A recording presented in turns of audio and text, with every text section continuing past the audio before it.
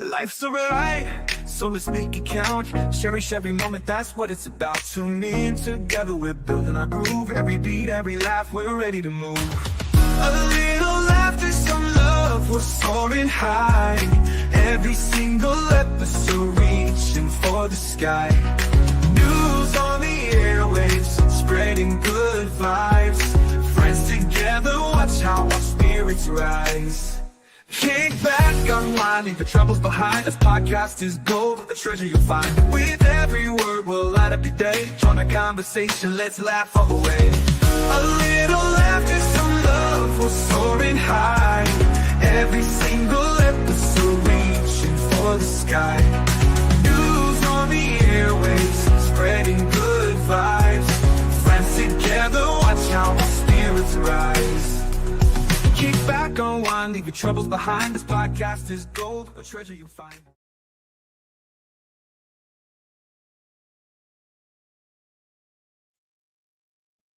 Hello. Hello. Hello. How are Hi. you?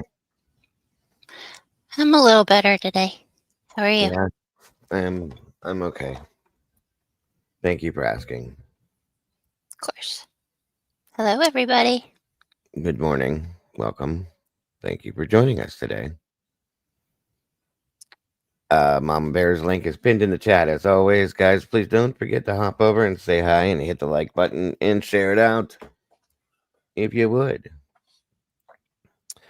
Good morning. Let's see here. I know I'm not super peppy this morning. I'm only on cup number 2. Sorry. It'll Looks happen. like you had a late night. Little bit, not too bad. Good show though. Thank you, Trish. Let's see who we got in here this morning. Stormy, SRBBBBBBBBBBBBBBBB. Miss Cassie's in the house. Now this is only cup number 2, Cassie. That's why I'm so slow. Trish Crow, welcome back. Kathy Tolan, good to see you this morning. Mikey's in the house. What's up, buddy? Good to see you.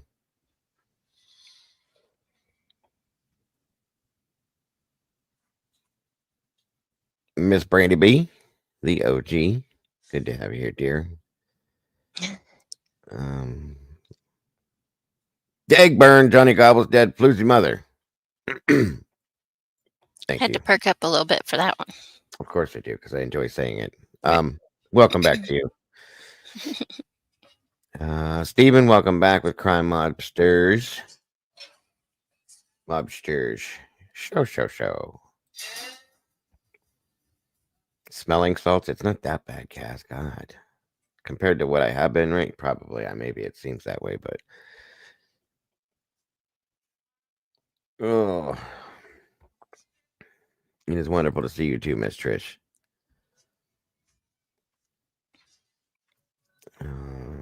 Smelling salts, it's not that bad.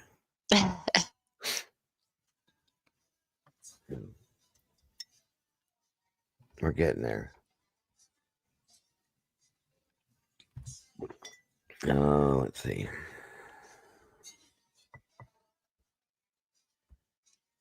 Two more and less bullshit in the ears. Okay. There you go, Mike. It's always something, ain't it, folks? Always something. Yep. It is Thursday, the 20th of March already, guys. Where did the month go? God, it's going by so fast. Seriously. How did your night go? Did you sleep well, at least? Not. I don't know. It was weird for me. Uh-oh. I don't know what it was. I took some medicine for my head. Yeah. Laid down and went to bed. In the middle of the night, I woke up and it was almost like when you break a fever.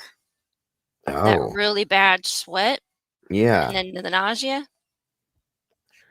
You okay? Yeah. But it was weird. I was like, what the hell is this? Have you been like getting sick or anything? I know you had a headache, but are you carrying something? No. Not unless there's like a hint of it, because the But bonehead I'm married to is sick. there we go. I don't know. It was weird. Never done You that. don't. Well, see, that's the thing though, is you don't really get sick, Right. so you could be carrying a little bit of it, and that's just how you did it. You know what I mean? Maybe. That could have been where the headache came from, and then bonehead. I love it too. I know, but you love how she talked about all of us. Well, Uh-huh. us guys. I'm He used derp, to and call. he's bonehead. Yeah, when we first got married, he used to call me chicken butt. What's up, chicken butt? Yeah. Yeah, that's funny. I love it. Hey, Brandy, hon. Yeah, it's I cute. do want to see your new house, hon. So maybe after Yeah, the live, we can do yeah. that. I mean, I could give a whole tour for the whole world if you want, but it's really nice, actually. I was very proud of her. And considering where she was at, I mean, nothing wrong with her home. I'm not saying that, but she got to move from a trailer to the house. Hmm. She had miserable Which there's a summers. plus right there, because she has more 100%. stability during those stupid storms they get. Well, she still doesn't have a basement, but Mhm. it's not a metal box. You know what I'm Right. saying? Yeah. That's the better part of it all. So, um, she's got central air now. Yay. Yeah, right. Because you know how miserable her summers have been, especially Oh, Matthew. yeah. My God, poor kid. So there's another one up. So I'm grateful for that for her. And it's just a nice house. It's really, really nice inside. So she did a That's good job. awesome. Good job, Brandy. I'm proud of you, honey. She's got a beautiful yard. And nice place for Matthew to go play. She's gonna put up one of those the play things for the kids. Hmm. So she's doing good. She's doing really good, and I'm very That's proud of her. amazing. That's Absolutely. good to hear. And you can Absolutely. tell in her, I guess, voice, her, I use quotes, voice, in her Yeah. text and stuff. You can tell she's a lot happier. Oh God, yeah. I mean it, yeah. No doubt there in my mind. I would be too. I don't blame her. Absolutely Yeah. don't blame her. Let's see here. Brandy said, "Sure you can, Diego. I don't mind." She's proud of her house, She should and be. that's It's a a good really nice thing. place. It's a nice place. It is. Garage, yard, everything. She's all set up. Awesome.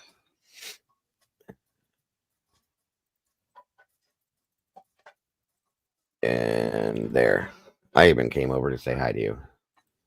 Well, hello. Let's see here. Thank you, Miss Stormy. Please make sure to hit the like button on the way through the door, guys. Share this out. Please and thank you. We got some things we're going to talk about for sure. A little bit of this, a little bit of that, a little bit of that, a little bit of this. Um, yes, we are. We're all happy for you, but you deserve it after you've been through a bunch of stuff in a short period of time. So you deserve something good.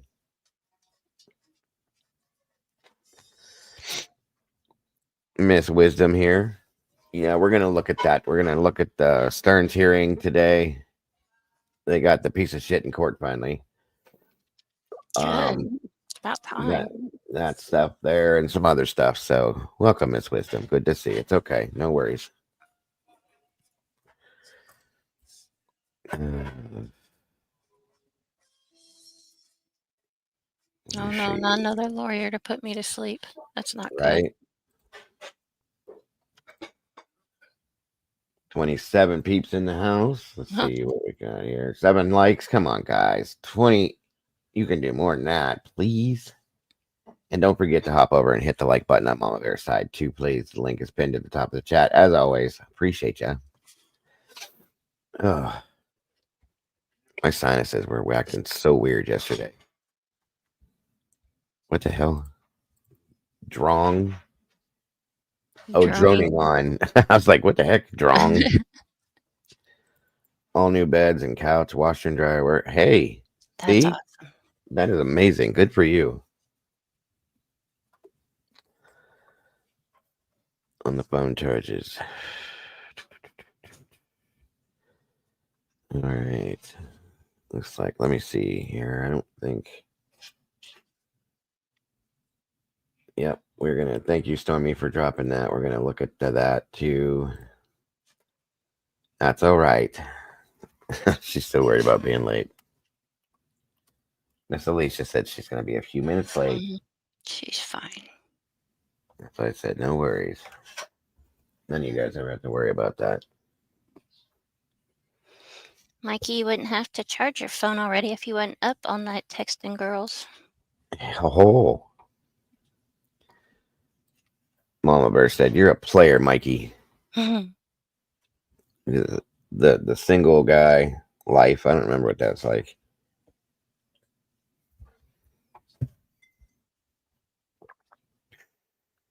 It's the first thing I do when I go hit. Thank you. We appreciate that, Trish. Yes, very much. As said, oh, oh. Well, they got your number, Mikey. He knows I love him. Oh yeah, Mikey's a good dude. He's a good dude. We don't have many fellers in here. We got, I don't know, a good handful. That have been around as long as Mikey. Mikey's been here from day one. That's true. Adding new contacts at 4 a.m. The last one. Yeah, I still don't get that. We went over that stuff last night, Mama Bear. I ran a show last night. You know that. And yeah. I'm telling you, that's what, first, I guess we can start our discussion with some of that. We talked about a lot of that. And I'm telling you, I don't understand. I don't understand some of they spent the whole night on social media. Literally, they after everything that happened, they sat and they were on Instagram, Snapchat, texting back and forth. So I'm like, call 911. You could have done that, you know? Yeah, that's the only thing I didn't get. It doesn't make sense. And then at one point, Dylan checked her Indeed. What? Yeah, they called everybody and their brother but 911. Mikey said, I wasn't up all night, definitely not charging my phone. That's what I'm saying, Mikey. I've known you way too long. Yeah, we love you, bro. Sauntering in to the toxic sauce. IYKYK, just saying. I don't know what that means. IYKYK. Catch me up. Good morning, Miss LR. Good to see you. If you know, you know. Oh, well, fine then. That's what I mean. We don't know what the text messages were between them and their friends, or the Snapchats, or the Instagrams, there was a lot going on in there. None of it seems to be reaching out for help for anything. Not for 6 hours at least, okay? Mm-hmm. Good morning, Summer Thunder. Welcome. Hey, Summer. Join us. I don't know. I was, as we're scrolling down, of course, Willie joined me for a little bit. We're rolling through this, and he just kept giggling, like, dude, what is? And I couldn't help it. I was with him. I was like, are you kidding me? Indeed, you're going to check your job application in the midst of this too? Yeah, that's weird. I don't know. And that's Stitches. That's something I was wondering too. Well, that I don't know if they were told not to until around noon, but I wondered if they contacted somebody within the sororities or whatever, and they said things to them. I don't know, you guys. I know that doesn't make sense, but hi, Elizabeth. Hi, Simply Solo. Miss Elizabeth. Yins all. I love it when she says that. I love it. Good morning, Yins. Yeah, Trish, we had that. I don't know. DKM's in the house. Weird. Of course, it was just like flurries. It wasn't like snow, but it's supposed to snow tonight here. Is that really? I mean, far north. Well, it's weird because it was like 65. It was 50 this morning when I ran up to the doctor's, and now it's like 30. It's going down quick. So, yeah. Good morning, everybody jumping in here. Elizabeth Lander, DKM, they were all here. We were with us last night too. Summer Thun, I appreciate you guys joining us this morning. Very much appreciated. We're going to talk about a few different things here and just catch up on what's going on in the world around us. Welcome to the morning show. Meatballs in the morning. Hey, Steven. Mr. Steven, good to see you. I always smack the like button at one point. We appreciate that, Elizabeth, very much. I do think thunder snow's pretty cool, Cassie. Thunder snow. Yeah, when it's Thunder. thundering and then there's snow, it's cool. Do you sing? Now I got a lisp. Yeah. Do you sing the Thunder Buddy song when it's thundering and lightning outside? No. I don't know the Thunder Buddy song, and I don't want to know the Thunder Buddy song. You've never heard the Thunder Buddy song? I don't think so. I know the Thunder and Lightning song that I played for you. Well, yeah, That video. the one that made me almost use the bathroom in my pants. Yep. Oh, I'm sorry, Elizabeth. It went from 81 to 64. Lord. Yeah, It it's went cooling from down. probably 64 to 34. Yeah, the Thunder Buddy song is from the movie Ted. If I watched that, it's been 100 years ago. It's been 84 years. Mm-hmm. It will be 80. Of course it will be, because you live in the depths of hell in Texas. Seriously. Tomboy. So I don't know how anybody can live in Texas. I just don't get it. And it's not just the heat, it's all the stuffs in Texas. You've never heard the Thunder Buddy song either, Trish? Oh my gosh. Maybe I'll have to play it for you guys. Let me see real quick here. No, it could be offensive to some people, but this is how, when you're afraid of thunder and lightning, you deal with it. What just happened? I don't What know did I what just just do happened. here? Hold on a minute.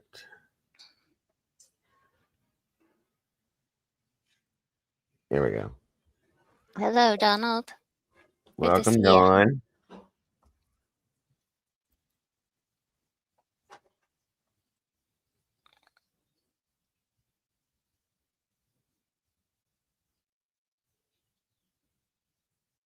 Well, man.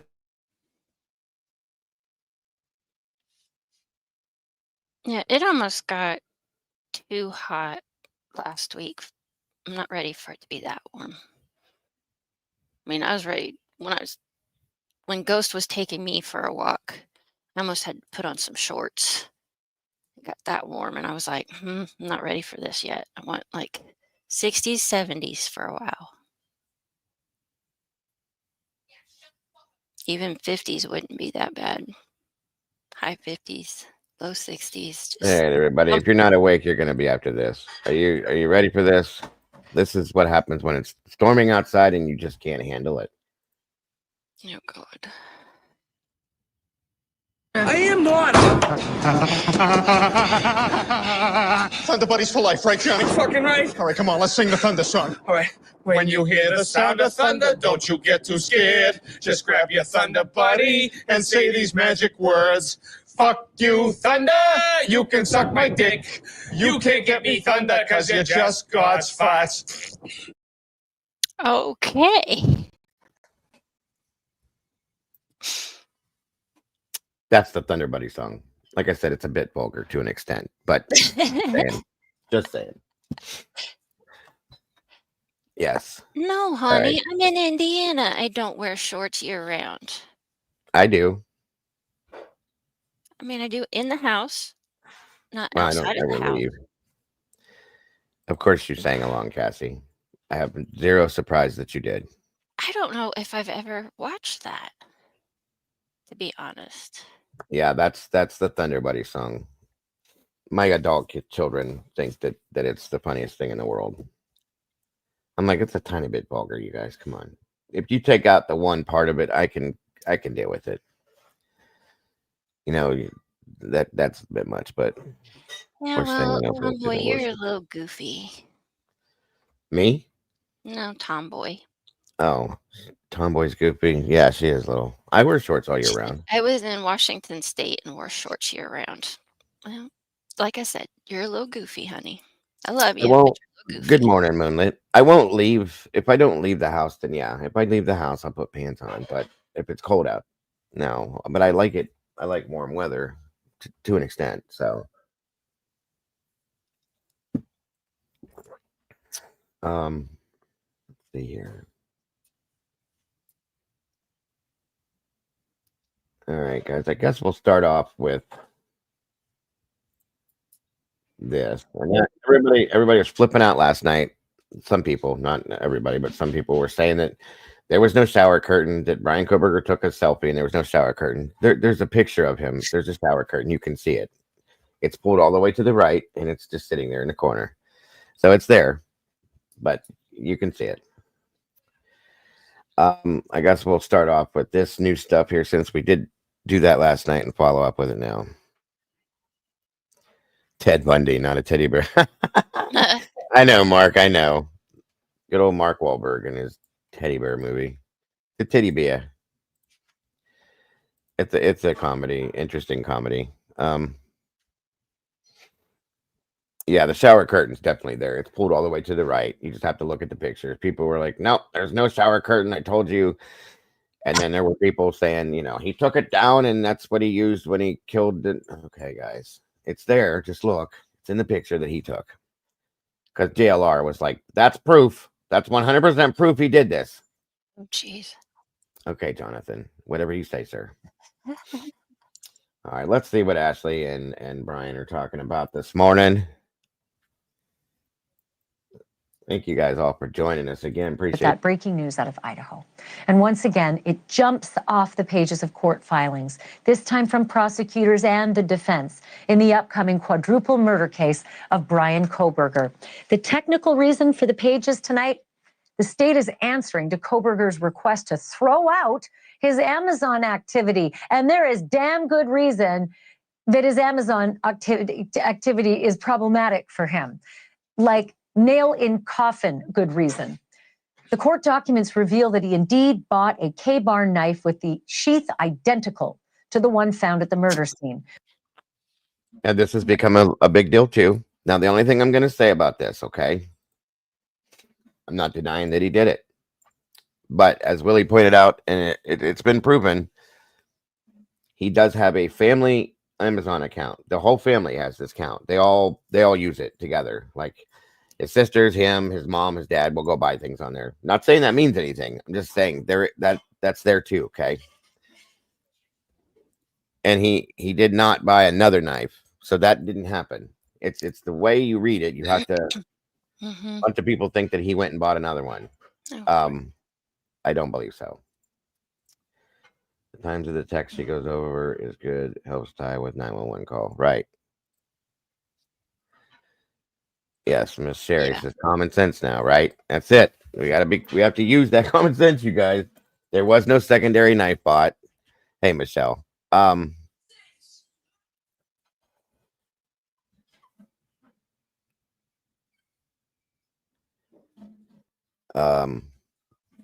me check here. All right, I'll play this.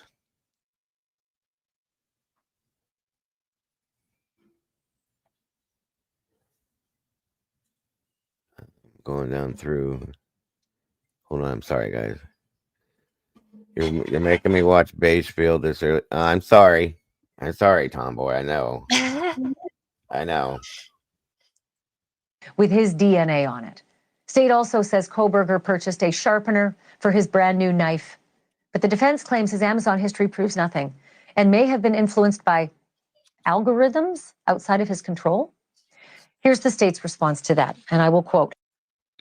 What she's explaining here is that, just like here, guys, an algorithm, okay, if we're in the algorithm, which we're not, but when we are, whatever is trending at that point in time, it will show up on your with my Amazon account. I look at toys all the time because I'm a toy collector. So when I open my phone, my Amazon account pops up automatically, and it's the toy stuff. Okay, it's always the toy stuff that it's advertising for me. Now, I'm not saying that's his Amazon account shows nothing but knives. It shows things that are in that realm, niche. That niche. There you go. Thank you. And that's what she's trying to say. That's what the algorithm thing means. For anybody that doesn't understand what that means, I'm not saying you guys are dumb because most of you guys probably get this already, but I'm just explaining. It's in that realm of whatever that means. Okay, that's what she's explaining there, and that's what that's what they're saying with that. So again, it doesn't mean anything in particular. It's just like when we talk about, we've all said this as a joke at one time or another. You'll be sitting in your house talking with your family. Next thing you know, you get a commercial on your phone for something you were talking about, and we're like, they're listening, that kind of thing. But anyway, it's what you have a tendency to go into, whatever niche, like Mama Bear said, it advertises those things to you, and it shows up on the thing there. That's all it is. So I don't know. That's what that means by what she's saying. I'm not saying that's what happened. I'm just saying that's what she's saying as far as the algorithm thing. Defendant appears to argue that the evidence of defendant's Amazon.com click history is not relevant. That is not the case. A K-bar knife sheath with a USMC logo was found next to one of the victims at 1122 King Road. The defendant's DNA was found on the K-bar knife sheath found on scene. Applying the test for relevancy first, Koberger's click activity, which shows a purchase of a K-bar knife and sheath before the homicides, makes it more than probable than it would be without the evidence that the K-bar sheath found at the crime scene was Brian Koberger's. End quote. You could say mic drop. You could say smoking gun. Probably say smoking knife in this case. But there's another bombshell out in another document as well. No. You talk about whatever you want to, Simply. You're okay, and don't apologize for that. You're fine. Are you raising your hand, Cass? Really? It's a question. You're cute. What's up? Listen, guys. If the man bought a knife, let me be basic and blunt. If the man went into Amazon and bought the knife, it's damning. There's no two ways to look at that. It is damning. It is what it is. Okay. It does, Sherry. It has that USMC logo on it, I believe. We'll look into that. But go ahead, Mom. But how many people buy this K-bar knife from Amazon or wherever on a daily basis? It's not just 100 people. No, it's a very high rate of people that purchase this thing because it's a very popular knife. With it having the Marine Corps logo on it, people think it's going to be tough. It's going to be strong. It's something that they're going to want. So yes, a lot of people buy it. That's my only argument towards we're it. We're going to look at the photo. Don't worry, I have it. Well, if you weren't listen, because there's a lot of people. This is a man thing, okay? Truly. What I just said, Cassie. Okay, like mine, for instance. Okay. This was a gift to me, though. So I have this. I don't have a K-bar. I don't know too many men that don't have some form of a knife, okay? And this was a gift. It's a bone-handled. It was a Native American type thing that was given to me from my friend that is Native American. Anyway, I don't have one of those, but I do have one of these. And these are useful when you do certain things. And that's why a lot of people get them. Guys and like maybe them. he had a grandparent, an uncle, or something that was in the Marines, and he got it, just because of that. I mean, well, there was also, from my understanding, a gift card in this realm of something, and I was wondering, was it a gift that he bought for somebody else? And a lot of people get them given to them when they go to the Army, I believe. I think they do. I think you get them in the Army even if you're not in the Marine Corps, I think. I don't remember. Don't quote me on that one. Brandy said James had one when he was active. It had an Army logo on it. Maybe they get different for the Navy and Army, Air Force, maybe. I don't know, guys. Don't quote me on any of that. I don't know nothing about that stuff. Simply said, it seems like most students in that area have K-bars, so possibly BK bought one to fit in. I don't know. I mean, it could be. I said if he bought one, he went across the country to a new area he's not familiar with.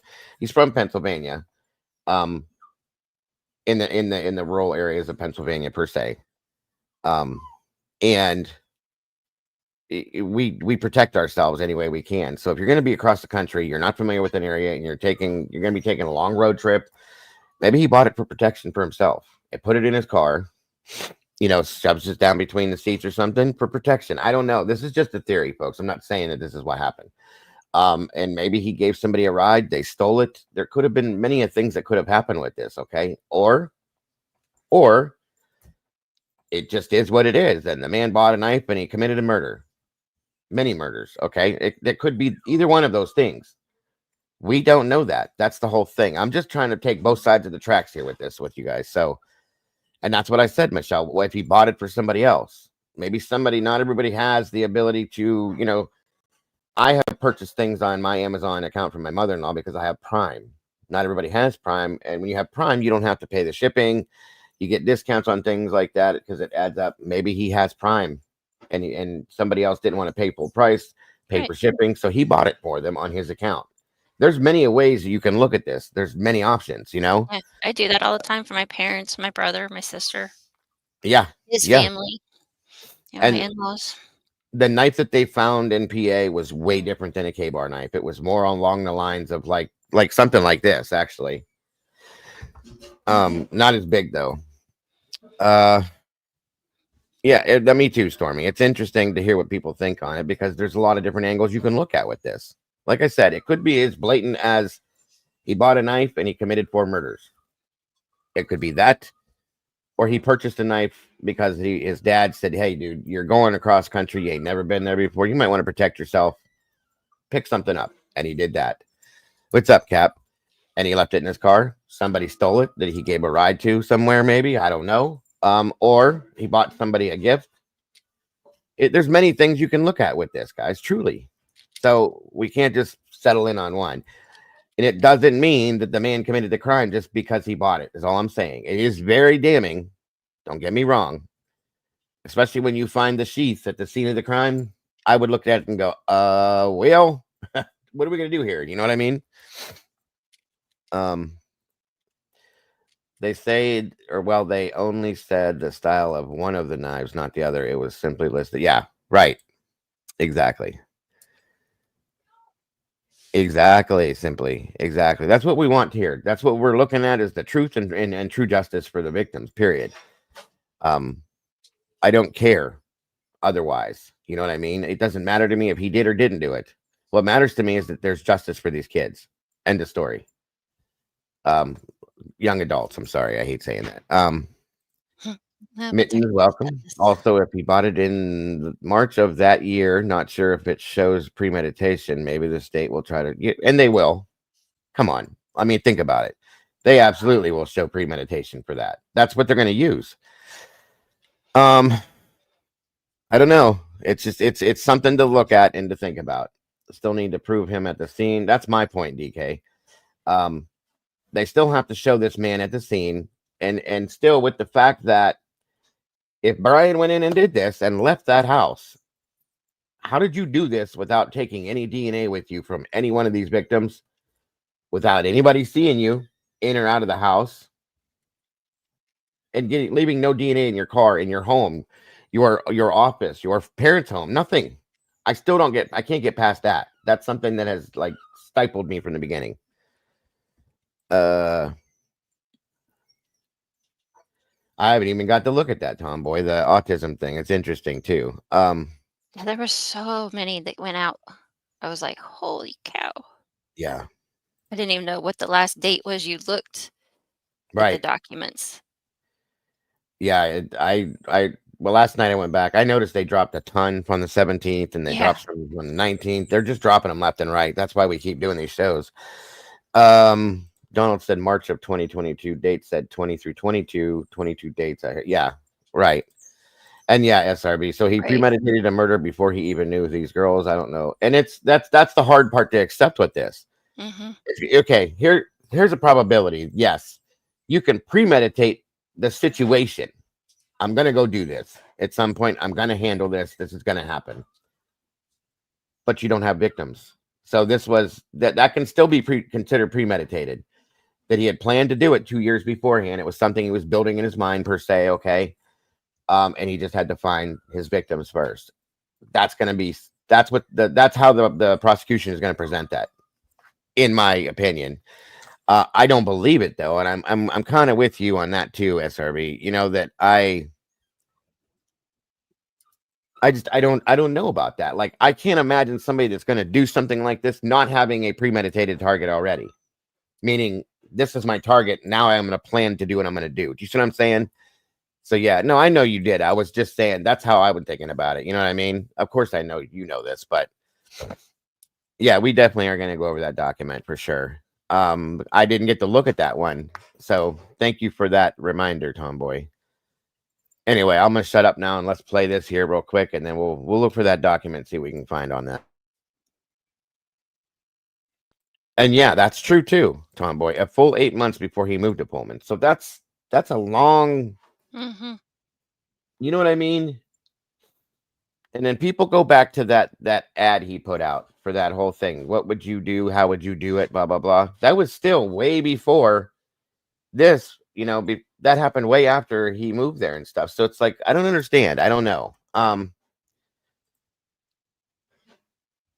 It's true, Donald, but that's what we're talking about, is how it's going to be presented to the jury is going to be the problem, you know? In that case, that anyone that owns a weapon, then something happens, it would be, yeah, it is. And I agree with you. That's really stretching. I agree. That's the problem. All right, here we go. A very disturbing photograph of Brian Koberger himself.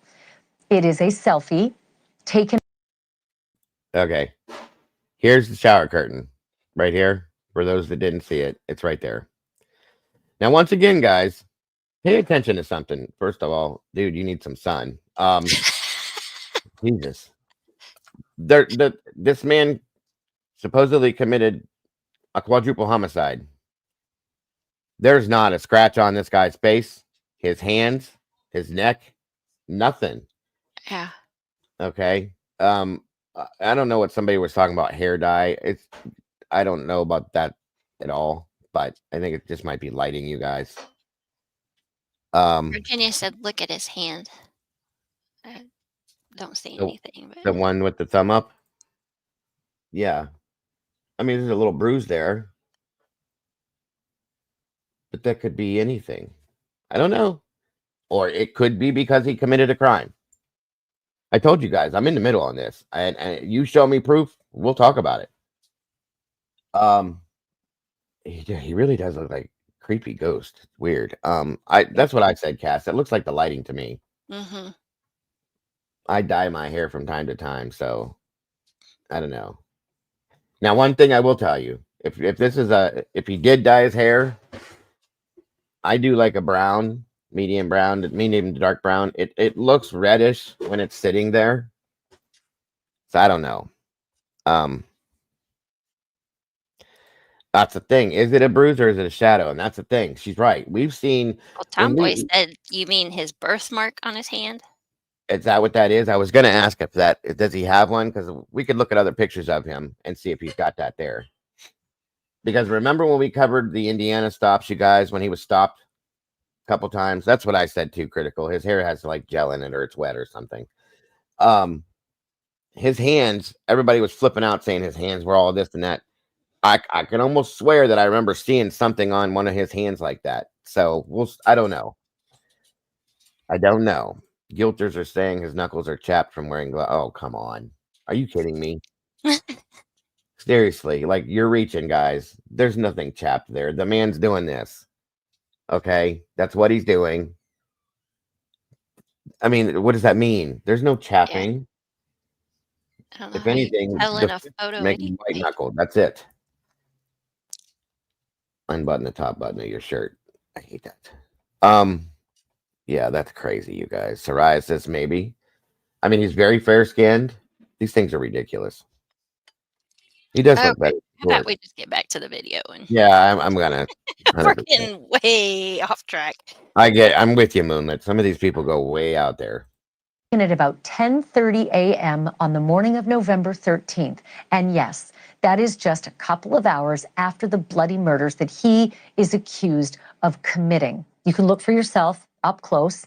He appears to be freshly showered. The shower is actually visible right behind him.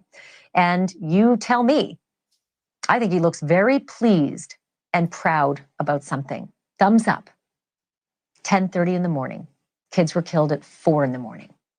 There was so much information in the documents that were just made public that it is hard to sort through them all right before showtime. But we also discovered something else, a very complete timeline of communications between the surviving roommates during the murders.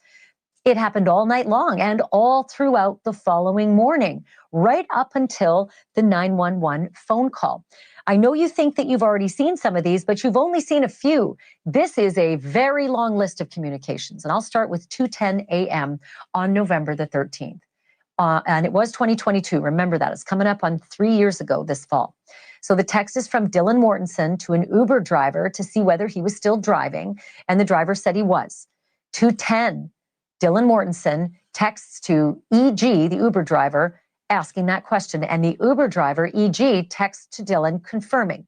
2:53 a.m., Maddie Mogan calls roommate Bethany Funk. Maddie is still alive at this time. But then an hour passes.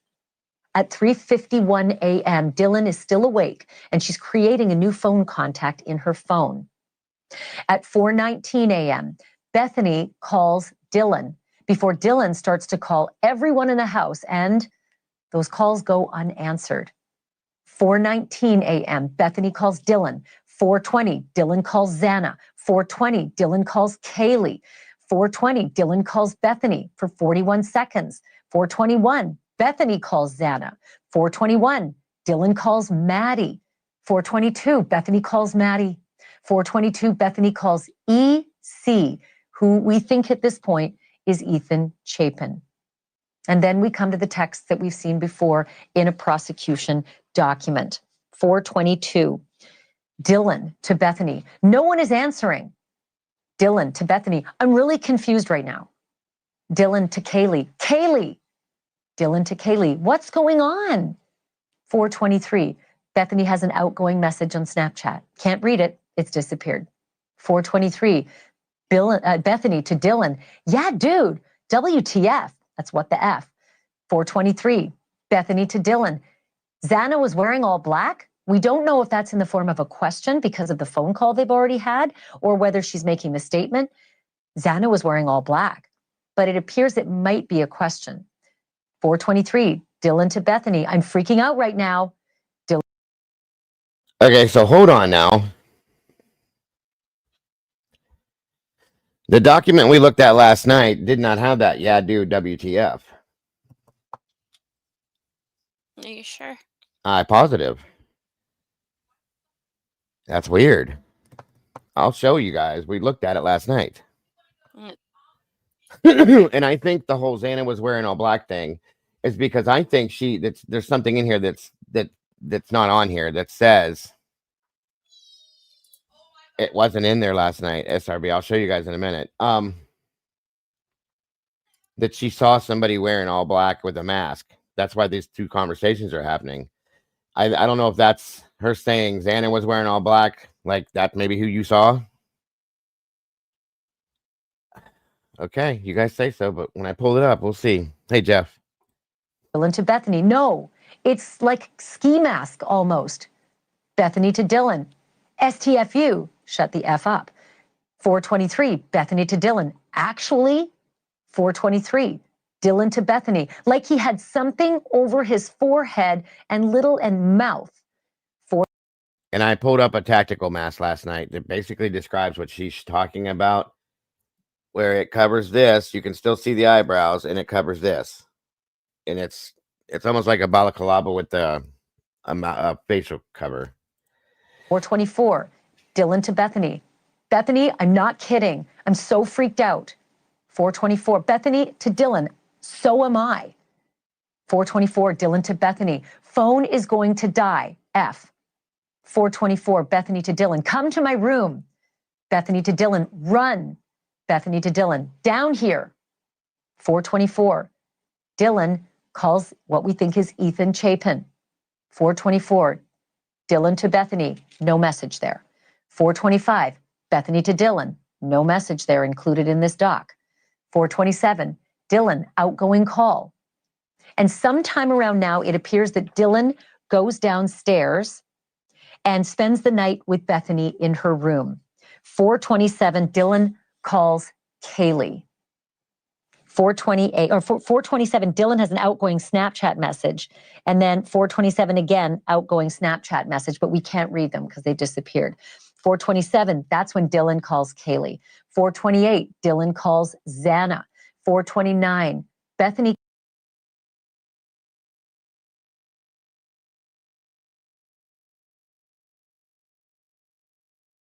Okay.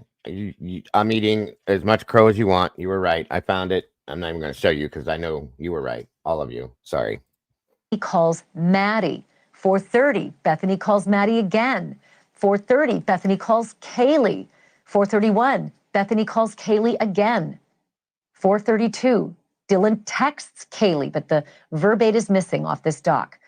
4:34, Bethany accessed Snapchat. 4:37, Bethany accessed Instagram. But less than 3 hours later, Bethany is the first one, it seems, to now be awake at 7:30 in the morning. So just stop there for a second and think about it. No. Let's not create a narrative here. Okay. One thing I'm going to say that they were awake all night. It's proven through these messages and all this that they were awake the whole night. Okay. You can see it all the way through. There's no sleeping. I was woke up at 4 a.m. because I thought Kaylee was playing with her dog. You were awake at 4 o'clock because you had just added a new contact to your phone. So there's that too. Okay. And Jeff, yeah, that's a good point, sir. And I can believe that wholeheartedly. Maybe all those outgoing were saying, is that you guys that are pranking us? Please stop. You're scaring Dylan. That does make some sense, bro. I can get with that. I can. 4:37 is sort of the last time these girls seem to be at least awake and active. And by now we know that those 4 roommates had been knifed to death in their beds between 4 and 4:30 a.m. A lot of confusion. Let's go to the morning calls and texts and social media activity now. 7:30 in the morning, Bethany calls her dad. 8 in the morning, Bethany calls her dad again. 8 in the morning, Bethany calls another number. Then 8:01, Bethany calls home. 8:02, Bethany calls her mom. 8:09, dad calls Bethany back. And you know what some people were saying last night, and it's actually kind of right, Bear. Mm-hmm. If we go back to, and I hate to say it and bring this out, but when Kim was in here telling us about Instagram and messages and stuff going out at 8 o'clock in the morning, here they are. Yep. Okay. So there's some truth to that extent. I gotta believe. Are you saying that something Jeff, you know I love you, dude. I don't ever have issues with you. It's not me. Yes, Jeffrey said something that makes sense, guys. Jeff's actually a smart guy, everybody. But understand that. Not everybody cares for him, but I do. So yes, sir, you did say something that made sense. You've said many things that make sense, bud. You know that. That was funny though. That was good. Meanwhile, by 8:05, Dylan is now back on social media and texting Maddie again in the morning. Again, now Maddie has been dead for about 4 hours. 8:05 to 10 a.m. That's almost 2 full hours. Dylan is on Instagram. Think about that. Dylan was on Instagram through this whole thing and all night on it. She was on Instagram, Snapchat, and so on and so forth. The whole night, I said. They were both. Dylan was mostly on social media more than anybody, but a lot the whole night long. And I'm just sorry that if I listened to something like this go on in my home, I'm telling you that they heard this. We know they heard it. They were terrified. They said they were. I can't sit here and play on Facebook and Instagram and Snapchat and take a picture and send it. That doesn't make sense to me, you guys. That's what's bugging me with this. A whole lot. 8 a.m. until 10 a.m., Dylan is on Instagram. She's likely down in Bethany's room still. At 8:41, Bethany's taking pictures. At 9:04, mom is texting Bethany. We don't know the verbate. At 10 a.m., Dylan is messaging, incoming and outgoing on Snapchat. 10:01 to 10:03, Dylan's now on Instagram again. And then she's on Indeed. That's the one that gets me right there. Throughout all this, you have time. you're gonna stop and go check your Indeed app? What? Well, and what is Bethany taking pictures of? That's a big one too. What did you take a picture of? And did you take a selfie and post it? Smiling with your whatever those lips are called? Come on, this is weird. This is Really absolutely weird. Wait, 4chan said what? Hold on. 4chan said Xana was behind the door 3 days after the crime. Oh, you mean that's when they put it up? Duck lips. Thank you, Jeff. That's what I couldn't think of. I mean, were you doing the duck lip selfie thing Right. after this is all going on in your home? That's a little weird to me.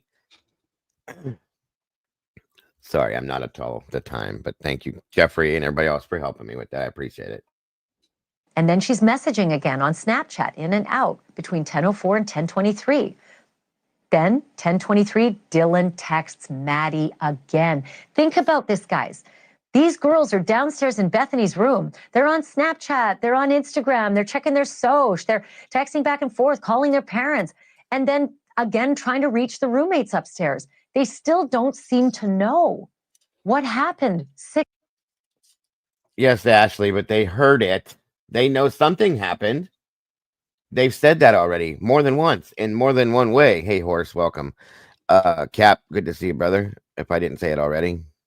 And I think maybe they did think it was a prank, possibly. Okay. I have to say that does make sense. Steve said that too, so on and so forth. I get it. But to hear what they had to have heard, guys, and to say that they're terrified, how are you all so comfortable just to sit here for hours and play on social media?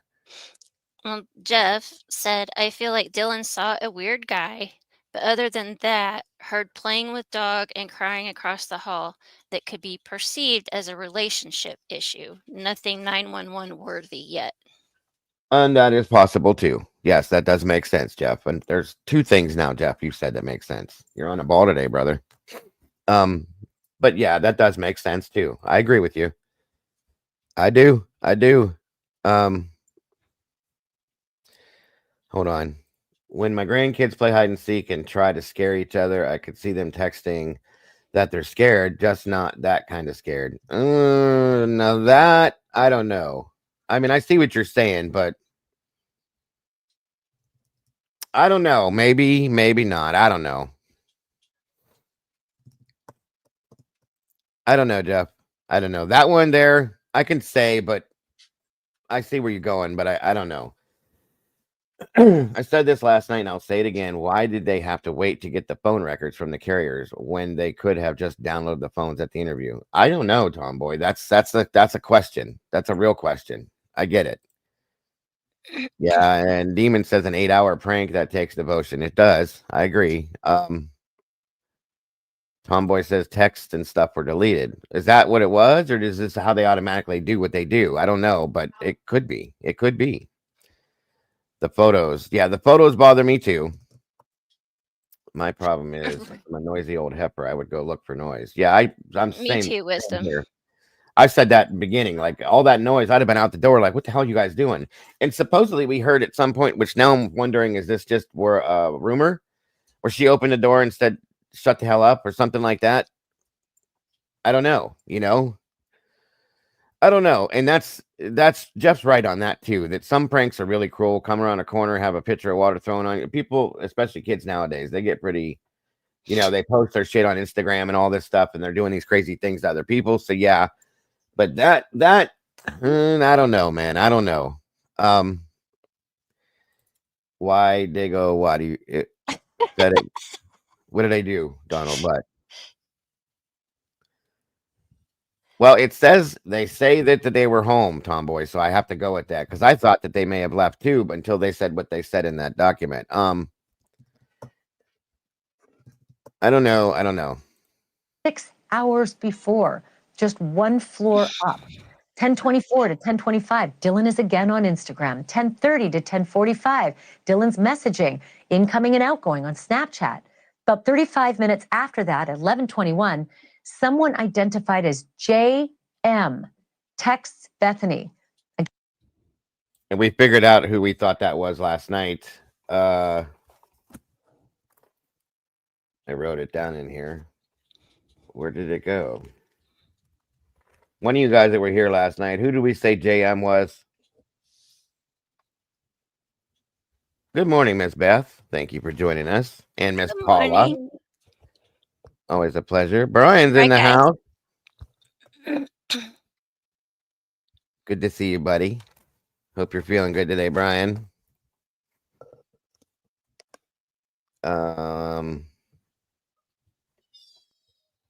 Kelly Coker. Good to see you guys. Jenna, that's it. Jenna McClure. Thank you, Tomboy. God love you guys. I wouldn't do anything without you guys. JM, we believe is Jenna Jenna McClure. Bethany's brother's girlfriend. Jeff, you didn't answer me. How do you ignore the silence when you knew they were just awake? Sorry. We don't know what was going on around 4, and it's clear that they didn't know either. 2 freaked out girls, maybe more one than the other, trying to figure it out. I mean, yeah, but after all the everything else, Jeff, they're here clearly saying they're freaked out. They're terrified. You know, I don't know what's this, what's that. I don't know. I don't know how to put this, but Paige said, welcome, Paige. I would like to know if law enforcement has pinpointed the exact location of DM and BF when all of these texts were going out. I mean, I would hope that they should, but the way to do that, I don't think you can pinpoint somebody inside a house in a specific room. Can you do that? Beth said that picture they are saying is the day after. First of all, we all know he wasn't so little. It's an old pic. Right. Yeah, that's what I was thinking too. Good point, Beth. Good eye. Good eye.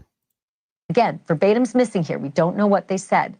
10:56, all the way till 11:29. So over a half hour. Dylan's on Instagram and messaging on Snapchat. At 11:29, Dylan again, texting upstairs to her roommate, Kaylee, but we don't know what the verbate is on that text. 11:29 to 11:32, Dylan's on Instagram again and messaging on Snapchat. 11:35, Dylan's on Yik Yak. 11:36, she's on TikTok. 11:37, she's messaging on Snapchat. 11:39 to 40, Dylan and her dad texting back and forth. Don't know the verbate there. 11:49, Bethany calls Jay. Hold on, you guys. As soon as Ashley's done with her thing, I'll pull the document back up because I have it sitting right here, and we'll go back up and look at it. JM. 11:50, JM texts Dylan. 11:44 to 11:50. For 6 minutes, Dylan is on Instagram. At 11:50, Dylan calls who we think is Emily Aland. That's Hunter Johnson's girlfriend. And we think by now it was Hunter Johnson who found the bodies later after they called 911. 11:51, JM texts Dylan again. 11:51 to 11:55, Bethany and JM text back and forth multiple times. Again, we don't know what the verbate is on their texts. 11:54 to 11:57, Dylan is again on Instagram. 11:56, Bethany now calls 911. It is an astounding timeline. They seem to be completely confused about anybody upstairs being anything other than just unreachable. And then bam, the 911 call. It is a lot to unpack, I know. Joining me now, News Nation senior national correspondent Brian Enton, who's been covering this case since the very beginning. Brian, I know that literally up until this moment, you have been going through these court docs, and I think you're... Okay, let me answer this real quick. And I've asked myself this in the past couple of days too with Kim and Dave, right? Kim is the only one that I know for a fact that said things like this, okay? And I've talked to her, I don't know how many times, you guys. Dave, I don't know anything about, Daniel has that info. And Dot, I'm telling you, Dot doesn't exist. Not in that fashion. The person that we talked to, that CJ and I interviewed and all that other stuff, that is not a real person. In the effect of that, or in the it is a real person, don't get me wrong, but that was not who everybody was played into thinking that was. We debunked that completely, and Jules did it as well. She is a person that did TikTok. We found her, showed her face, her voice, everything, and she admitted to it at one point too. So that Dot person did not exist in that sense. That's what I was trying to say. So Dot was not real. Okay. Who Dot was pretending to be is a real person. That girl never spoke to anybody like that in here on YouTube. So that doesn't exist. But you know, those things that we're talked about, I just said that to Mama Bear too, about the Instagram, Snapchat stuff happening Yeah. between 8 and 10. Oh, nobody wanted to believe that. You know, I never said yay or nay on it. And she swore up and down that that's what it was, and there it is, folks. You know, so I think some people probably do owe her an apology for that kind of stuff. It is what it is. It's up to whatever people take it as. So Beth asked, where does it say they called anyone else over to the house for people to be heard in the background? Where do they come from? hold on here. Jesse, what is up, brother? Good to see you, my friend. It's been a minute. I always said, and you did Hey, too, Jesse. Kim's story made just too much sense, even when everyone was attacking her. Good point, bud. It's great to see you, brother. Okay, Beth said, where does it say they called anyone else over to the house for people to be heard in the background? Where do they come from?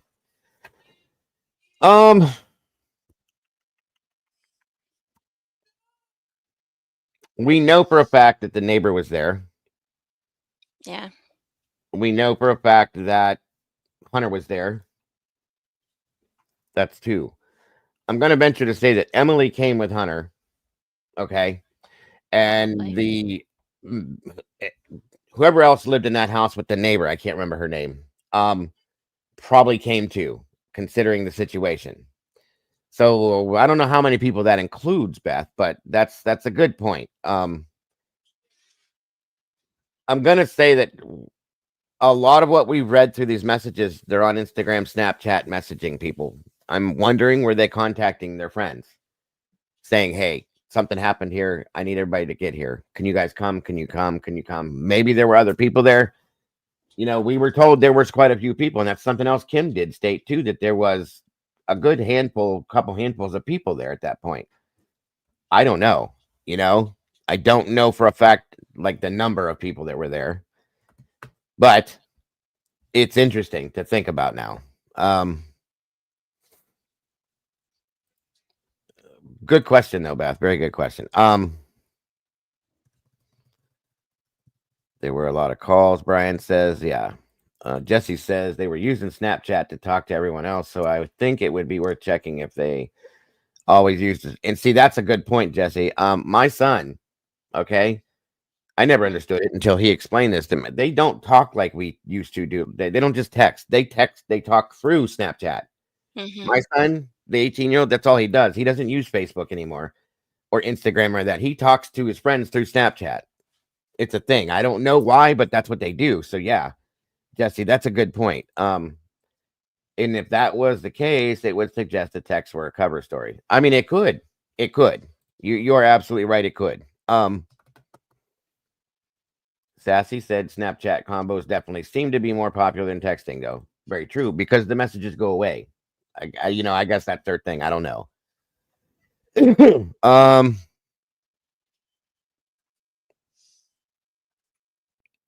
Yeah, me too, Horse. I was very surprised that Dylan was on Indeed during this. Seems really strange. It's beyond strange. That I agree with. It just seems too relaxed. You know what I'm saying? To be able to sit there and do that kind of thing is very relaxed, considering what you just explained that you were feeling during the situation. I don't know, you know? Yeah. Beth said, but Hunter wasn't one of the calls. No, Emily was. And I imagine that maybe it's because they're together all the time, possibly. You know what I mean? They probably figured Emily was with him or blah, blah, blah. Or maybe he was with Emily when she contacted Emily and Emily said, yo, this is what's going on. We need to get over there or something like that. You know what I mean? That is the only thing that makes sense to me. There was another call made that doesn't have a name attached to it. So maybe that could have been it. I don't know. And the footprint thing, yes, Beth, that's something we were talking about too. Annie was in here a couple days ago and somebody asked her the direction that the footprint went in. And she said, how did she explain that, Mama Bear? That it was not, it was Was it facing in towards Dylan's door or out? I can't remember. I can't remember. And with my head hurting, that makes it doubly worse. I get it. I get it. I know, Brian. I know what you're thinking, buddy. I get it. And Brian, I've never said you were wrong, bud. I just said we got to watch how we say things. But I've never said you were wrong about your situation that you've been thinking the whole time. We just don't know yet. Okay.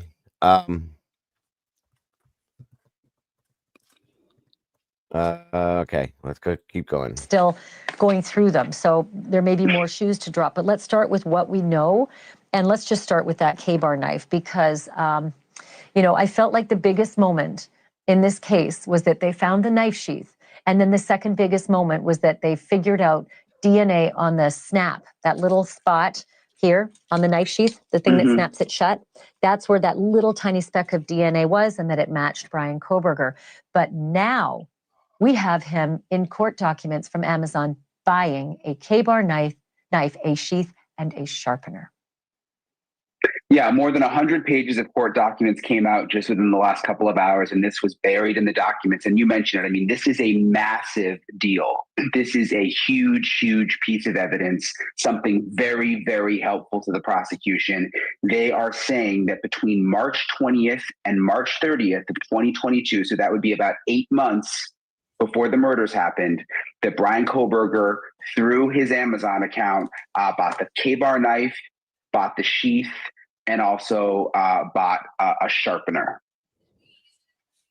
So what I thought was also interesting, and I may be, superimposing my thoughts over their documents here, but it felt to me that the prosecution was making its case by saying we did not cherry pick.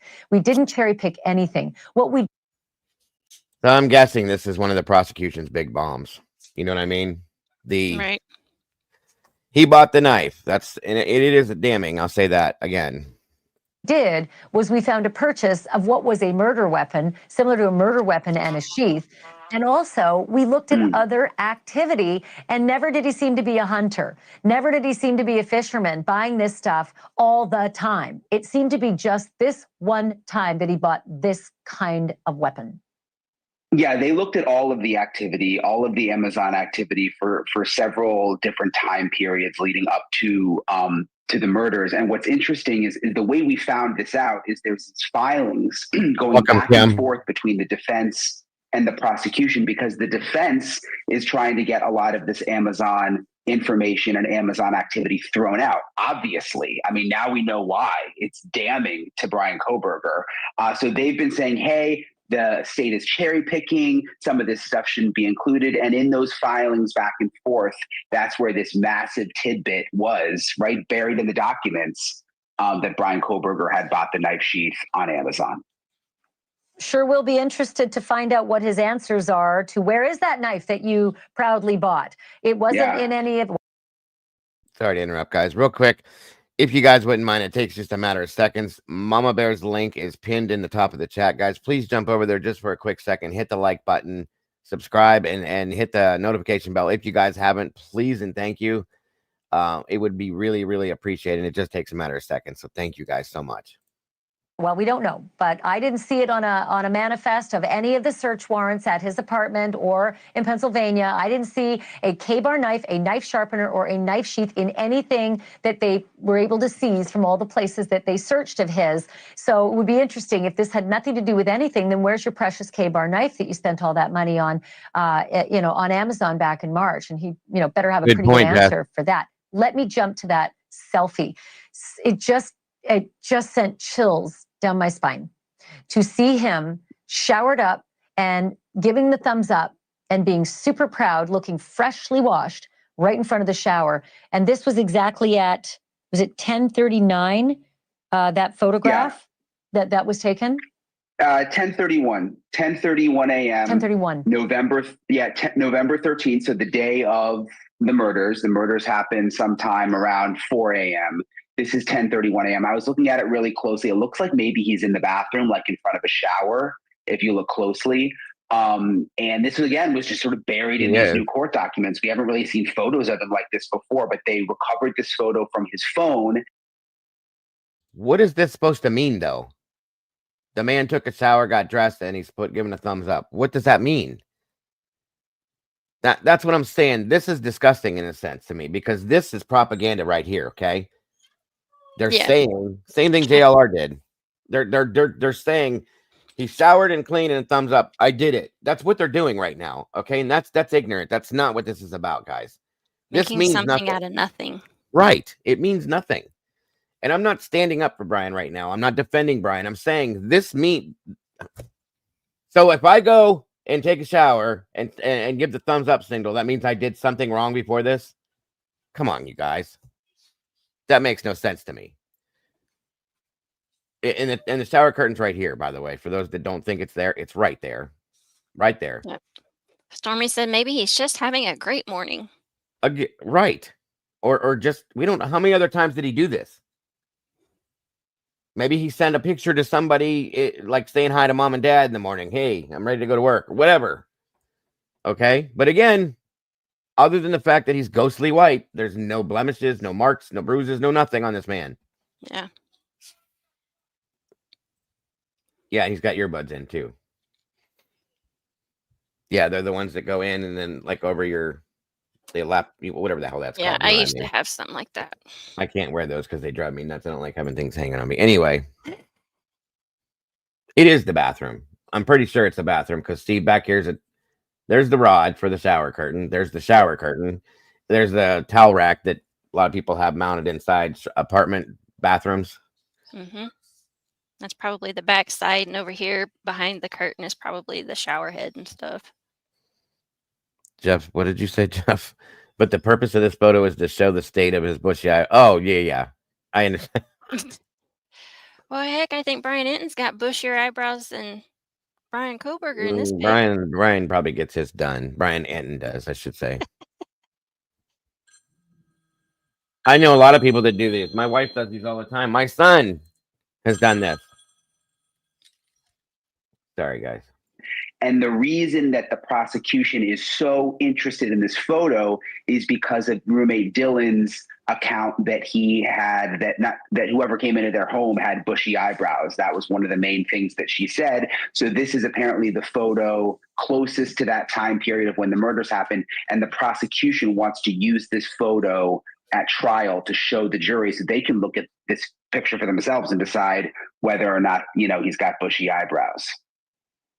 Wow, super clever, right? Prosecutors can say, this is 10:30 in the morning, and look at the bushy eyebrows that, couldn't have possibly been plucked 6 hours before if this is the guy that Dylan saw. But, there's the double entendre here, and that is he is freshly showered and proud. Why? 6 hours after the murders and an hour and a half prior to the 911 call.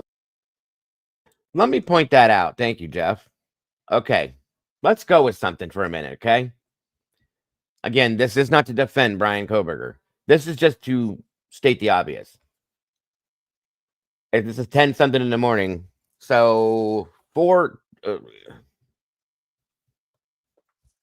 don't know, 6, 7 hours before this man commits a quadruple homicide. Does he look like I don't know. I can't see it. I can't see somebody looking like this after committing something like that. And there's nothing here that looks, I don't know, you guys. I just can't, I'm not feeling it. That's all I'm saying. Maybe, I don't know. I guess Bundy could do stuff like this too, but he's not Bundy. So Yeah, I don't know. Limlet said he went to Albertsons after church. It fits timeline. Yeah. And like Brian just said, for all we know, he could have gotten some. That's possible too. Yeah. He did have the Korean girlfriend, supposedly. Beth said that's an old picture. Well, they're going by the timestamp on it that they took, Beth. So I don't know.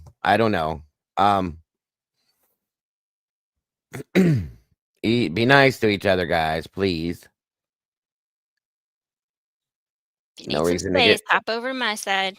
Yeah, there's no reason we can do this and still be nice to each other. Let's do that, please, and thank you. I appreciate it. even being placed. This is the photo he is taking of himself in front of the shower. Let me go on to the other amazing document, and that is the map. The map of all the times and places where the white Elantra was spotted on all the ring cams and surveillance cams. Let's put that up on the screen because, Brian, this is perhaps one of the most telling things. This is all around the times of the murders. So sort of do a summary of what we're looking at on the screen. Yeah, this was fascinating to me for someone who's just been diving deep into this case since the beginning. These are all the times that the suspect car, the white Elantra, was spotted on surveillance camera. So that blue box on the left side, that would be near the crime scene, near 112 King Road. 3:30 a.m., 3:33 a.m., 3:38 a.m., 3:40 a.m., 3:56 a.m., 3:58 a.m. So those are all times that they're saying the surveillance camera saw the white Elantra just passing by the house. And then 4:04 a.m., one more. which is the time. Yeah, that's the big one, right? Yeah, 4:04 is the time that prosecutors believe that Kohberger went into the house to commit the murders and then left at 4:20 a.m. So it apparently took about 16 minutes. So those are all just the times that he was near the house. But if you look at those other boxes, and I won't read them all, but they have also traced him around that same time frame to these other surveillance cameras in the area, sort of making the point that he must have been, according to the prosecution, just driving around and passing by until finally deciding to go in. I mean, we've got, 2 addresses on Linda Lane that's right next to the murder scene. We've got Ridge Road, 2 times spotted on camera there. Paradise Drive, 2 times spotted on camera there. And then the South Main Street Sunset Mart, where that's the route out of town. That's really, really telling. Just all the times that he's spotted going back and forth and around the King Road home, if that's him in the Elantra. Okay, last real quick, the timeline of the girls talking to one another. It appears to me just more evidence to show they had absolutely no idea what happened in that house upstairs, but never thought for a moment that it was something that they needed to call 911 about until they did. Yeah, it doesn't appear that way. I mean, I agree with that, Jeff. And again, guys, this is MSM. We know that they're handed a script and said, this is what you say, whether you think it or not. That's how they have to do it. So don't forget about that. Okay. This is not their own person. Like, they can't just do what they want. They do what they're told. That's all there is to it. I'm not defending them either, but that's just how this works. Still a lot of holes in this in terms of we've got the times we don't know what the specific messages were. In some instances, we don't know a lot of calls there. We don't know what they were saying on the calls. That'll obviously come out during the trial. But from what I can tell too, I mean, the indication is they had no idea what was going on until that 911 call came in at almost noon. I mean, even the fact that that she went on Indeed, Dylan was on Indeed. I think it was Dylan. That's like a job posting site. I mean, so you can't imagine she would be like looking for jobs, having known that something really, really awful happened to her. Bingo, Brian. Anybody else? I mean, come on. Okay. Yeah. Now let's not play this off now and say, well, they didn't know. They didn't think anything but was happening. No, that's not true at this point. Right. They knew something bad happened. Period. There's the problem. Hold on, I'll pay it back for you, SRB. I mean, even the fact that she went on Indeed, Dylan was on Indeed. I think it was Dylan. That's like a job posting site. I mean, so you can't imagine she would be like looking for jobs, having known that something really, really awful happened to her roommates. And they didn't really sleep much either. I mean, I think there was like a 3-hour window there where they went. They didn't sleep at all. So he said it right there. The problem is if they didn't think anything bad was going on, they didn't have any increment as to what was going on. Yeah, that makes sense, Brian. But here's the thing. We now know that they did know something happened. Something bad had happened. It's been in these text messages throughout the whole thing, guys. So you can't have both. You can't take it both ways. Right. There you go. Yep. Thank you for being here, Jesse. The 911 call starts with crying, yet they still know nothing. Come on, guys. Bethany's on the phone and you can hear her crying. Something happened. Something happened. And let's stop now. Back up. Where Dylan gets on the phone and says, "Can I just tell you what happened?" And she starts to say, but the 911 operator cut her off. Around 4 a.m., Yeah. you knew something happened. Okay? So you don't get the cake and the icing too, Brian. I'm sorry, buddy. I love you. You're a great dude, but no, not today. When they went dark, essentially, but then she's up calling her dad, and just fascinating to see. I mean, you read them out. I mean, it's just so interesting. I'm so looking forward to the trial to find out what they have to say, because there's so many questions about what was going on there. All right, that's it. Christy. But the thing is, Jeff, is they didn't do that. They didn't do that, Jeff. When they first called 911, Bethany is crying. Okay. They had not even walked up to the door from what we're understanding, unless they did. Okay. But that's not in the PCA, nor was it in any of this other stuff that we've read. So from what our understanding is, they called and had Hunter come over. Because remember during the 911 call, she says, "Is she passed out? Is she breathing?" I don't know. Let's go check. That tells me that they hadn't been there yet. Okay. They didn't know. She said, "Come on, we have to go check." They didn't want to go check. Why didn't you want to go check this? Because you know something bad happened.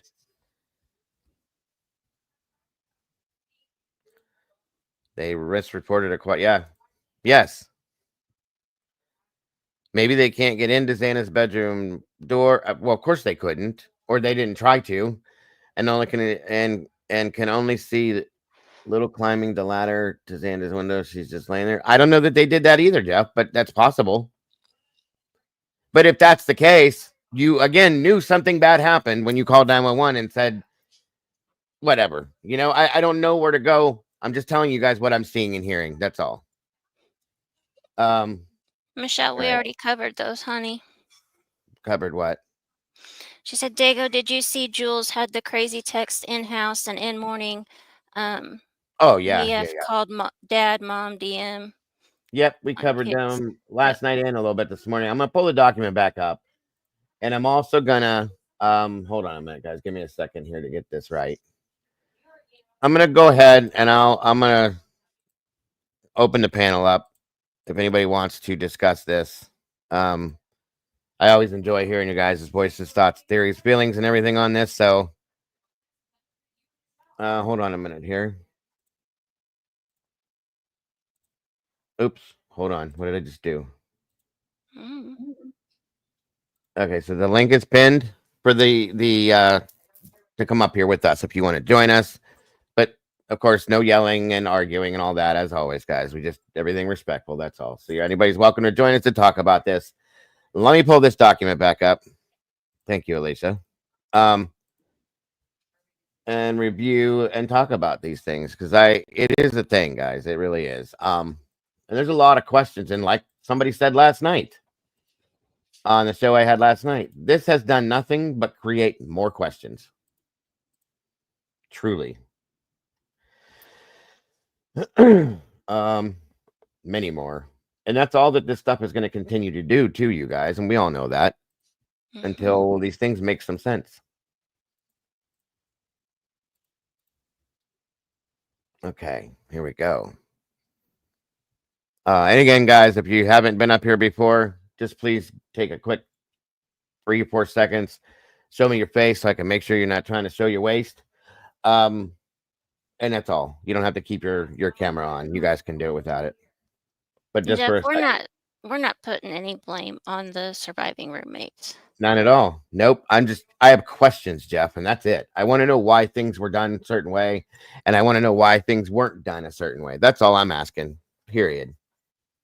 In my opinion, from what I've seen and heard, especially after hearing what I believe to be the 911 call is a real call, that's true emotion, and they were terrified. I feel bad for them for that, for going through this. The problem is,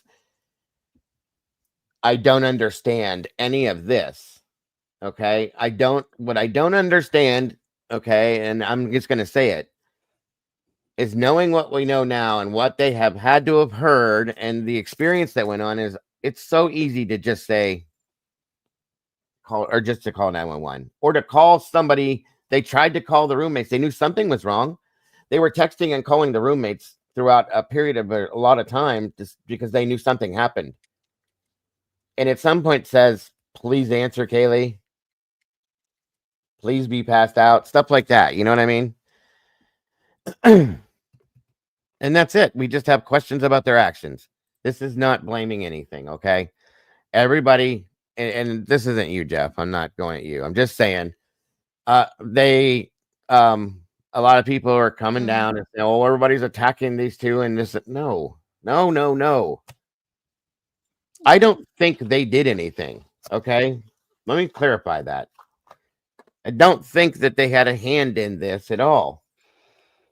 I just question why things happened the way they did. That's clearly all it is. Jeff said, I just don't think they misreported a quadruple murder.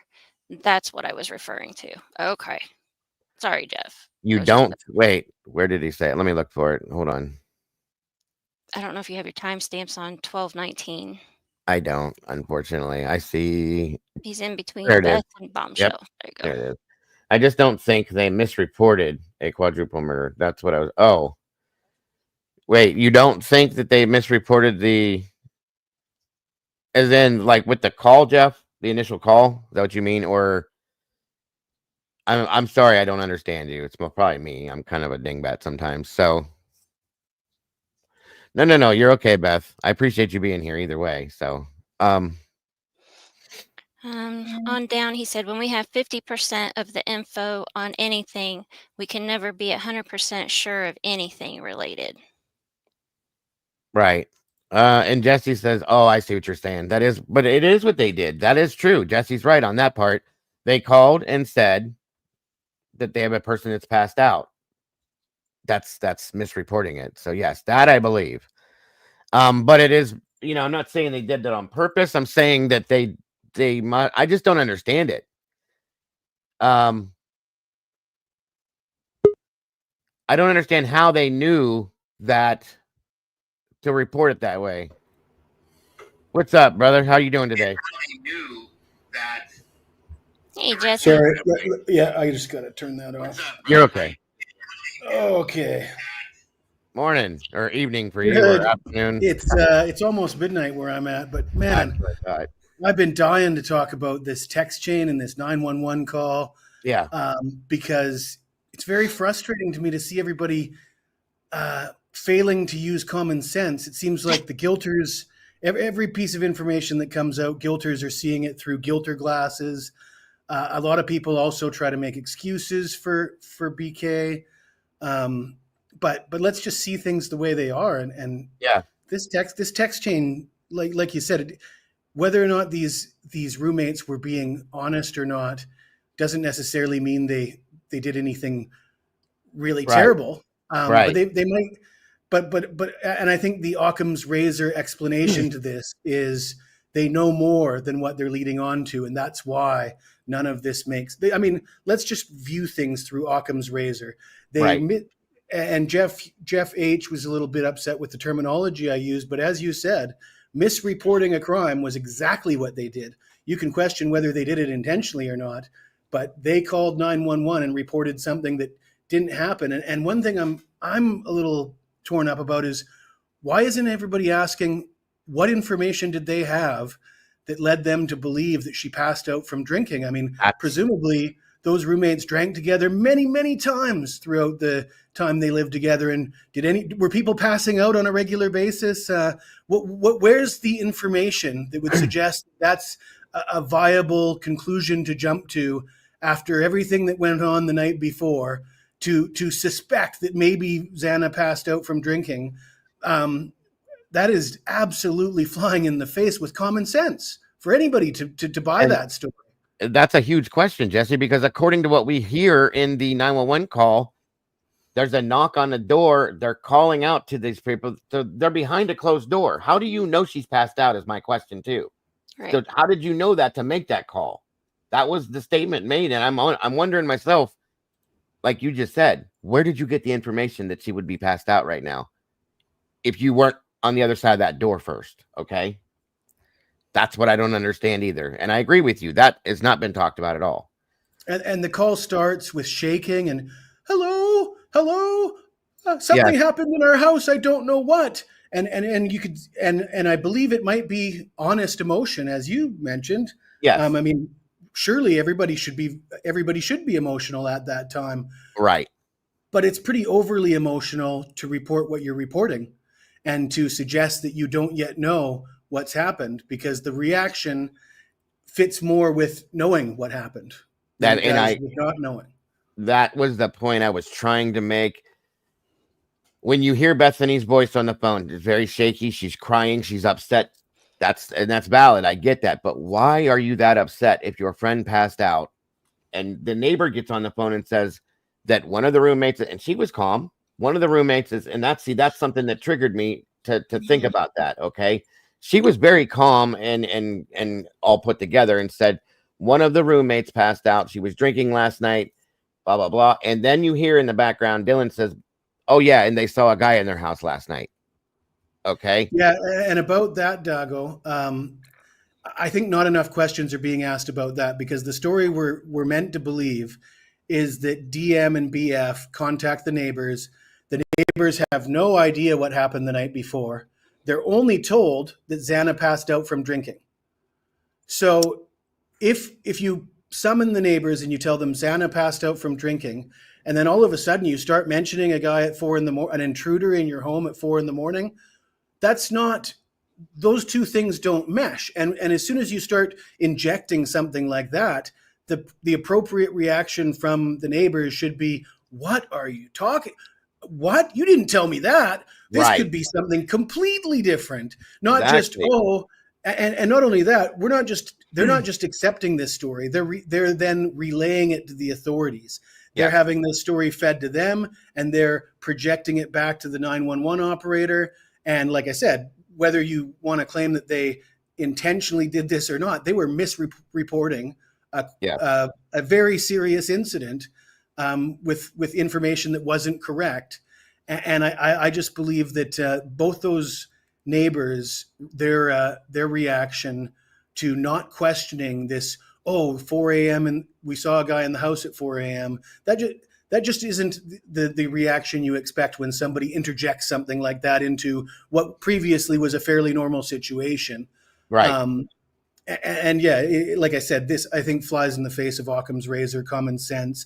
Yeah, Agreed. that's Agreed. the And way Jeff, I feel about that. to answer what you're saying, Jeff, real quick, that I had up there on the screen, how did they know that her body was blocking the door? Nobody knew that, from our understanding, based on the 911 call, until Hunter goes in, tries to relate, get their attention through the door, maybe knocks, whatever.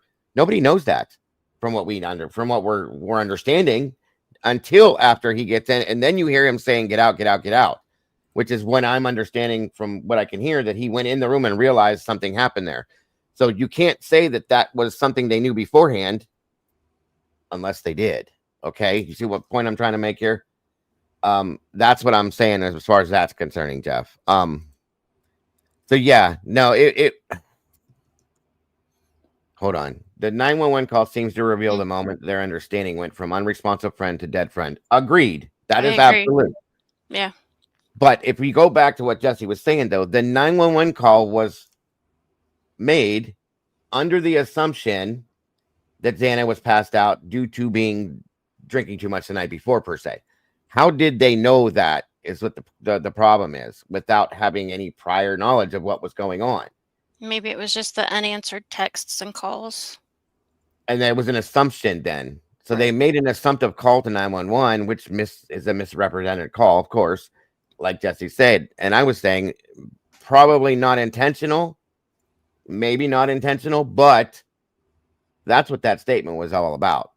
And I get that. A tomboy said, listen to the first words of the 911 call. In what sense? Hello, something happened in our house. We don't know what. Crying, shaking, emotion. For me, way too over the top if you're reporting a friend being passed out. Yes. And also, if we haven't gotten into speculation, and I'm presuming I'm allowed. Am I allowed to speculate a little bit? Yeah. You're fine. The only thing I don't want anybody doing, and that's all I'm saying, is we don't victim shame or re-victimize the No, victims. and like I said, there might That's be a all. perfectly reasonable explanation for Yes. this behavior. They might know something that they have every right to be very afraid of. Yes. And kids sometimes prioritize who they respect and fear a different way than adults do. Right. But I find it hard to believe that the text chain stops at 4:30 in the morning and then starts up again at 7:30 in the morning, and that they're going to stay in that house with that smell, with that fear, for that 3-hour period. Right. When there's nothing holding them there. They have the opportunity to walk out that door at 4:30, go somewhere that they consider to be much safer. And Right. and one of the reasons why I will speculate this is because it makes more sense with the timing of the neighbors coming over and the 911 call and the trigger of the emotion. You could picture it if they just arrived back and they are meeting the neighbors in the front driveway at that time and immediately calling 911, the emotion would hit them. Because how do you conjure that emotion up at 8 hours later, 8 hours after the fact, when you're just saying your friend might have passed out? That doesn't make sense to me. Agreed. No, I'm with you on that one, Jesse, 100%. Yeah, let me play this real quick, Jesse, if you don't mind. Just this beginning part that they asked me, and hold on, guys. 11. Can you hear that, Mama Bear, when I play it? Yeah, Jeff said, Dago, you're not going to show my audio enhanced version. No, I just grabbed one, Jeff. No worries. This one is clean and clear, though. It sounds good. AM 42 seconds, November 13, 2022. 911 location of your emergency. Hi, something is happening. Something happened in our house. That, and Jesse's absolutely right, is not the reaction of somebody that is calling because their friends passed out. That is a sheer terrified panic tone in the voice. Yep. In my opinion. Hold on, let me put these on too, that way it's easily okay. Something is happening and something happened in our house. Okay, and that's the very first word she says. Hey, Jeff, welcome up on the panel. I appreciate you, bud. Hey, Dago. Hey, Jesse. Hey, Mama Bear. Hey, Jeff. Hey, Jeff. One more time, let me put this back through again. Something is happening. Something happened in our house. We don't know what. Something has happened. Something is happening in our house. We don't know what. She's terrified. Okay. So that tells me you know something bad beyond the fact that your friend's passed out has happened or is happening. That's my opinion on that. Okay. So there, I played the beginning. Tomboy asked to play, and that's what she says. She's right. That's on point what it is, in my opinion. You know, as you were calling 911, finally, something horrible happened. And that's how I take this. Go ahead, guys. Jeff's the new guy. He's got to have something to say. Always. Yeah. No, when you want me to, I'm always ready. That's why I said go ahead, Jeff. Anytime you want to say something, go ahead. Yeah. No, go ahead and play this. I mean, I just want to see the point you guys are on with this. I don't want to jump ahead, but the beginning is all they wanted to hear, Jeff. And the very first word she said was, again, something's happening or something happened. She's horribly terrified. You can hear it in her voice. She's distraught. That's the point I think everybody wanted to hear. Yeah, and I mean we don't know what happened just moments before that. In the 15 minutes prior to that. We don't know. All I know is if I saw somebody the night before, assuming they saw her drinking more than usual, and then now the next morning she's not answering her door, she's not responsive at all, she's not responding to anything. Mm-hmm. This could be.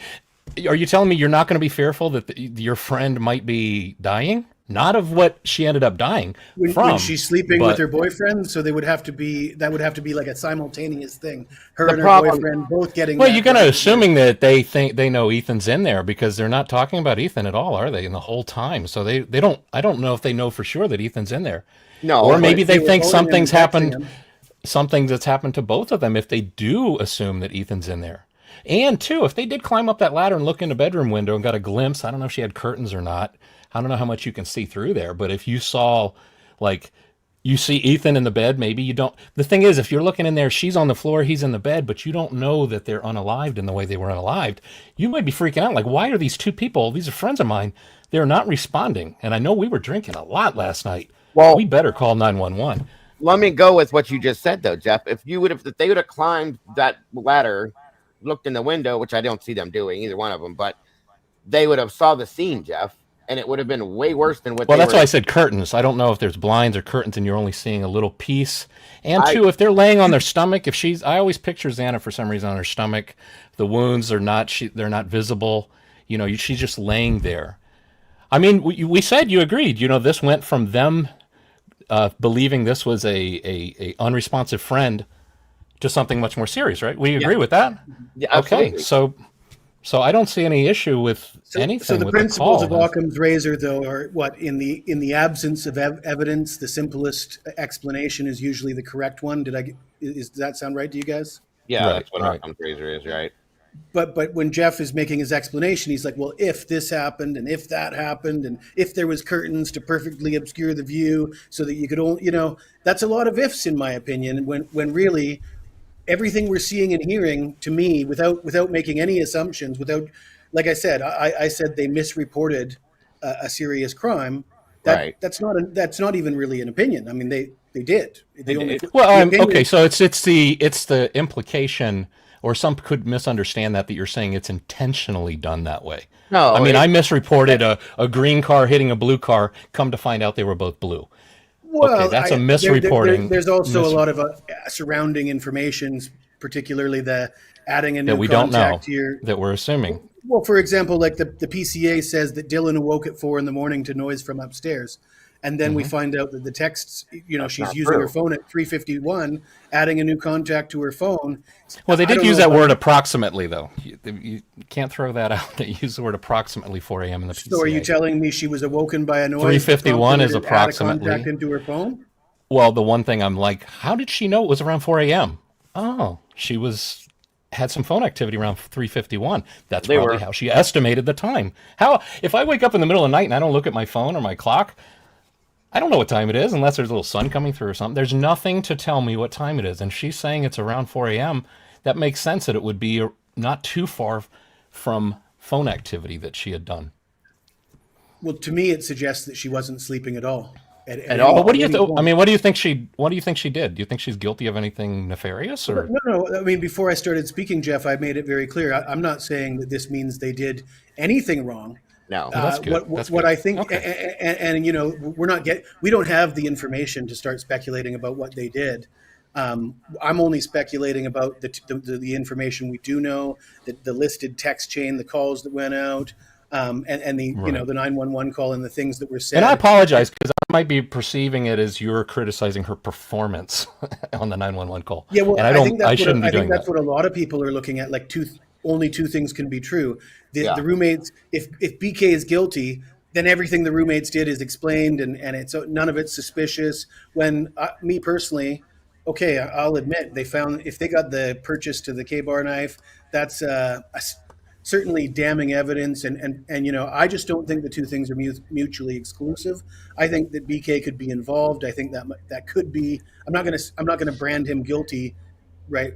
As a definitive opinion, but I think it's possible that he is involved, and the Looks bad. roommates are also guilty of misleading the authorities because they're afraid of something, because they know something. I guess what I'm saying is you can say one guy's guilty for this crime. That does not explain the 8-hour delay. It does not explain the discrepancy in the information. It doesn't explain a lot of things. And the explanations that I've been offered in my opinion, fly in the face of Occam's razor. A lot of ifs, but if this just went perfectly, we could fit this square peg in this round hole. And the trauma response excuse is another one that I want to debunk right here. The neighbors were summoned, 5 minutes before the 911 call? They were told Roughly. Xana's passed out. What's their, how are they experiencing trauma? There's no trauma for them to have experienced at this point in the beginning of the call. And like Hunter I was staying said, at their house, though, right? Wouldn't Hunter? Isn't that what I heard? Hunter was staying at the neighbor's house that you're talking about, the one right next door. I never heard that. I don't know. I thought Hunter maybe and Emily were a couple and they Yeah. were from next they door. were nearby. Yeah. I Th- think Oh, okay, they're- maybe not. the apartment or the house they lived in, I think, was like right around the corner, from my understanding. That's all I know. Oh, okay. Wasn't the light bulb camera house? Gotcha. No. That's where that, I think the girl that gets on the second girl that gets on the 911 call, the very calm, which is what Right. plays into what Jesse just said, in my opinion, of course, is who lives in the light bulb camera house right next door. That's who that was, in my opinion, based on what I understood. So yeah, there's no trauma there. If you can hear it in her voice, she sounds kind of matter of factly. If you There's listen no to her. reason for her to feel any trauma because Right. she's only been told that somebody got drunk and passed out. And Right. I mean, and so they don't appear to be traumatized.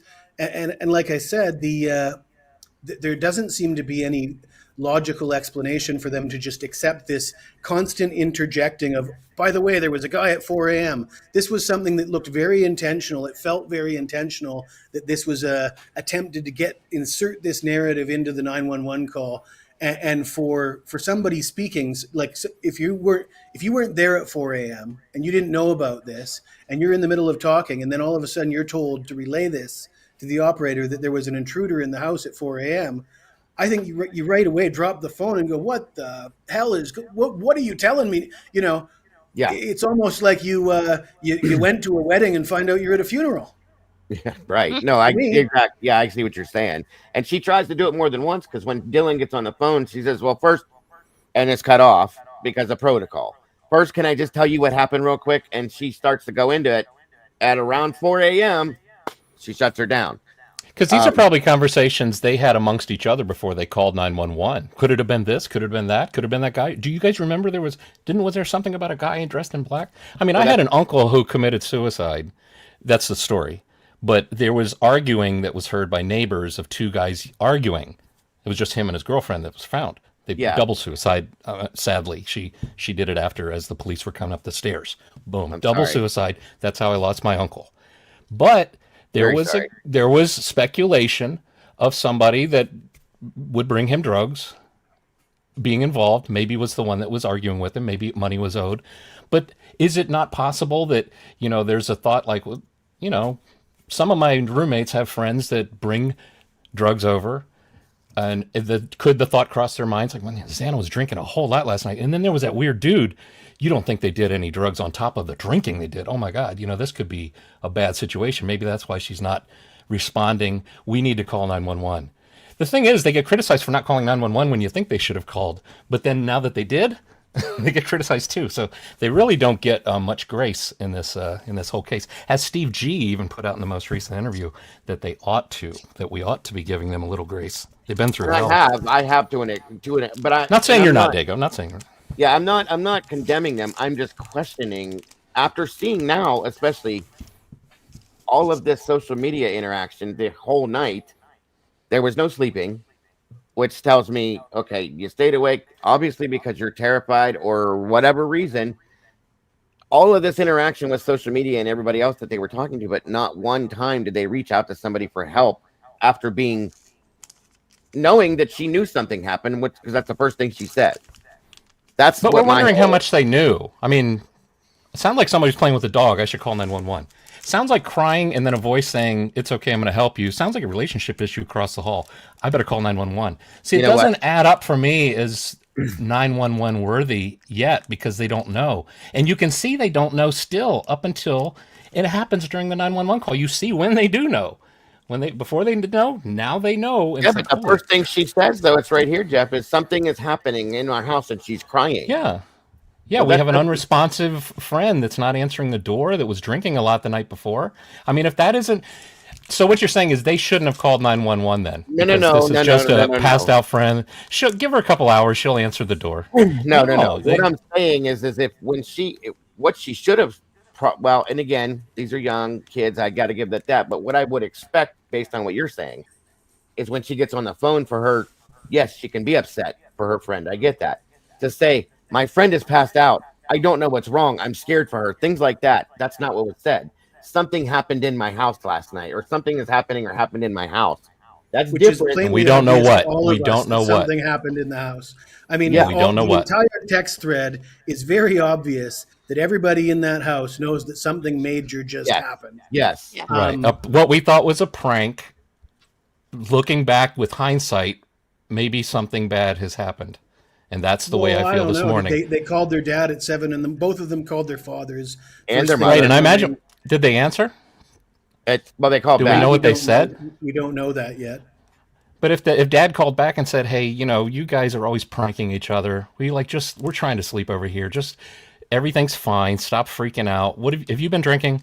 I don't know. I think I that just think there's I room for think- explanation, and it's not necessarily nefarious. Seems like a I lot wouldn't of go work, there. Jeff, to explain it, though. I mean, It's Occam's razor as far as the way I'm looking at it. It's the Geez, simpler I think- solution. no, You well, want the them to be simple solution involved, is- like with the text messages. It sounds like, and that's I can't put it on them just yet. Well, in my opinion, the simple solution is their story doesn't make sense, therefore it's not true. And like I said, I'm calling them liars. I guess I'm not calling them killers, or I'm not suggesting they were involved. I'm not calling them criminals. I think they might be innocent girls caught in a bad situation, but I truly believe that it's very, very obvious that they know more than what was relayed on that 911 call. I think the timing of the 911 call is so suspicious, yes, you can work hard to make explanations for that, but I'm not buying it myself. Well, so I'm over here really making not. explanations for it, and you're over there on the other side saying it's obvious this, it's obvious that. So you've figured it out. So we just are arriving at a different Well, place I'm just as we basically look at the giving you same parts thing. that aren't fitting together, Jeff. It's like To you. all these 'Cause you facts don't- that we know that are true, none of them jive. What do we know Well, is true that you're talking Well, about? for example, my explanation about the Partial neighbors. text messages. No, Okay. well, Yeah, well, tell me. let's just start with the neighbors. They're summoned to the house. They have no knowledge. I'll be right weren't back, guys. involved- Keep going. They weren't It's a small involved in neighborhood. the- They're probably just see all the commotion. I mean, but yeah. I get that, Jeff, but the story is that Xana was drinking and Xana passed out, and then all of a sudden they're introduced to this new narrative that there was a man in the house at 4 a.m. Isn't the appropriate reaction to be quite surprised by that new narrative? Like when that's introduced, like I said, to me it feels like I thought I was at a wedding and now I'm at a funeral. What? Well, if I see Xana somebody passed laying out? in the road and they're not unresponsive and it doesn't make any sense, my mind is going to think back. Wait, I do remember seeing a car fly by here. Do they have any? Were they hit by a before car? anybody saw anything? This is at the very beginning of the 911 call, just after the something happened. But we in know our they're house and we don't know what. unresponsive. They're unresponsive and it doesn't make any sense. And if they get called out, I mean, I can picture like the neighbors. I don't know how they got summoned, as you said, but I mean, a bunch of people yelling at the outside of the house, Xana, what's wrong? Why are you not answering the door? Somebody get up on that ladder. Everybody, it's funny. Everybody talked about the ladder being up and assumed it was like the killer used the ladder. But now few are talking about that it could have been used just to see in the window to try and get a sense of what the heck is going Jeff, on here. Why are my you roommate? familiar with WSU Kim and Dave? Yeah, WSU Kim more than Dave. Yeah. Well, Dave had a bit of a different story, and Dave's story was that basically all the kids on the Snapchat groups knew that something happened in that house, and that several roommates were gone at like 9:30. And then they watched it live at the grub truck too, right? Is that part of their scenario as well? I mean, well, I don't know. Is it? You paused. I was just kidding. Why would you say that, Jeff? Because that's what you have not watched some of the YouTubers that push things like that the grub truck is full of people that were involved. They're all involved because they were in proximity. I've never been interested if you're in in the 20 grub truck. if you're in 20 miles, okay. But we're not talking about the grub. I'm talking about this. Let's just keep let's not lose focus. It's impossible. They wouldn't use a ladder because a ladder wouldn't get you up to the bedroom window. There's two people, WSU Kim and Dave, and they had these stories about these Snapchat hours before the 911 call, right? And basically all guilters said that they're not credible, they're lying, they're making it up. Now, since these text messages have been released, these things fit Dave and Kim's story to a T, right? And Dave and Kim's story was that everybody knew what happened at 10, between 9 and 10 in the morning. All the frats and the sororities. Well, then the Oscar goes to the 911 callers for making us believe they didn't know until the moment of the call. But I mean, it's sure they could be maybe. I don't know. I don't know any details of what WSU mom Kim said, but I know that hindsight is 2020. And one of the main things was that she came in and said that there were Snapchat test messages, whatever, that they were being sent out around starting around 8, which is shown here now true to be, if that's who Dylan was texting or Snapchatting, that's right there. There it is. So yeah. That part I do definitely say that it points back to her being honest about that part. It's where it's unfortunate it wasn't sent as text messages because there's no, nobody took a screenshot of any of these text messages. It's all just, it's like Joseph Smith with the plates. Sorry to pick on LDS, but yeah, they was gold plates and oh God took them back. I can't show them to you. Well, that's another huge point though, is this conversation at 4 a.m. between the one that the prosecution released. The one that was favorable to their timeline, and they omitted all the stuff that wasn't really favorable. This was a old school text, phone to phone text, which, as we can see, that doesn't seem to be the preferred method of communication. And as we know, if you have kids usually use Snapchat, WhatsApp, these various other apps. They don't usually use phone to phone texting. We can see that they prefer all the other communication to all their other friends seem to be with Snapchat. So why then are they using their phones to do phone to phone? And I would like to see a subpoena of the last year between Dylan and Bethany. How many phone to phone old school text message chains do they have that go on back and forth, back and forth, back and forth? And if this is the only one, what does that tell you? What would that tell you, Jeff? If this was the only time they chose that method of communication, would that say something to you? Would it make you question it at least? That they're using regular text messaging instead of Snapchat? What he's saying is if they were to subpoena that from the year before per se, okay, and they go back and look to see how often text to text was used, regular standardized text to text, as compared to Snapchat, Instagram, or something like that. And for whatever reason, this is the only time you see it in that whole year. Besides that, it's all Snapchat, Instagram stuff. Would that make you question it? No, I don't know. I mean, it's text messaging. They're trying to communicate with each other. You're saying because they chose in the time that they should have been sneaky about something because they might be involved, they should have used Snapchat. That was the moment they didn't. That was the ironic thing. Is that what you're saying? I just see it as text messages. This is in the PCA. This sets the timeline. This is used as an alibi, or I shouldn't say alibi because I'm not trying to suggest that they're criminals. I'm trying to suggest that this is establishing a narrative. What part is against the PCA that you're talking about?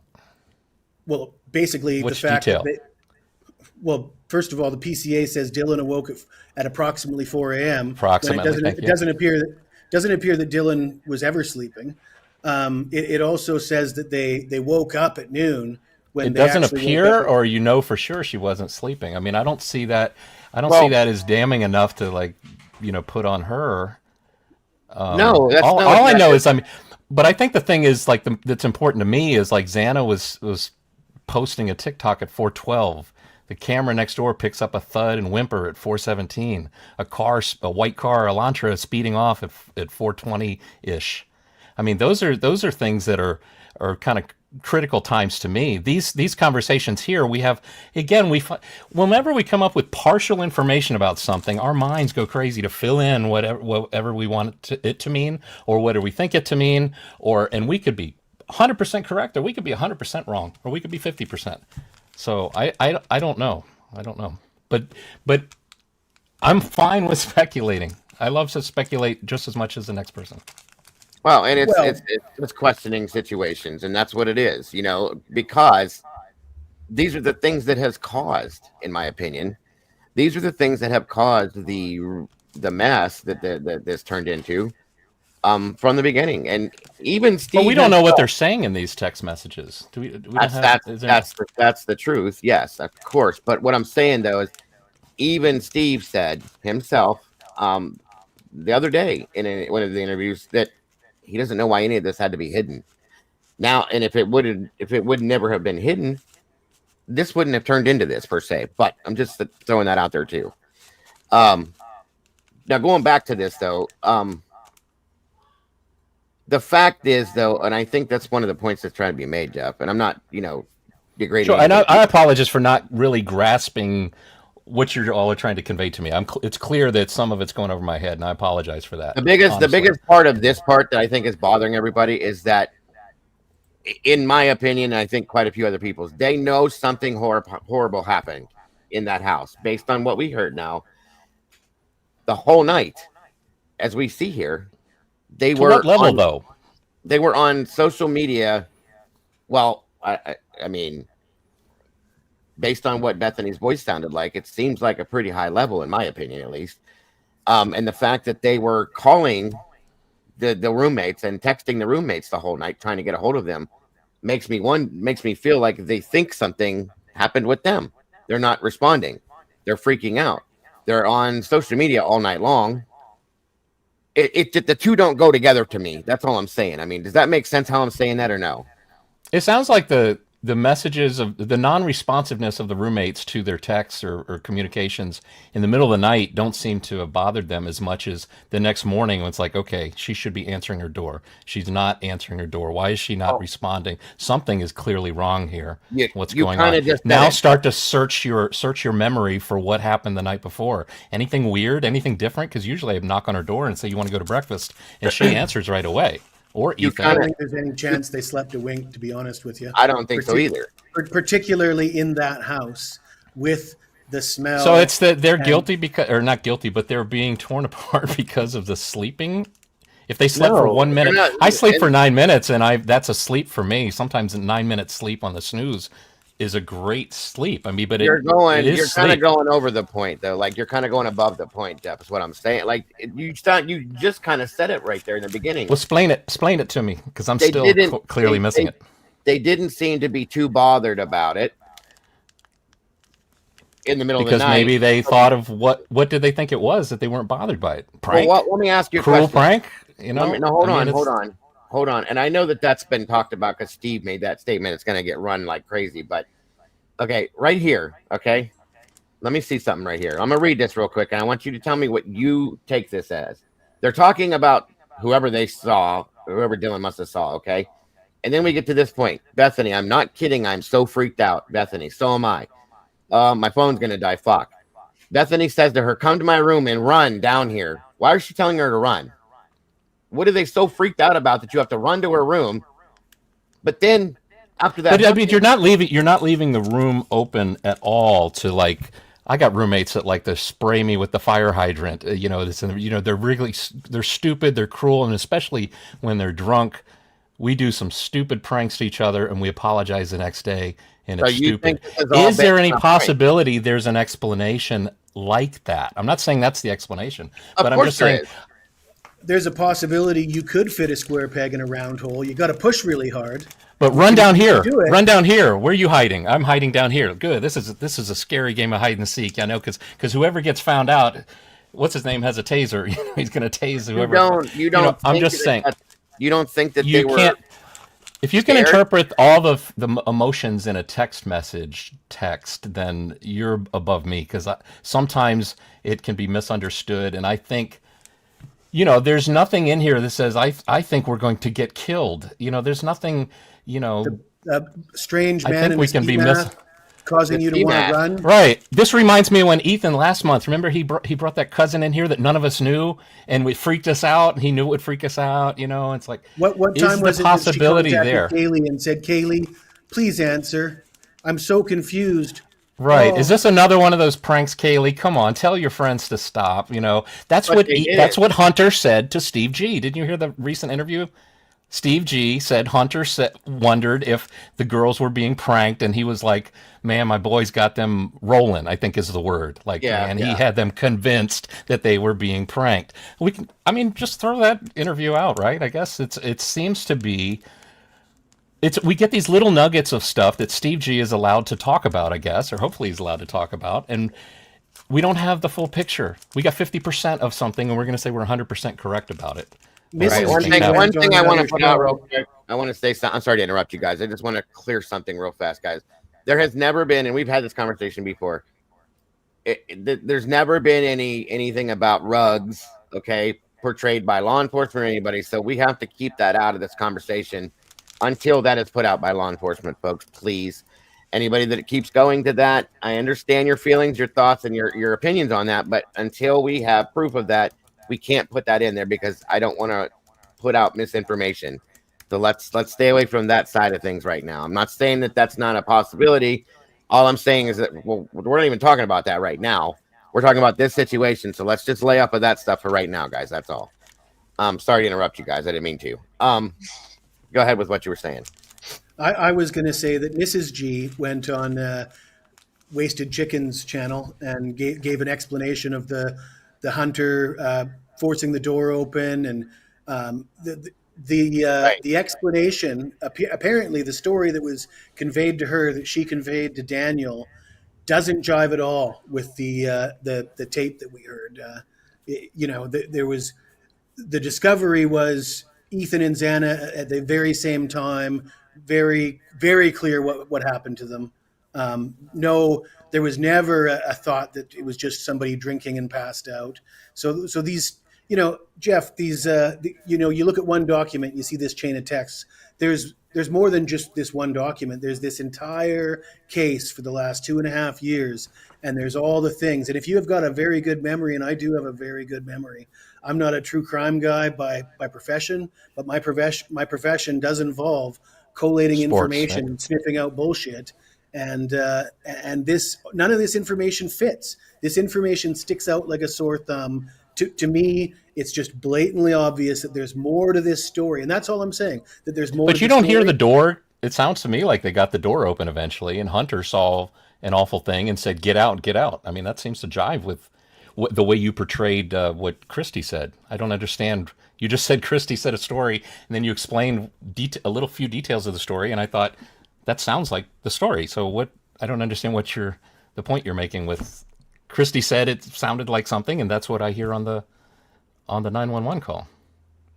Well, that's not what I heard. The story that I heard, the details of the story that I heard on. See, that's because Dago didn't show my audio enhancement where I turned up with painstaking keyframes to turn up Well, every moment that to wasn't be the honest, Jeff, when I 911 talk to dispatcher. you, it seems like you're only looking for information that's going to tell you what you want to hear. To be honest with you, And I feel the I exact re- same way about you, but I that is really how feel it that works way.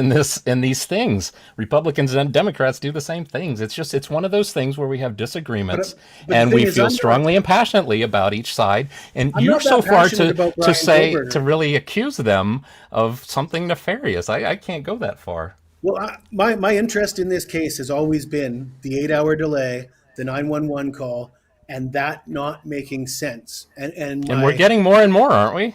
Of And that, when I it's keep making we. what keeps me up at night is wanting a story that's going to fit, that's going to make sense. And if it happens to be that Koberger's the guy, so be it. I'm not that. He's not my buddy. I'm not that invested in protecting him. I'm a little bit concerned about the way that the prosecution has investigated the crime. I'm highly concerned about the precedent it might set that the authorities can just raid all the DNA sites and use whatever DNA they want. That concerns me. But as far as Koberger himself, I've got nothing invested in protecting that guy.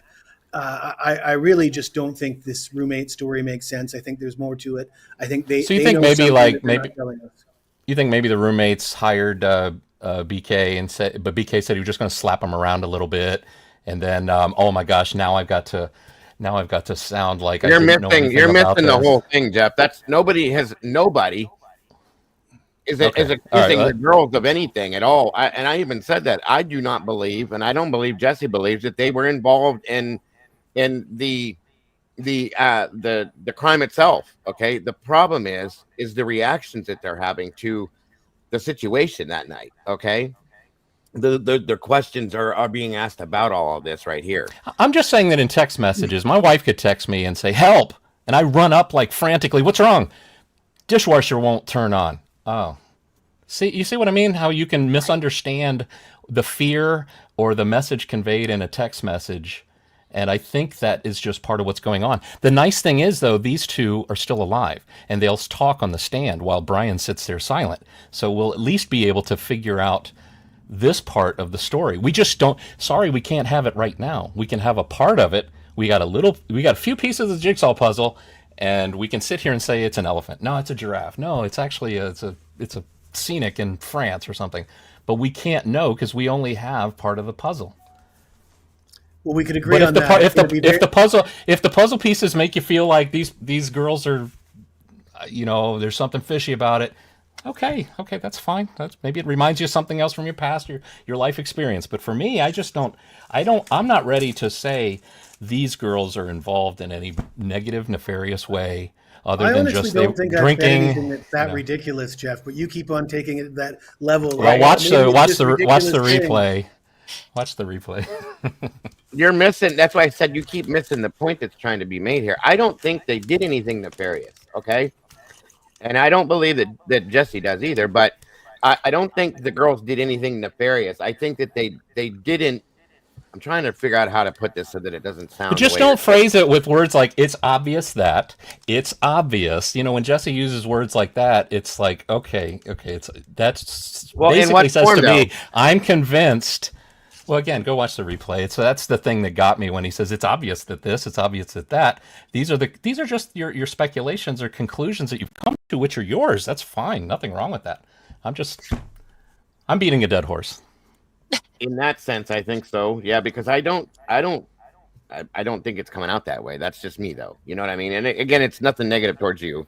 I might be misinterpreting it, and maybe I'm afraid of drunk turkey. So the little what you did to a drunk turkey's name maybe hit me. This, and I don't want this to be taken, and I don't mean this in a negative way towards you, Jeff. But I think, and this is my opinion, I think that you have been, in a sense, biased in some way throughout this whole thing. So I think as we all are. Yep.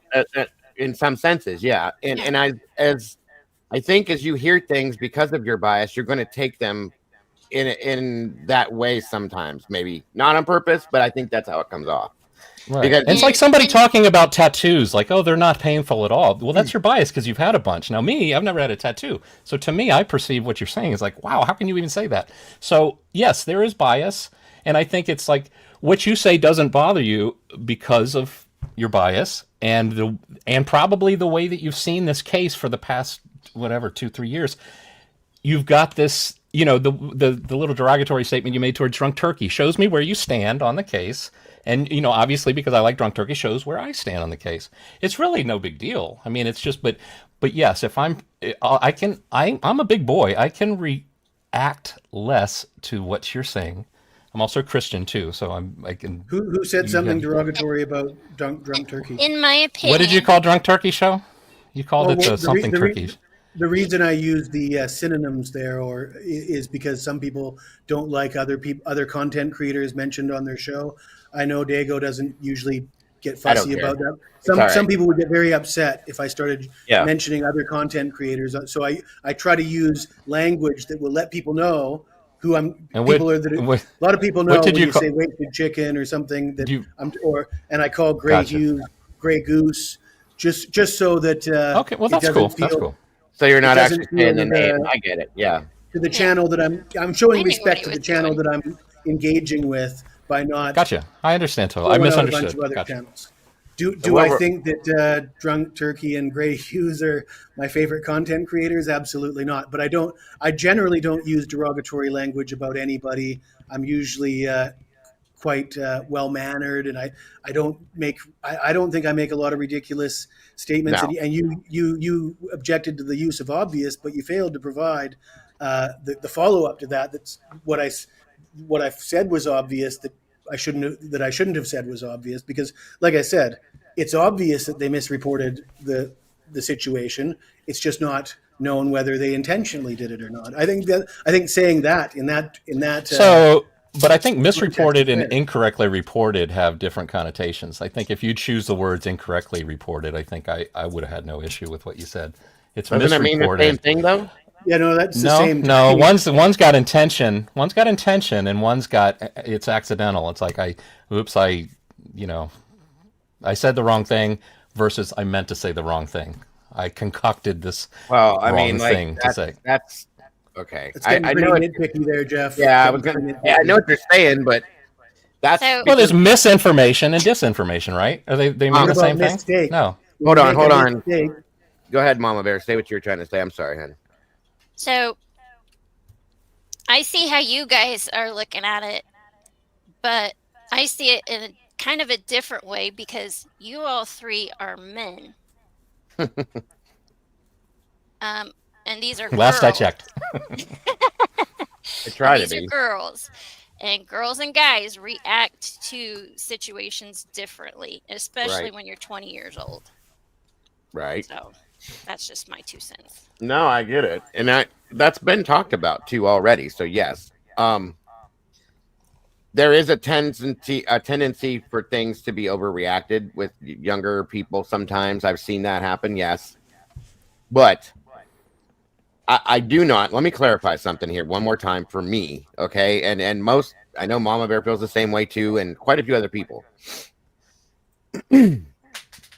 I do not, by any means whatsoever, think that these two girls had anything to do with the crime that was committed, hands on, hands off, whatever. But I do think that they knew something bad happened in that house as they were in there. When they called 911, very clearly knew something bad happened based on the tone and the words that were used, I guess you could say. What time do you think they felt they knew that? What time did it come? What time right did that about the time they realization said come to run. them? Yeah, right about that Really? time. Okay. All right. We can disagree on that. And that's fine. We can disagree and still be friends, Jeff. You know what I'm saying? Yeah. Yeah. Right. I I don't think want they had maybe like an inkling something was wrong, but not fully, what it was until he said, "Run, get out, get out, get Yeah, out." right. Well, And Mama Bear makes a good point though that women, females will perceive what's going on differently than guys. Like a drunk guy doing a prank to another guy is like, "Oh, dude, stop! What the hell, man? That was cruel. Now I got to clean this up, or you threw something on me." But a drunk guy doing a prank on a woman in the middle of the night in a dorm like that, a woman fears something different than a guy is going to fear, in my Exactly. opinion. I would will agree with counter that by saying it was 8 hours later.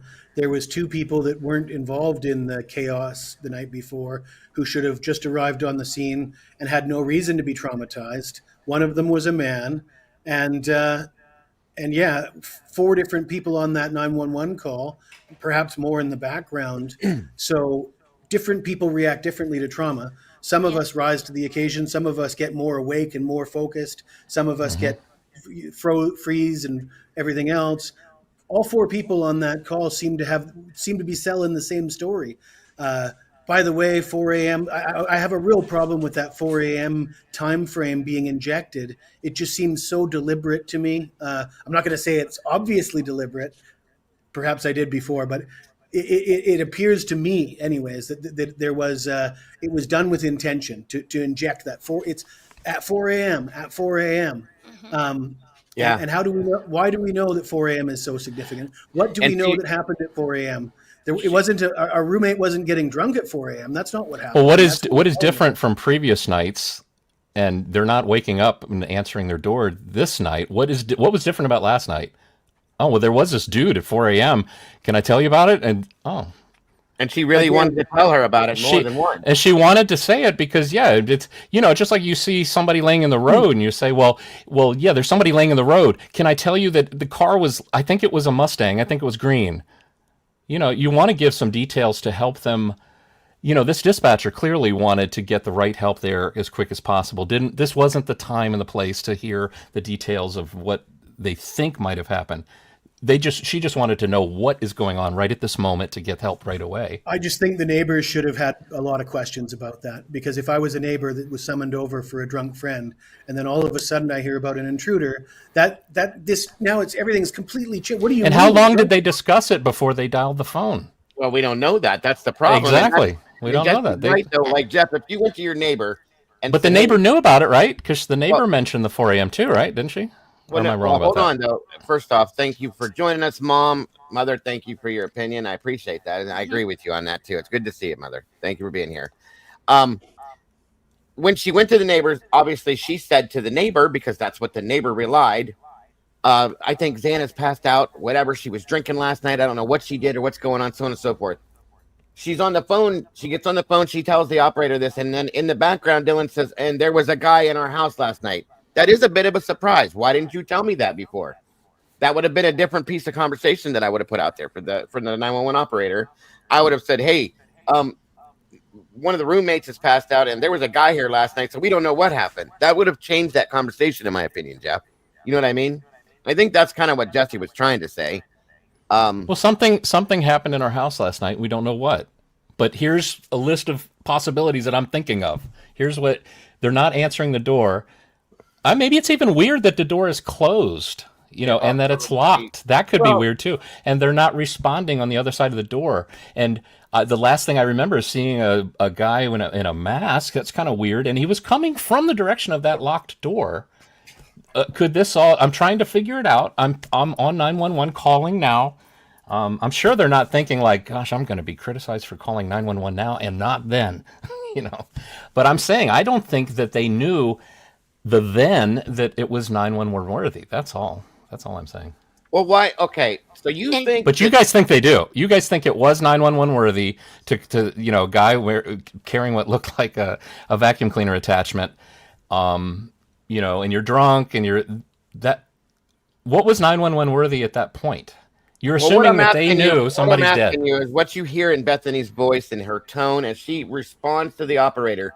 You don't think that she feels any kind of... If they've been trying to get in that door for 15 minutes and there's no response, that tone of her voice is justified as far as I'm concerned. Okay.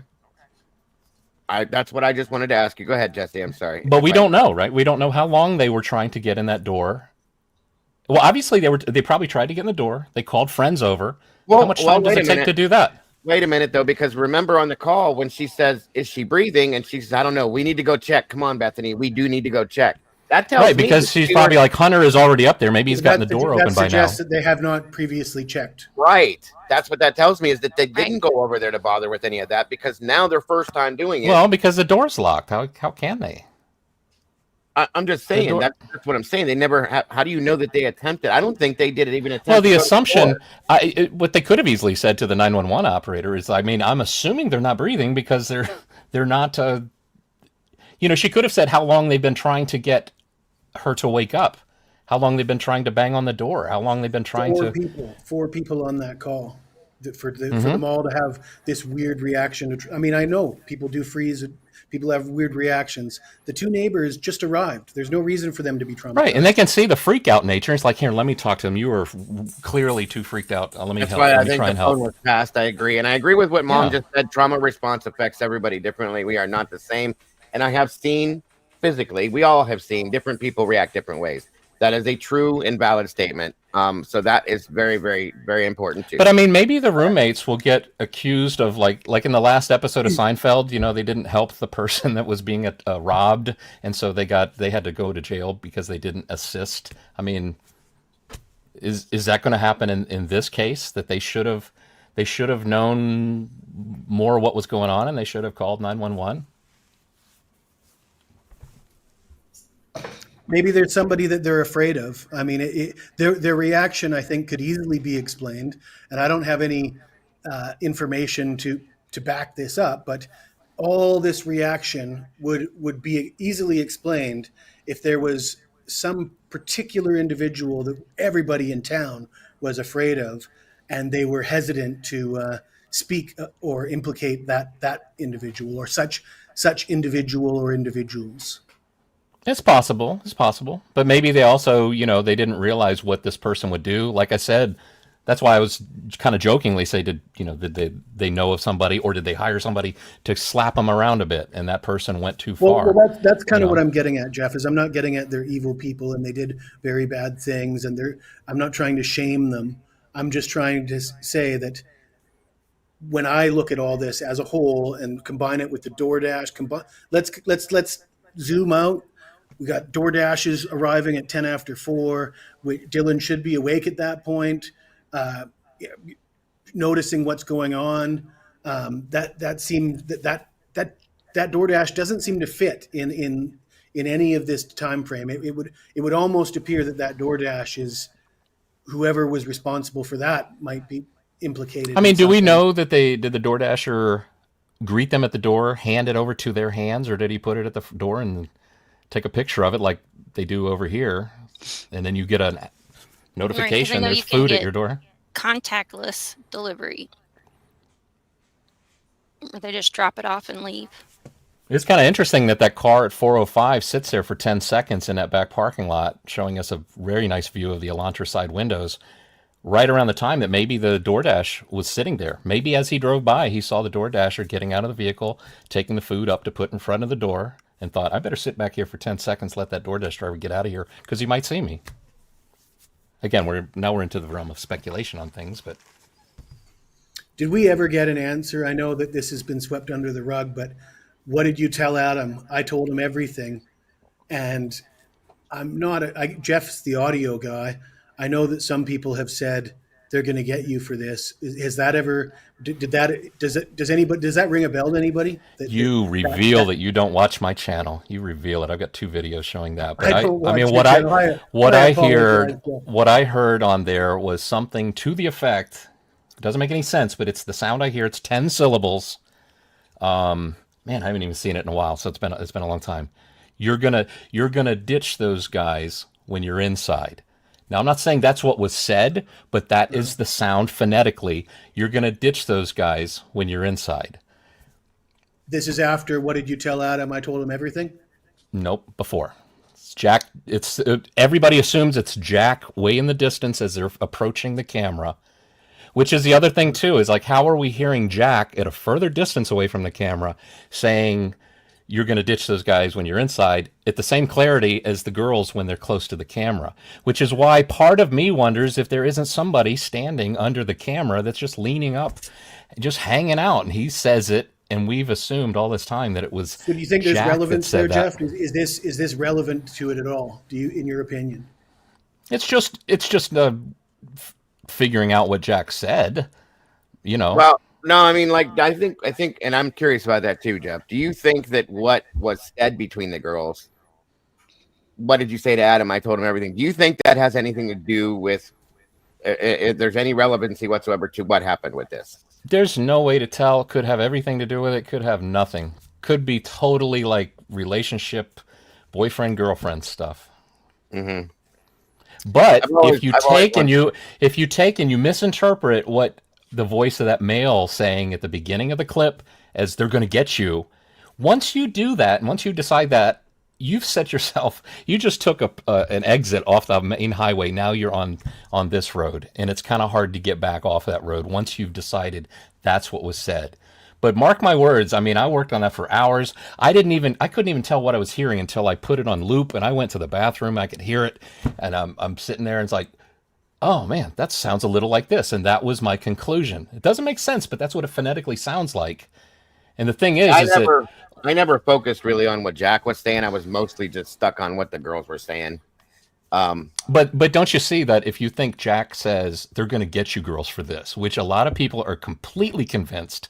And they don't go to my channel, and they don't listen to it. I've got 2 videos showing it without subtitles and showing it with, because I felt the I'm not Jeff, but no, Dago, do you think they were psychic? What the hell? That's not what I was What? saying. I didn't say that at all. I asked Jeff if he thought that what they had talked about had anything to do with what may have happened. That's what I was asking. Not that they were. I don't know. That doesn't even relate to what I was saying. So I'm sorry if Well, that was certainly misunderstood. there's some friction between them and Adam. Let's be. Would That- it be fair that- to say that's obvious, Jeff? That Well, there's some friction friction, or like I was trying to keep that a secret from from Jack D, that I still have feelings for him, and you went and told Adam. Now is that, could you describe it as friction? Maybe, but maybe it's just oh my gosh, Well, I think a lot of you people let the cat out of the bag. I think a lot of people go to that because of the way Kaylee sounded when she said it to Maddie. She sounded a bit aggravated, like, "Oh my God, what did you say to him?" And she said, "I said everything," and that's why I think a lot of people refer to that. And I just wondered if what I was saying was, if your opinion, Jeff, is if you thought that whatever that conversation piece was about may have had anything to do with what happened that night. That's all I was trying to say. Had nothing to do with Right, because Jack D is at the corner club. We see Kaylee and Maddie right there next to him, talking to him. Right. How do we know that Jack isn't leaving there to go to his house to meet up with some other girl, which is why he didn't answer the phone, maybe, and that Adam has had a conversation with Maddie, and it's like, yeah, dude, you heard, Kaylee would love to get back together with Jack, and that's all that it's about. I mean, and it could be that simple. Yes, it could be. I agreed with that before. I think Steve made a comment about that he thought it was just girl stuff. You know what I mean? Between the two. And agreed. It could be, guys. I don't know. But it is something that comes off as being sounding somewhat kind of important, maybe, because of the aggravation in Kaylee's voice and the matter-of-factness in Maddie's voice when she responds, in my opinion. You know what I mean? That's kind of how I took it. So we don't even know if she's being honest. Maybe she didn't tell Adam anything, but she's a little drunk and is like, yeah, I even told him the stuff that you wouldn't tell anybody on this planet, Kaylee. Right. And it could have been it's like, too. Got you. I was just kidding. I didn't say anything to Adam. Yeah. We don't hear that part afterwards, but it's like you get this little glimpse. Again, it's a puzzle. You get the puzzle pieces, you got a couple puzzle pieces, and you just can't know what the final picture really is. Critical says a gruesome crime scene made MPD officers puke. The stench of blood 8 hours later. It's more than a drunk person. After you get that door open. When you get that door open, you do know that's the moment, and we hear it. I think. I'm still pretty skeptical that they actually stayed in that house after that text, after the texting, run. I don't want to be alone. I'm screwed. Oh, and then the fact that it goes silent. It doesn't appear to me that, whether you thought it was a prank or not, it doesn't appear to me that you go through that text frenzy and then all of a sudden you just sleep for 3 hours and you wake up at 7 a.m. That's, to me, not the way. It's like, here, you're stressed, Dylan. Just take two of these. Let's play some cards. I kind of thought maybe they went to the neighbor's house, which is how the neighbor got involved. Took off and went to the neighbor's house and said, "Oh my God, something's going on over there. Something may have happened over there. I don't know what to do." And then they're on the phone, talking to people, so on and so forth, maybe trying to figure out what to do at that point. That's kind of what one of my theories was. But they're saying in the one document, law enforcement, that they were in the house the whole time. So I don't know how to take it. You know what I mean? I mean, if they did leave the house and go talk to more people, it just seems to me that the possibility of the more people you talk to, the more chance you have somebody's going to say, guys, this is 911 worthy. Somebody has said. But if they But if they did stay in the house and they didn't share with anybody, it's just the two of them, and they came to the conclusion, it's like, just run down here. This prank will be over. These guys are just jerks. They're always picking on you, Dylan. Sorry. I don't know about the prank thing, Jeff. Like I said, I know that that's going to get ran all the way out. Let's put a pin in it. Remember it though. If we find out more, let's come back. Yeah, no. It's not going to be forgotten. Steve made that statement, and a lot of people are going to carry that for a while. I guarantee you that. But it is a huge possibility that it was thought of that way. But I just can't get past Bethany's tone and Bethany's voice on the phone as she's reacting and saying what she's saying. It sounds, just from my own personal experiences with other people and seeing other people do things, that sounds like she's horrified to me. You know, I And it can't would get be past that. explained if they left the house and they had just returned, and that emotion you'd get that rush of emotion when you put yourself you put yourself right back into it when you arrive at 11:52 or whatever time that was. That would make a lot of sense to me if that was what Yeah. happened. And if you think about Jesse, that's a good point. Go backwards a little bit, guys, and think about what she says at first. There's something happening, and something happened in my house. So that would tell me, in some senses, maybe they did leave the house, and she thinks that maybe it's still going on in the house. Okay. Something happening, unless it was just because she's upset. She just misworded it. But I'm saying if you follow that, that could mean that too. You know, it could be read that way, in my opinion. You know, wording is a lot, but when somebody is terrified or petrified, they don't always know. And she really truly sounds like she is beyond horrified to me. Truly. Take care, Leslie. Thank you for listening and being here. We appreciate you so very much. Or they could have, could be hiding out. Donald said to stay away from the situation because they don't know. But I do truly and honestly think that they felt that there was something bad and horrible that happened. Love you too, Leslie. And I can't let that go. I can't say that I don't believe that ever. No, Critical says something about a prank doesn't have the stench of death, and you don't have to open a door to smell it. Remember, the blood was on the out. Yeah, it was. There was a lot. Okay, within the rooms. I'm going to say that was probably contained to both rooms. There must have been noise associated with this as well. A lot. You know, and this, especially if you believe the narrative that Brian did this by himself in 8 minutes. I know there are people that believe that. I'm not pro Koberger. I'm like I said, I'm not invested at all in protecting this guy. Right. But I really don't believe that he did it by himself in 8 minutes. I think if he was involved, he wasn't alone. This would have taken more than one person, in my opinion. And if you tried to do it by yourself, and you're not a skill, if you don't have that skill, like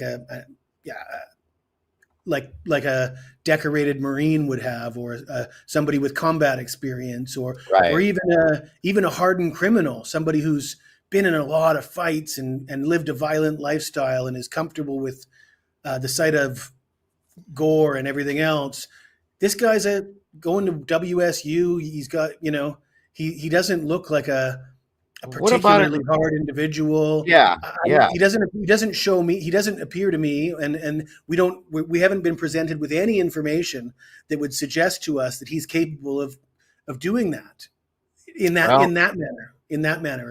I'm not saying he's not capable of being guilty. I'm saying he's not capable of being a ninja. No, not in my opinion either. I don't believe that, I don't. That's part of the thing that makes me look at him and go, really? I'm not saying you didn't do it, bud, but how? And in order for all these text messages to add up, he would have had to be so skillful that you could think it's a prank, or you didn't hear or see, or you know what I mean? Like, that's an awful lot of skill. And the guy didn't even have, from what we had heard from an interview done, the guy, he worked at a fish market or something where he didn't even do that right.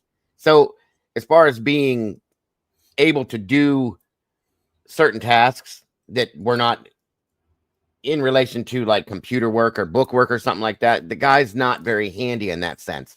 So I can't imagine. Those are the things that have made me doubt this in some ways too, not to mention the factual stuff that's been put out there. Okay. The only thing I could see him being able to accomplish as far as being good at is running away from the scene, because he's a runner. That's what we know about Brian Koberger, truly, as far as any kind of skills. Okay. But the way this was handled and done, I have to agree with Jesse on that aspect, that this looks like something that somebody, and I'm not, don't say that I'm saying nobody could do this that didn't have military training. Okay. But in a very quick, again, a friend of mine I spoke to a long time ago, military police officer. He worked as a police officer, was in the military, blah, blah, blah, blah, blah, all that kind of stuff. Even asked me, he goes, how long did they say? And I told him, he goes, really? 4 people? And I went, yeah. And he goes, that's hard to believe that one person did that in that period of time. And I said, thank you. And it's not just me. There's many others that look at that and go, how did you do this so fast? And this is the big part, in not make a mess within as you're leaving and take anything with you to anywhere. That stumps me to no end. It really does. And again, these are opinions. These aren't anything factual.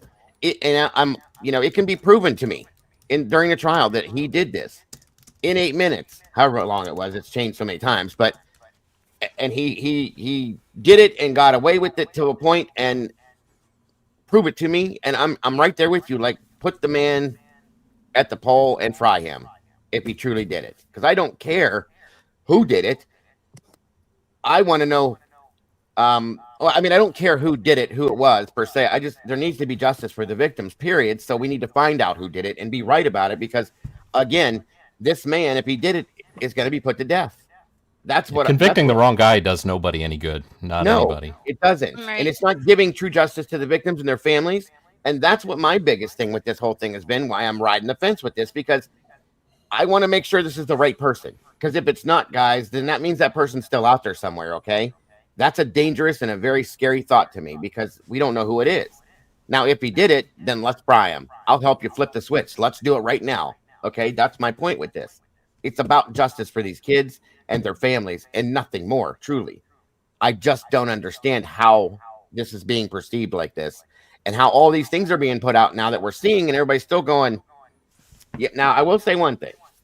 If this man bought this knife, that is beyond damning to me, okay? If he went to Amazon and bought a knife and they found that's damning as hell. It certainly looks like he did. It really does. And I got to say, like, damn. Okay, there's that. Now, you show me now at this point, if he went to Amazon and he bought this K-bar knife with the sheath and the sharpener, you tell me how he didn't do this then. Because now I'm looking at that going, wow, okay. You know what I mean? What I don't get about that new doc drop about the purchasing the K-bar, and as I understand it, they've got him purchasing a K-bar. They've got a K-bar being delivered to his Pennsylvania house 8 months prior. But then there's additional click information suggesting he attempted to buy a replacement.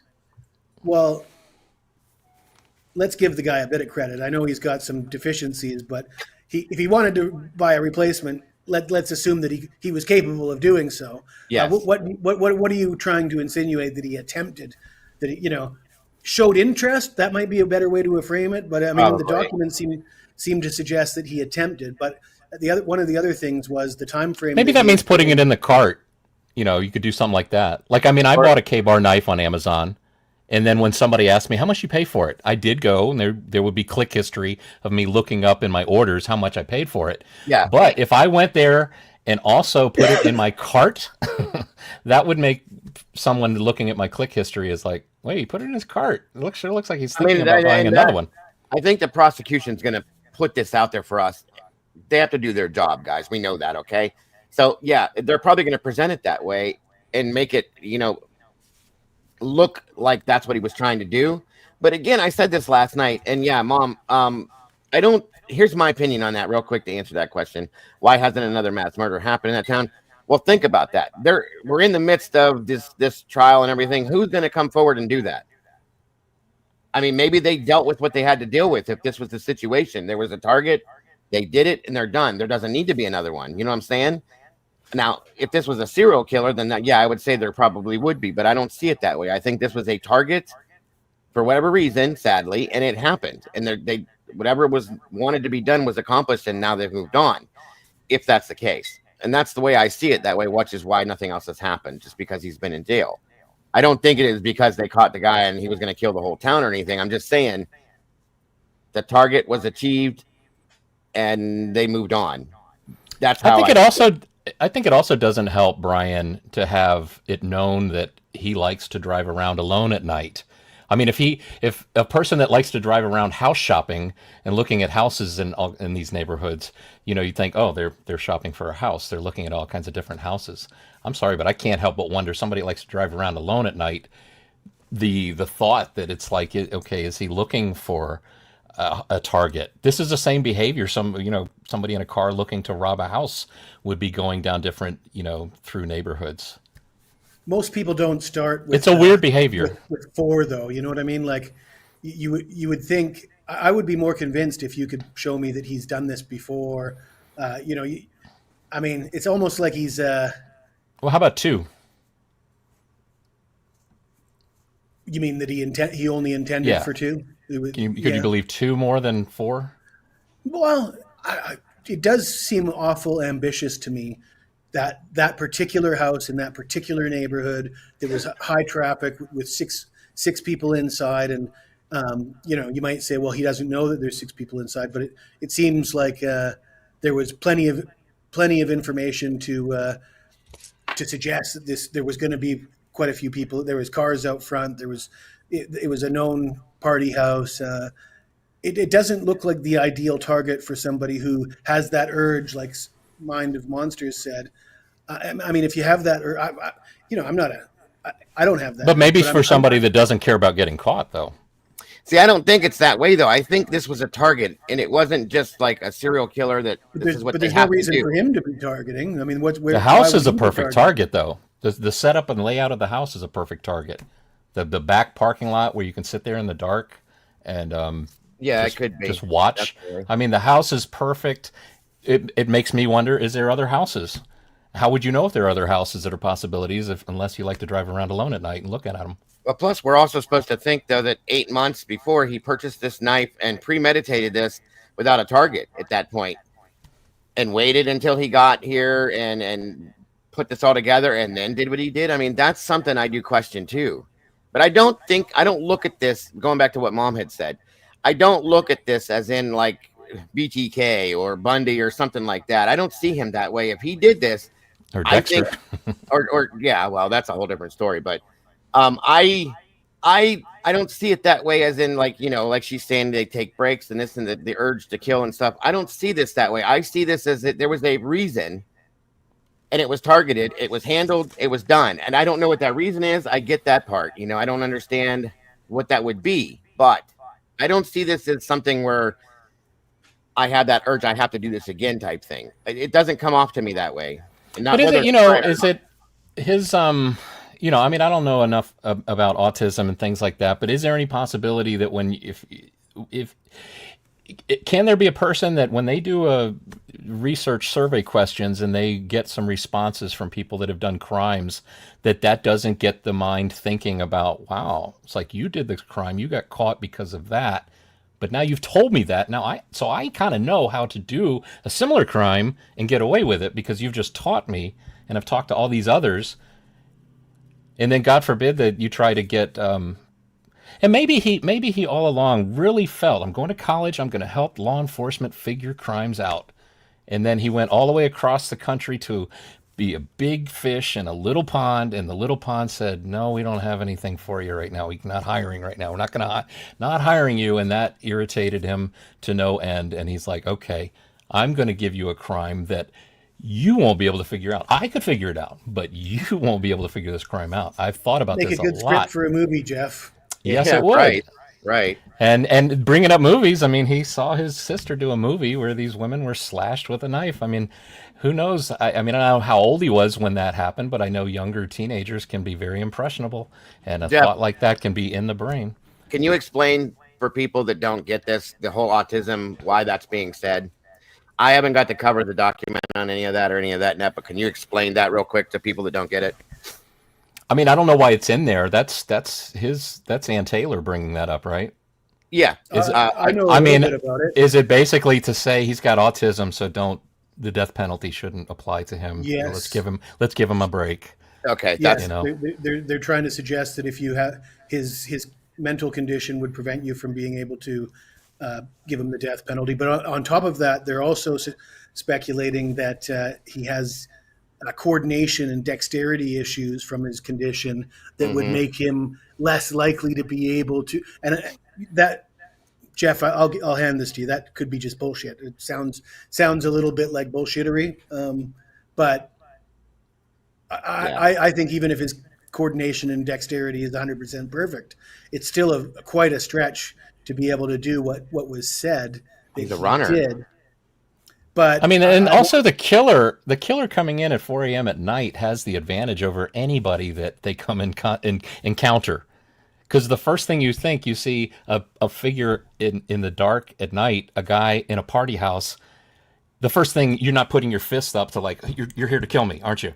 That thought doesn't cross your mind, but that thought is ready to go in the killer's mind. So the advantage of the element of surprise is definitely kind of with the blows killer. the idea of having a sheath in one hand, though. Yeah. We've been. Well, where would we've you put talked the about sheath, this though? extensively. Well, Where would I you put just the don't know sheath? why you even want. Why do you want a sheath? Okay, Unless you should it's buy a attached you to should your buy a belt. K-bar sheath. I got it right here on my desk, right next to me. I just patted the top of the box. I And am if this not is going to handle that premeditated, sheath why would without you take the sheath with you anyway? Yeah, but the sheath. There's no because the business for the sheath. sheath to be in No, the house. because you can cut yourself with this knife so easily, and you want it back in the sheath. And I'm sure when he realized he had dropped it somewhere upstairs on the third floor, he was probably wishing he had it. So Why what did he wasn't do? it He probably wrapped it in something to be safe walking out, and that ended up looking like a vacuum cleaner attachment because it was probably bulged bigger because it's bigger than the knife. Holy square peg, round hole theory. Yeah, I can tell you. I can also tell you haven't looked at my channel, Jesse, because I took a picture of my vacuum cleaner attachment next to my K-bar, same shape, same length. You could easily, in the middle of the night, mistake that. There you go. See? I just think if you go into a Doing the house same with stuff. 6 people in it, there's at no point do you want that knife in a sheath. You need that knife on the ready at all times. But I think if you want it in the sheath to protect yourself from cutting you, and if you put it on your side and you've got to twist in the dark and try and get it in the sheath, you're going to stab yourself in the side. So being kind of like a samurai does, they hold it in front of them. It's safer to take it out of the sheath that way, and it's safer to put it back in the sheath that way. And But I'm only a guy talking with a K-bar knife sheath right here next to me. Here's my thing with that, and this is not a K-bar, guys. This is just, I've always used this because it's all I have, okay?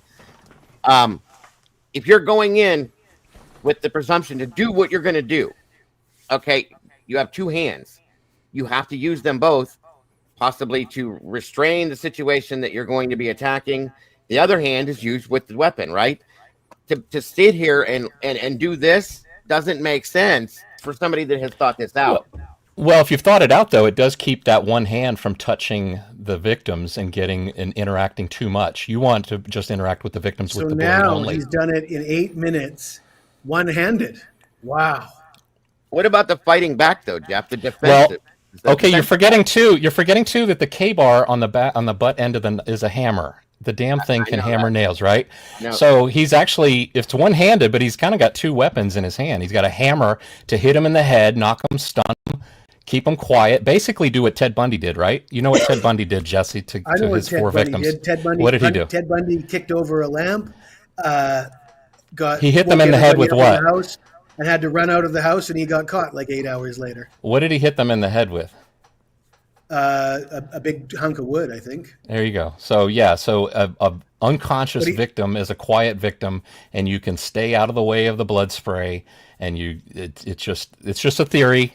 But the moment I talked to a Marine who said that they're trained to use the hammer end of the knife as a Tom Van, he's got great information on this kind of thing. So let me follow up on this Ted Bundy. I'm glad you brought this up because at the time that Bundy did this, he was a veteran. I mean, he had offed like 20 people at this point. He was very skilled in his craft.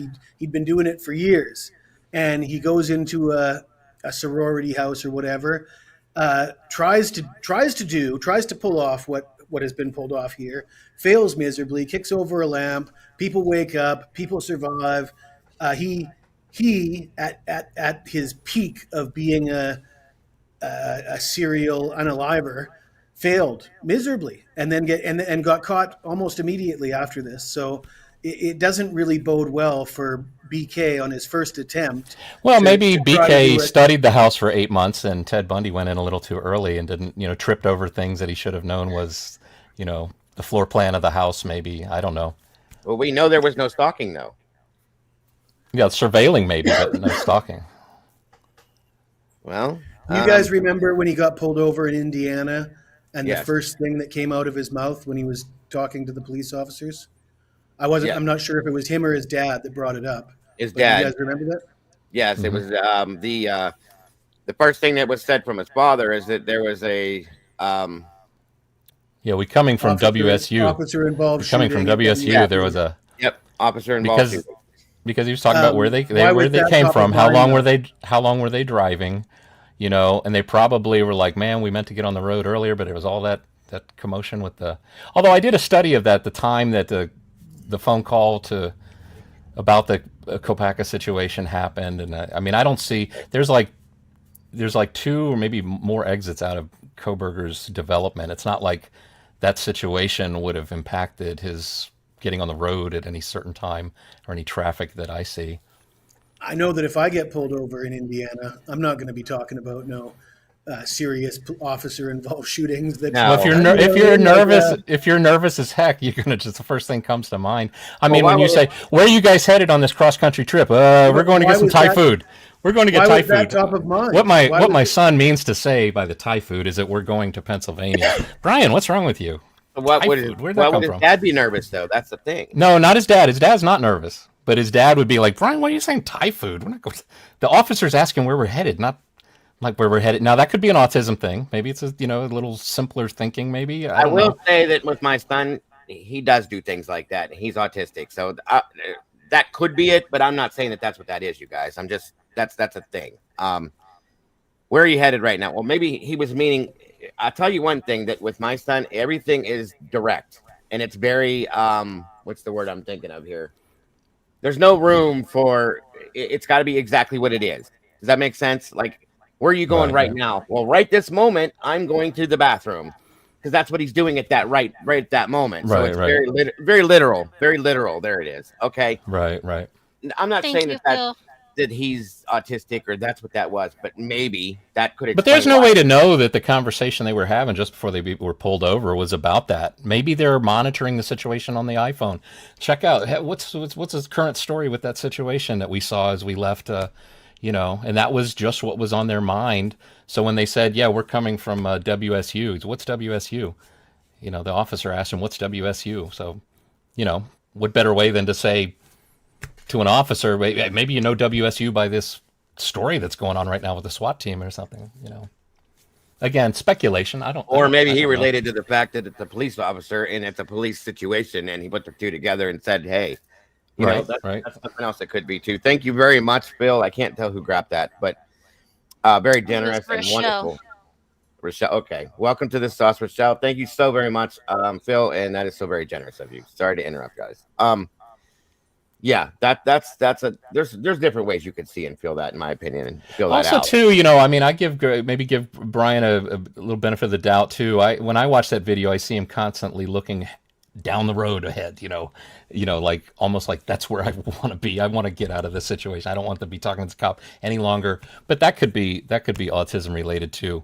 That he keeps looking forward, like down the road. He's trying to get somewhere. Maybe they were hungry. That's why he got pulled over twice for tailgating, because they were really hungry and they wanted to get to the restaurant or something. Yeah. Now I even did. There's a restaurant. There's a Thai restaurant that is at the next exit that they would have come to called Zap Thai restaurant. Zap Thai. So if you look it up, yeah. So I mean, it's possible. Maybe that was maybe he stopped at that Thai restaurant. I almost picked up the phone and called them and asked him. I thought they don't want to be bothered with, like, you ever seen this guy before? Is this a regular customer? Here's where you would question that, Jeff. If he said that and they never stopped to get Thai food, that's where you question that whole thing right there. You know what I mean? Right. If that was a statement that was made and it never happened, I have a question for you now. Like, if there's a statement that they did stop for Thai, and the dad was like, "Why do you always bring your trash with you into the car? We're in the restaurant. The trash can's right there." It's like, you seem to be kind of overly concerned about your trash. If you ever seen that movie? Yeah. You ever seen that movie Gattaca? Yes. What's his name? Ethan Hawke. Ethan Hawke. There you go. Yeah. Yep. I've seen that about 50 times. I love that movie. Interesting for sure. Hold on, I'm trying to catch up with you guys in chat. I'm not ignoring you, I promise. There's a lot going on. I'm just trying to keep it on. So you don't have any. Let me go back to something here, Jeff. You do not have any questions or issues with these text messages whatsoever, then? Not really, and I'll look at them. I'll look at them more. We've got a lot of documents that dropped, so there's a Yeah, we lot did. to. There's even new Elantra photos and things in one of the documents, and stuff that they were considering. I will say that when you look at that new photo from the light bulb camera, I see the shape of the Elantra window on the side window. I see the curve, like what do you call it? The curved molding or bulge, the smoothness of the side body, right? Yeah. It's kind of there's got to be a name for that because it's very popular in a lot of sedans and cars nowadays. So I see that, and Twizzle will love that I give him credit for it. Twizzle pointed out the shark fin antenna that you can see on the back of the car.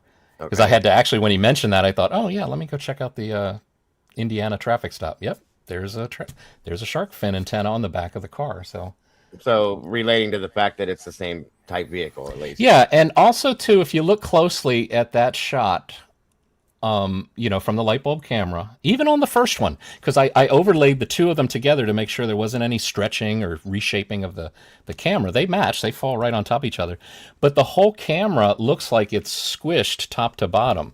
Like if you look at the truck in the background, it looks like it's not as tall as it should be. So I think the view we're getting from that light bulb camera is squashed top to bottom. So when I tried to overlay an Elantra picture on top of it and it looked bulgier, the moment I squished it down, there. Now it looks like a match to what you see on that. Same thing they did photo. with the bridge drive photo. Yes, I know what you're talking about it being squished together. But right? I think it could very well be just that it's the lens of the camera, or that like the what do you call it? The sensor of the camera records more image than the shape of the rectangle that it's presented in, so they squish it down to make it all fit. So you get the top of the image and the bottom that would have normally been cropped off. They squeezed it down because you're not shooting a Hollywood movie with this camera. You want to see a criminal or doing something outside your house, or something like that.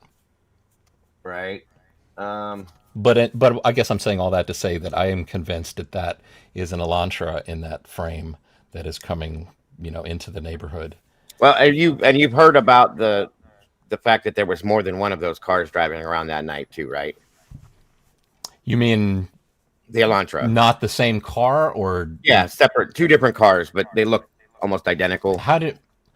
Now, did they say they identified them as separate cars, or they noting that they saw a white Elantra here, they saw a white Elantra there? What I understand is that there have been two vehicles seen in different places in the same area that night. Two different spots. You know what I'm saying? Like not like one was here and one was there. I'd need to know more specifics, because I've only heard that, I know Ann Taylor is trying to suggest this can't be his because he's going in the wrong direction. Well, there's that. But once the phone turns off, I mean, I think there's a steering wheel in that car. You can turn it around, head back the way you came. That can happen. But I mean, you say of course, and I agree. Like that's ridiculous. That's such a simple thing, but they actually bring it up in court, right? They actually had to have their little spat about it. It's like, well, a car heading in a direction will stay heading in that direction. Wait, it's like a physics statement in it. Like, what document has that picture you're force? Talking about? Do you know which one it was, Jeff, that has the document that has that picture? From the light bulb camera? Yeah. Oh, man. I used to have them on my desktop, and I cleaned up. They've dropped like 75 in 2 days. I'm just saying. Jesus, the 17th, there was such a dump. And then the 19th and the 18th. There was one on the 18th, and the rest is 17th and 19th. And I can't... The 911 call, hold on here.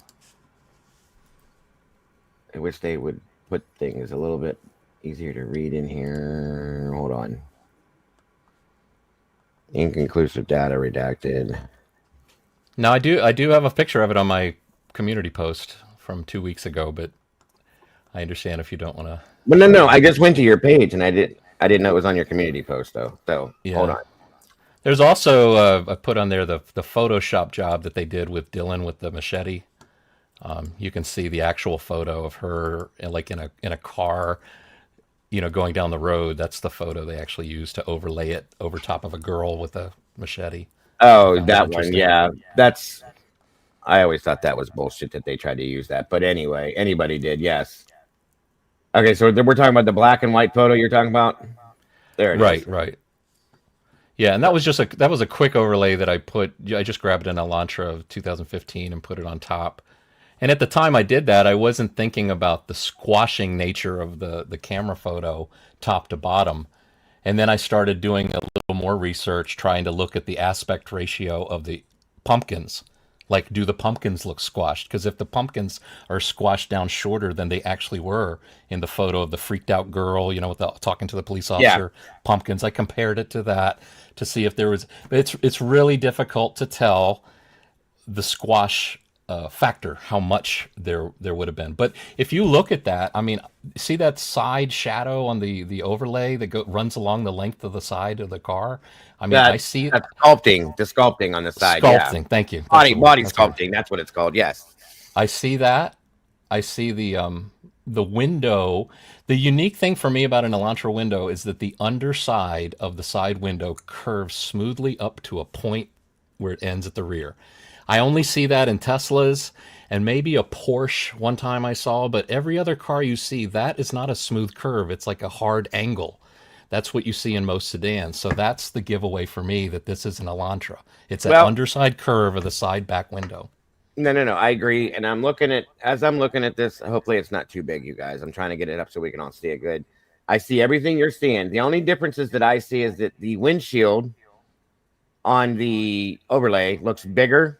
And then that sculpting on the side seems like it on the overlay, it goes straight to the headlight or the tail light. This one has a tendency to curve down a little bit to the left under the tail light. Well, that little black mark where you're pointing at right now, I think is like an artifact, and there's one right at the point of the window because there's no. See how it's or on the actual car itself from the light bulb camera. Oh There's two little marks. It's almost like you took two horizontal lines and shifted the top one to the right. There's one there and there. I see it now. Okay. Yeah, and see that could be like when the camera is making the image for you without the car, and then now the car is there, and now it's giving you new pixels and new information. Because the way cameras like this work, I believe, I'm no expert in this, but I've worked with anyway, the camera, it's most efficient if nothing in the picture changes, that the next frame and the next frame and the next frame don't give you brand new frames. It just uses the pixels from the previous because nothing has changed.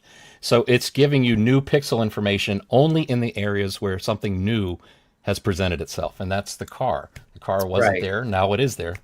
So you get little artifacts like that. And then YouTubers, I won't name names, they zoom into it and they see all kinds of stuff. Well, here's the thing I have with this. Let me ask this question to both of you and everybody else. Knowing the knowledge that this kid has, he's got a PhD in something. I can't remember exactly what, but he's worked in criminal forensics, and that's what he's going to school for, and all this other stuff. This guy drives to the house, pulls up in the driveway, gets out of the car, goes in the house, and murders 4 people, leaving this car in broad daylight with a license plate and everything on it, gets back in the car and leaves. That just doesn't make logical sense to me that anybody that has the knowledge that he has, the common sense that he should have, does something like this too. But doesn't that fall into what we were just talking about with autism and some of the answers that you would give and the thought process, that you're thinking simply and you're thinking, I could do this. All this stuff that I've learned in school, I could do that. I could do that. And if you combine that with any anger that is associated with either not getting a job that you thought you were more than qualified for and you're pissed off. Why did you choose these 4 to do this to then? Well, I don't think it's there the target. I think the house is the target. I think liking to drive around at night all by yourself, and there's a house that's a possibility. There's a house. No, this one, I see a camera there, Let me go with that, Jeff, what you just said. That's a big thing to me because guess what? If he had been staking out the house, we'll just say, he's going to know that this house is always busy and always full of people. Why would you choose a house like that, knowing that there could be multiple people in that house? Right. Maybe that's why he drove around it 5 times. And that 5th time, he's driving at a much faster speed than the previous 4. I think he's like, I can't believe this house that has always been busy every other time I've come over here and checked it out. There's nobody here. This is the time. I'm going to miss this opportunity. Yeah, but he can see. He can probably see through the windows. Was back in town for one night. She wasn't even supposed to be there. It was the last time that anybody was going to catch Kaylee there. Not perhaps not significant at all, but just another interesting. It's another point. Yeah, It is interesting, but it could be wrong place at the wrong time. It doesn't necessarily mean it's connected. She I've just always happened to be there at the time that, and he just happened to walk past a girl who likes to draw eyes and eyebrows. And so, of course, bad luck for him too, right? What's she going to notice? She's going to notice that more than anybody because she draws. Like if he was carrying a guitar and he walked past me, I'd be able to say, "Oh, 59 Les Paul. Did you see that? He was holding a 59 Les Paul. He walked past the wrong person." I can identify I think that. it's a lot more than bad luck, though. I mean, driving your own car, bringing your cell phone, as a criminology student with the knowledge he would have had, trying to bring your phone and turn it off. That doesn't. But what did Jodi Arias do? What vehicle Pardon me? did Jodi Arias? What vehicle did Jodi Arias use? I'm not familiar with. It was a rental car. She drove all the way to Arizona, killed that guy, had extra gas cans so she wouldn't have to stop at gas stations and be seen on camera, and she returned that rental car. Had they not washed it, they probably would have, found the information or something to get her. I think a rental car is dangerous. I think borrowing a car is dangerous. The best thing you can do, especially if you're confident that you're going to get away with this, is to use your own car. There's nothing illegal about driving through this neighborhood. He's going to get away with this using something he purchased on Amazon. I think he was just as confident. Cell phone. Yeah, let me go to what you're saying, Jesse, real quick. Here's my theory. If Brian Koberger did this, he did it under the pretenses of being caught for it because he made so many mistakes with his knowledge of this stuff. He went knowing that if I go to Amazon and buy this, they definitely can track this. They're going to know I bought this. There's that. He went in his own car with his own license plate on it, parked right in front of the house. He took the knife sheaths and left that there too. He turned his phone off. He did all these stupid things that somebody that has the knowledge that he has, not that he's smart, but you have this knowledge and you know these things. You wanted to get caught. That's the only way I can look at that. If he hadn't dropped that knife sheath, he did nothing illegal. He drove through a neighborhood 5 times. He drove around. There's nothing illegal about that. Whatever he did on Amazon, nothing illegal about that. Turning his phone off, nothing illegal about that. It's that knife sheath, and he didn't plan on leaving the knife sheath. That can't be, unless he really did want to get caught and just end up in the next Catherine Ramsland book, and he actually has achieved exactly what he wanted to have happen. There's that possibility, but I don't think he would have wanted to get caught. He just in the same confidence he had that he was going to be exonerated. I think he had the same confidence that I can get away with this. I can do this. All I got to do is not leave anything or do anything stupid like these criminals do. The Oklahoma bomber, he had a license plate hanging off by one screw, and that's why he got pulled over. These criminals do these little stupid things, and it's what gives them away. Why? Because law enforcement is pretty awesome, and they I think take their job very seriously, and they can figure out a mystery. They want to figure out this mystery as much as we do, and look at what we do. We do this. We think about this and talk about it every damn day on YouTube. So you imagine being passionate. People call me a Fed and everything. It's like, man, I wish I was getting paid to do this kind of stuff. This would be awesome. And who knows, if anybody's listening, I know Jennifer Koffendorfer was looking for a video editor, and I've been meaning to send her a message. Jesus, Jeff. But, Jesus. I might still do that because that would be awesome. Plug. Jennifer, if you're watching, I got some edit time free next week. I'm pretty sure Jennifer's not watching, but yeah, you should play that song, Dago. I got friends in. Right. Yeah. Jennifer don't like me, Jeff. That ain't gonna happen, buddy. Sorry. You're likable, Dago. Everybody likes you. I try, but she don't like me. She blocked me all over the place, so it's okay. Mom says maybe he thought he committed the perfect crime. But see, that goes against what I was just saying, though, Mom. If he did, he wouldn't have made those mistakes, in my opinion. You know what I mean? I know that you're going to make, like Jeff said, the little mistakes that happen here or there. But if you premeditated this situation as far back as 8 months before the crime was committed to buy the weapon, blah, blah, blah, blah, blah, blah, blah, you're going to cover your stuff every step of the way. And he didn't. He didn't even try to hide the fact, if he did it, that he bought one. First off. Why did he take his phone with him? But first and foremost, Mama Bear, the main thing, the weapon that committed the crime is out for the whole world to find out that you bought it. There's the number one problem right there with this whole thing. The man that is in. But even if he had not left the sheath there and still was a suspect and bought a K-bar on Amazon. We found out about it. I mean, probably just like he's looking for a replacement, possibly, of the K-bar. If he's thinking that this will solve this problem, all I got to do is present this K-bar and say, no, I bought a K-bar. It's right here. No worries, no problem. And they're like, oh, okay, yeah, I guess we got the wrong guy. Everybody's got a K-bar. Let's go talk to Jeff H. Jeff H has a K-bar. Maybe it's him. Maybe. Mom just said she's got your back, Jeff. Jen likes her, so there you go. You're all set now. Awesome. Awesome. Thanks, Mom. But yeah, Thank you, Mom. I don't know. I don't know that he was looking to buy one, a secondary one, but that could make sense. I get you on that, but I just don't know, you guys. The dude studied all of this stuff. He knows what he's supposed to do and not to do, so on and so forth. So if you're gonna go commit the perfect crime to get it, that's your motive. You really screwed that up, dude. I mean, you think about like Chad Daybell. He, buried the kids in his backyard. I mean, I think sometimes criminals they have these amazing lofty plans, but they don't think it all the way through. Especially if they're thinking they're not going to get caught. I mean, to actually have the guts to try and do something like this shows that you probably don't think you're going to get caught. Otherwise, anybody that's a regular person is thinking, I would never do that. I'd surely get caught. Again, with the square pegs and round holes, though, I totally agree with Dago that, if he's trying to commit the perfect crime, he's made so many really stupid mistakes. But also, if according to the PCA and the theory of law enforcement, he's done so many things that were incredible that most people, no DNA in the car, home, or office.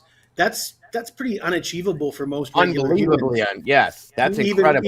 Even really capable, sharp. But how much time did he have? How much time did he have to clean? And I can almost say with the newest shower curtain photo, there's a shower curtain there in that photo 6 hours after, but then there was no shower curtain in his apartment afterwards. Is the implication that he thought like, oh, I better get rid of that? He was very proficient apparently at certain things, and then just a complete moron at other things. Right. And do those two things jive? Because to me, they don't really. I mean, if he didn't do this crime, he should open up a car wash because he's got that skill, definitely. I would take my car there. Possibly. Yeah. I mean, but when you say mistakes, what are the first that come to mind, though?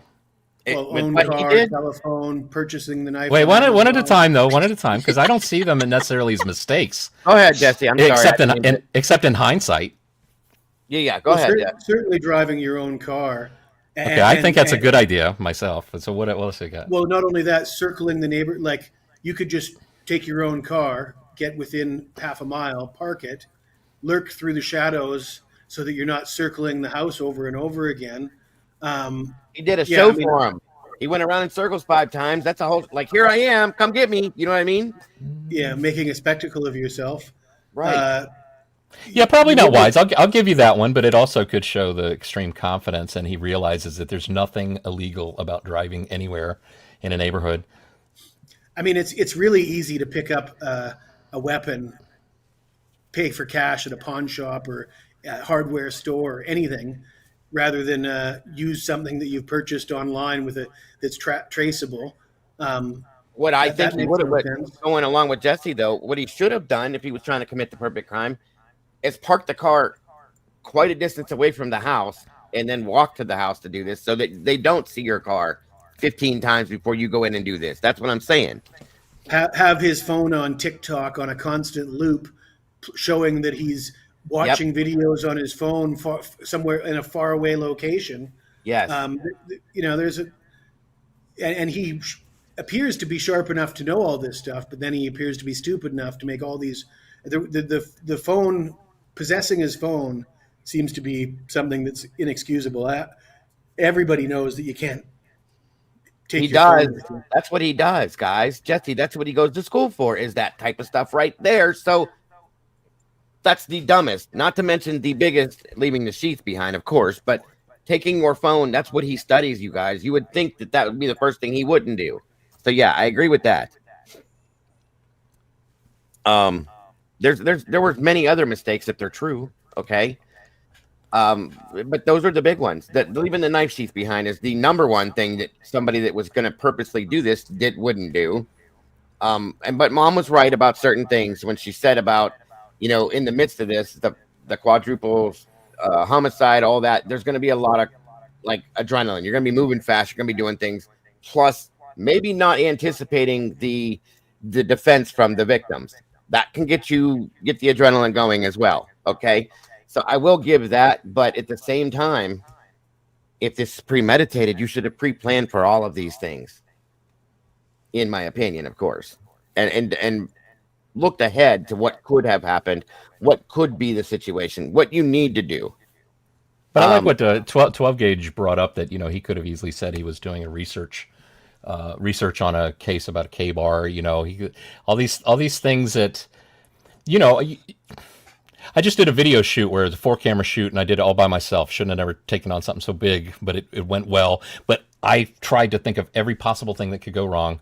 And the one thing I did not think of, because it was involving a brand new piece of equipment that threw the audio out of sync, that's what went wrong. So you can think you've thought of everything and considered everything that could possibly go wrong. And then there's that one thing, especially if you're confident. And I'm going into this thinking something will go wrong. I know it. But if you're confident and you're like, oh, I could do this, I got this, then you got an arrogance, and I think your chances are increased that you're going to make a mistake.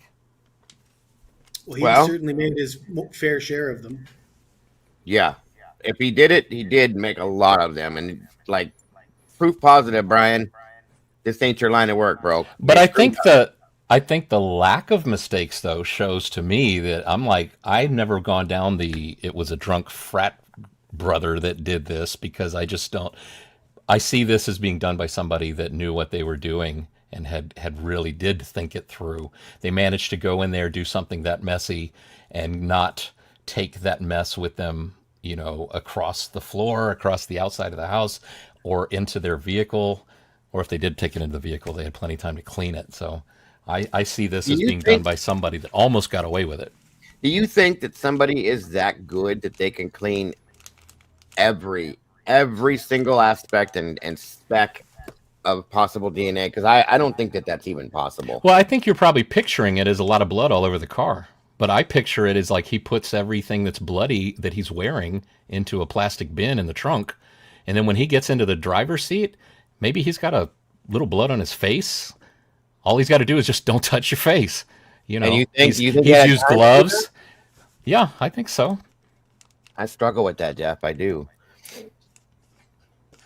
I mean, and that's how long does it take to, especially if you park your car behind the house and you put the plastic bin on the ground next to the car? I mean, there's nothing illegal about that. Somebody might look at it and say that's odd, but clearly nobody saw that, so it wasn't going to be looking at that at 4 a.m. either. But somebody walking by again, or like in the beginning, I thought it was the shower curtain. Maybe put it down. He stripped down in it, wrapped it up like a satchel, put it in the trunk. But I've always thought that he got into the car without getting too much in the car at all. And then he had months and months to clean what little that he may have gotten in the car.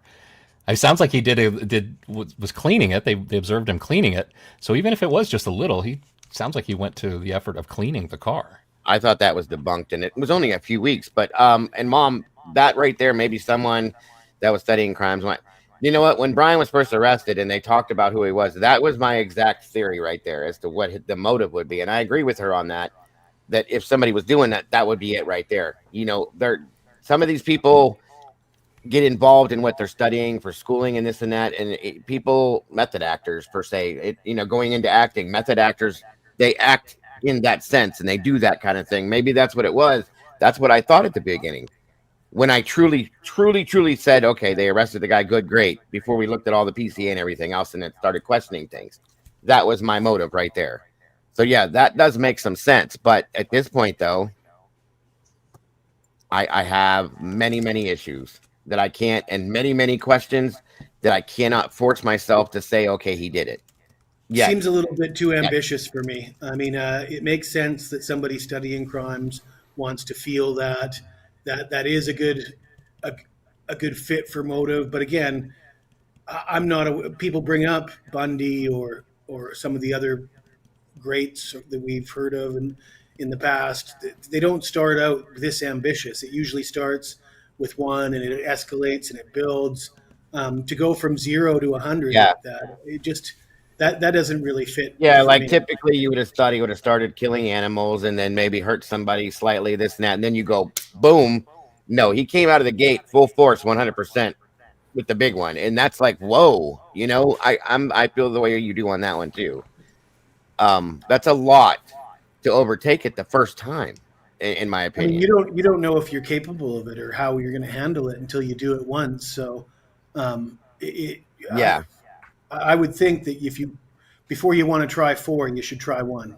that's what I would, and a lot of times you would, Mm-mm. from what I understood, a lot of things I've read on this stuff, that's usually what happens. They build that confidence based on what their experiences are. Okay. Dahmer, when he was doing what he did, and I'm not saying that they're all serial killers. I'm just saying Dahmer was killing animals and doing this and doing that, so on and so forth, and slowly grew to the point that he did where he was doing this on a regular basis. I can't imagine anybody that has any knowledge of this too. That's the other thing, is the knowledge that he would have had towards this. Just going full force into a quadruple homicide like that. That does not make sense to me. It just doesn't. It's a hard thing to process. I'll say that much. Because But you're not. you wouldn't say it's impossible that it's him, though, right? You say that it's No, possible. I've never said that anything's And like, possible. I've always I respect that you're on the fence, but I think I can respect being on the fence, but I can also respect anyone says I'm on the fence, but I'm leaning this way on the fence because Well, we can't know for sure. Otherwise, we would lean all the way and say I'm on this side of the fence. Exactly. Right? That's what I've been told. Nobody says that. Nobody says that. But I think it's some people see it as like, oh, you're so wrong to be able to say you're leaning this way or you're a guilter. You think he's No. guilty. It's like, well, yeah, it looks like a duck, sounds like a duck. Sorry, I've concluded it's a duck. For now, that's where based I on don't what I hear. understand that, right? And I agree with you on that. I've always been on the fence, and I actually did lean more towards guilty at one point. Now with all this new stuff, here I go the other direction a little bit more now, because we don't know, and that's what I get confused with. Like and I'm not saying you're wrong, but the whole walks like a duck, talks like a duck. So I don't see that. That's why I can't go that way like that. You know what I'm saying? There are people that he did it from the day one. Just because the police said he did. We can't do that, you guys. Because the police arrest somebody and put him in jail, said that he committed the crime, that does not mean that that's what it is. You can't just base it on that because you want to. Right, they've still got to prove it. They've still got to prove it, but they're a large group of people that are experienced, talented, and I've often said I believe in a professional law enforcement before a professional YouTuber because the experience is vastly different, but I believe that he is presumed innocent until proven guilty, and law enforcement is presumed competent until proven otherwise. And a lot of people throw law enforcement right under the bus initially, and they say, and at the same time they say, well, it couldn't be him. So I think that it's just a matter of showing your bias very clearly. Not you. I'm just saying in general.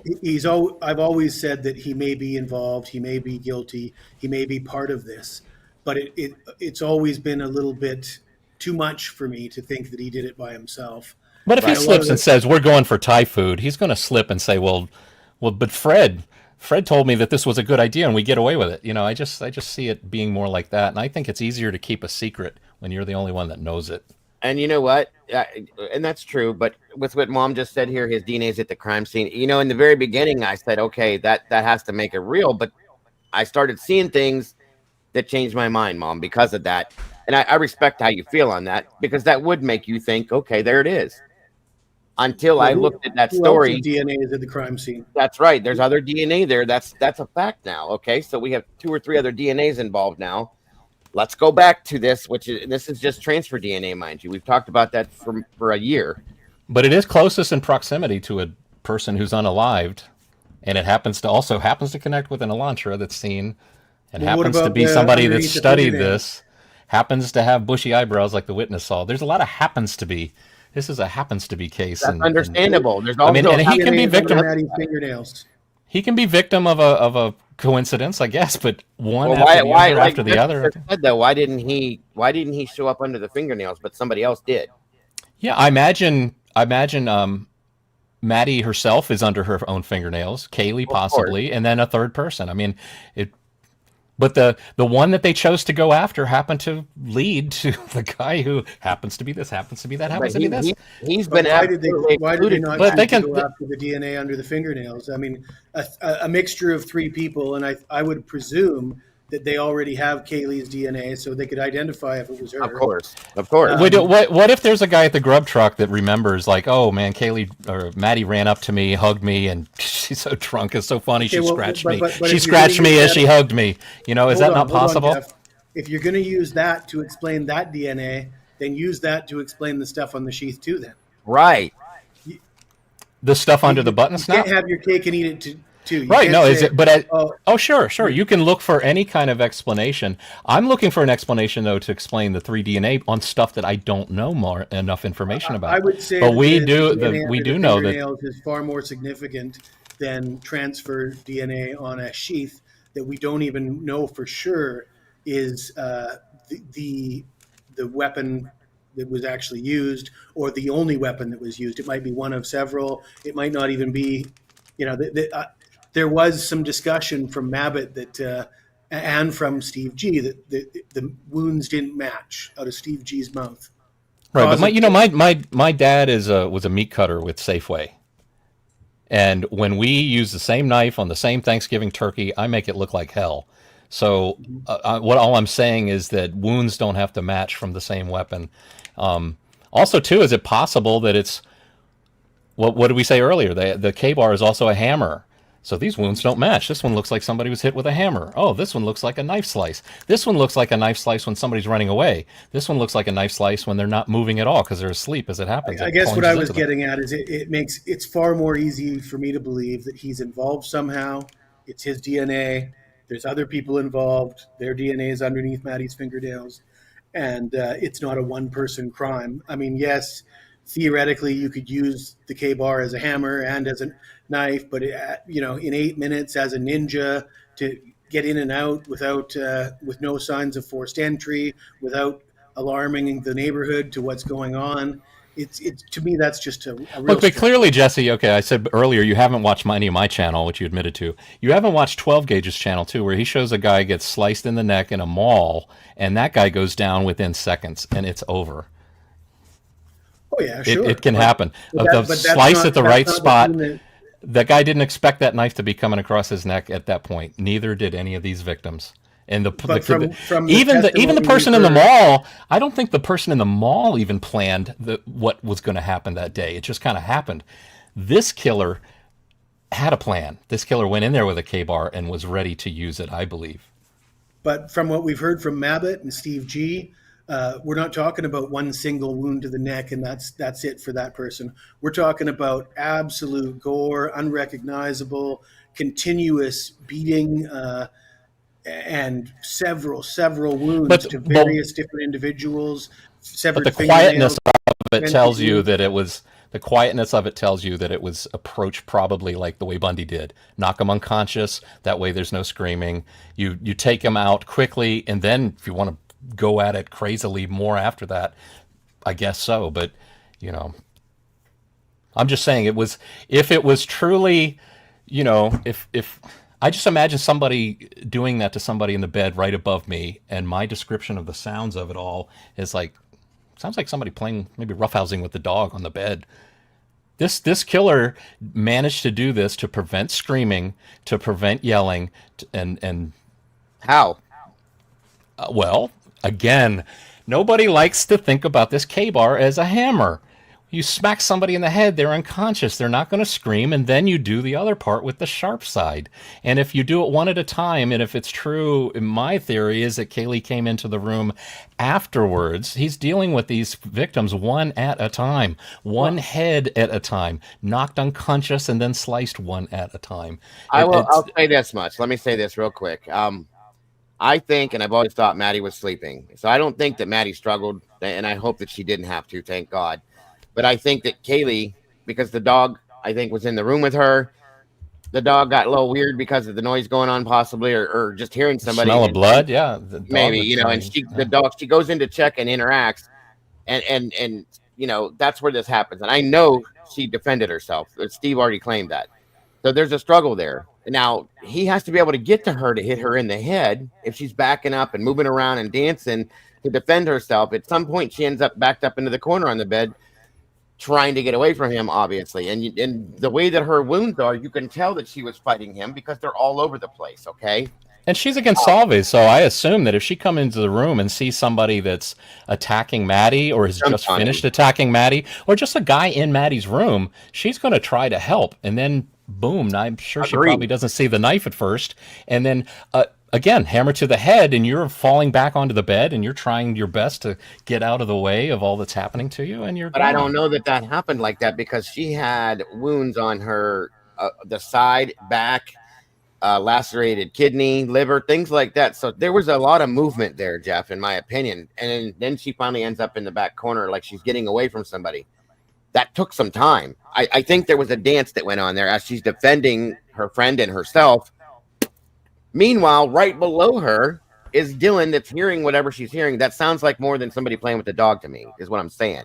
Well, but you weren't there, and you weren't drunk, and you weren't wondering what the sounds were. In my opinion, that's how she described it. And why would she describe it any other way unless she's like, we don't want to imply that she's involved and she's like, I guess Kaylee's turn now. This is what they said they would do. They would do, this one first and then this one right about this time, and this. So I'm just going to say it sounded unconscious. How did she get DNA under her nails? Yeah, I don't think like fully unconscious where you can't move, you can't move around. The thing is like we don't know when that stuff got under her fingernails. Could have been at the grub truck, could have been in the ride home, the guy she hugged at the grub truck. This theory requires the perfect amount of energy and time to take care of the 4 victims proficiently, quietly, efficiently. But you only have enough skill and energy to take care of those 4. Exactly. So who's harder to kill, somebody unconscious or somebody conscious fighting back? Well, somebody knocked unconscious is tipsy. It's going to be easier to kill. So you used up all your skill and all your energy. You come across Dylan and you're like, oh, I've had enough. I've got nothing left. It seems rather convenient. Well, if he saw Dylan, if she's looking through the crack in her door and he's blinded by this good vibes light in his face and he's looking for the exit, he probably doesn't see her.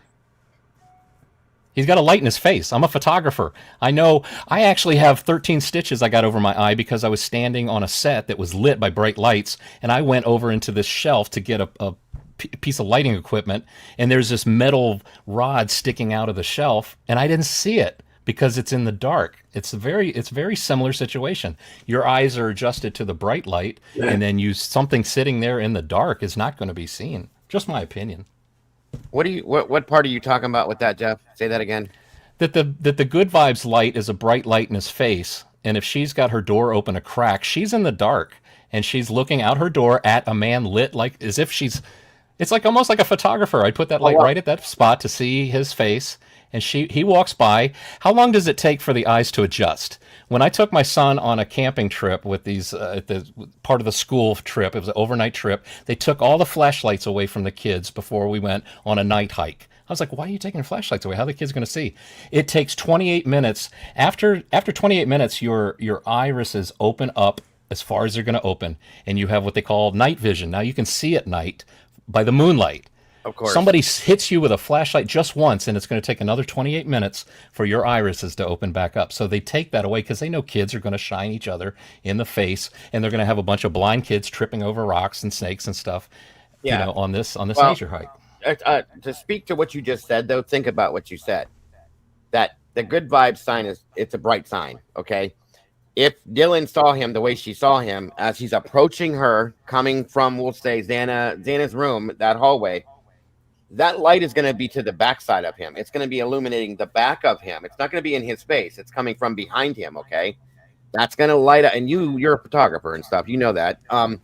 That's going to put an aura around him, so in turn, it's going to probably blind her more than him, okay? But I think when you look out at Dylan's door, you see part of the railing for the stairs that go down to the first floor, right? So as he's coming around, I think you're going to see that light hitting the front of his face, and if he should turn, the light from the good vibes is going to be lighting the wall behind him, And so, therefore, a silhouette of his big Herman Munster bushy eyebrows is going to be visible. To an extent, yeah. But if she sees him as he's turning the corner, coming out of that hallway, right by that sign to head towards Dylan's room, depending on when she sees him. Okay, let me put it that way. If he's closer to her, or if he's back by that hallway, then yeah, it's going to change the look. I agree with you on that. But I'm just And if trying he's to not, we don't know that he's just in continuous motion. We don't know if he's like stopping for a moment. It's like, wait, do I have everything? Frick, where's the sheath? The sheath is not in my pocket. I thought I put it in my pocket. I got to get out of here. So maybe there was actually a little time to see more than just a passing by of a person. I don't know. I don't know. Critical said that that's only true if the hanging lights weren't on in the Good Vibes room, and we know that they were on in the Good Vibes room in the kitchen. Maybe I don't know. I'm just trying to speak to what the Good Vibes thing was talked about there. But and she said he looked right at her and moved right past her because he's going around a corner. Which document? Which document does she say that he looked right at her? Is that a new document? I've never heard that either, so I don't know. Okay, yeah, I heard somebody mention that today, and it must be in one of the documents that were just dropped. Maybe I don't know. Which we haven't looked at yet, so we will have to. Again, I'm not saying that I don't believe, and I don't want that to be misinterpreted, folks. I'm not saying I don't believe Brian did this or could have done this. All I'm saying is that in my opinion, the way it's been seen, the way it's been presented to me, I don't see enough information to say that he did this at this point. That's all I'm saying. Because Right. most of the information information we've been given to prove that he did it has been taken back away from us now at this point to an extent. So it's like, well, wait a minute. Okay. So that's why I was been on the fence, but now I'm more leaning towards the innocent because everything that we're getting that proves that he did it is being taken back. The ping stuff is all bullshit now. A lot of what's in the PCA has been retracted because it's not true now. So how do you look at this and still say, okay, he still did it to me? Because now Didn't Bill Thompson call the PCA irrelevant? Yes. And it's stuff like that when you see. I don't think there's much excuse for the way that the PCA is written because a lot of this stuff, they would have had the information.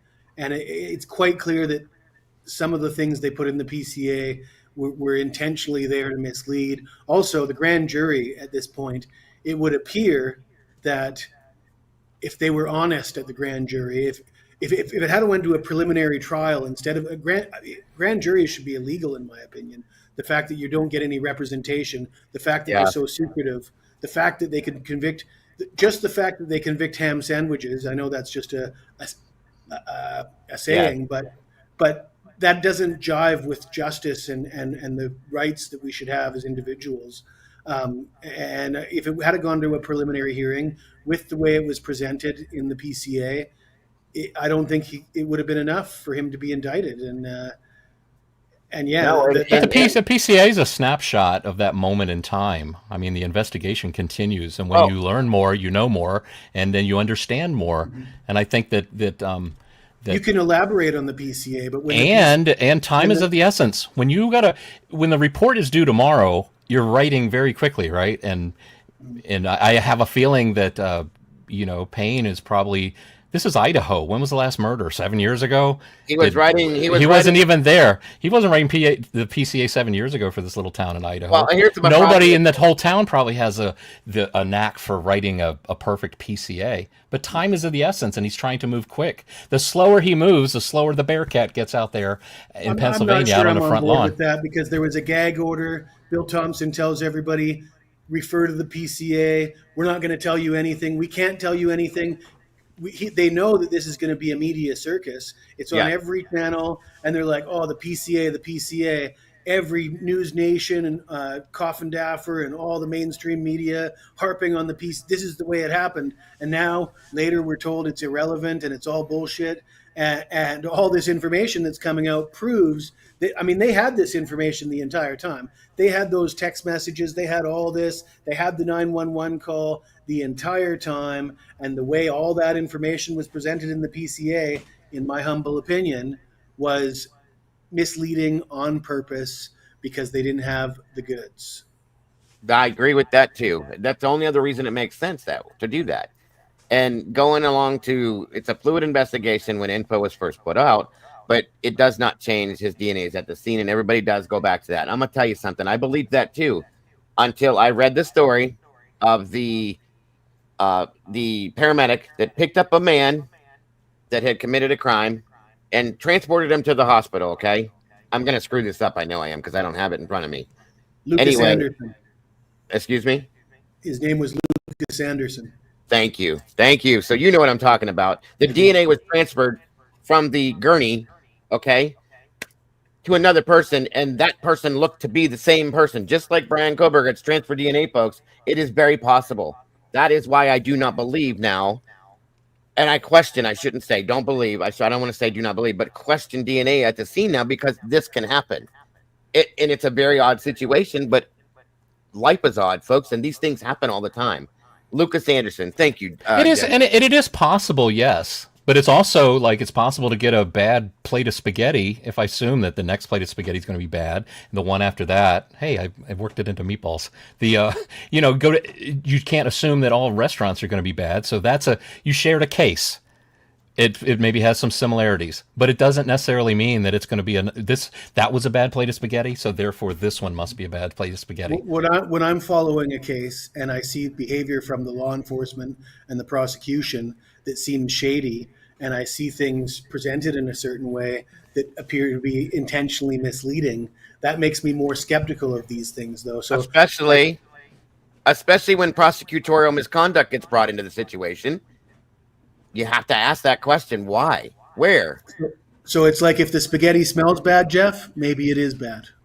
Or if you got big city crime in a small town, they've never done this before. Payne was even concerned that what they put into CODIS would, like if they didn't do it right, that they would lose what they just put into CODIS. There's no time for mess ups. It's kind of like me with, I can only relate it to like video work. It's like, I think that one copy of that file that we just shot is on this backup hard drive, but I'm not sure. It would be better to just wait, don't use those hard drives, don't use those cards, because we could mess this up because we're a small town. We've never done this before. This is how many of you guys have dealt with CODIS recently? It's been a while. Let's check. So they're trying to figure this out. It's big town crime in a small town, and they're trying to do their best. And they're also at the same time, I think, trying to not let's share with the public everything we know. Well, doesn't that share it with the criminal too? Oh yeah, we better not do that. I often wondered if they were saying it was a 2011 to 2013 because they had a notion that it might be a 15.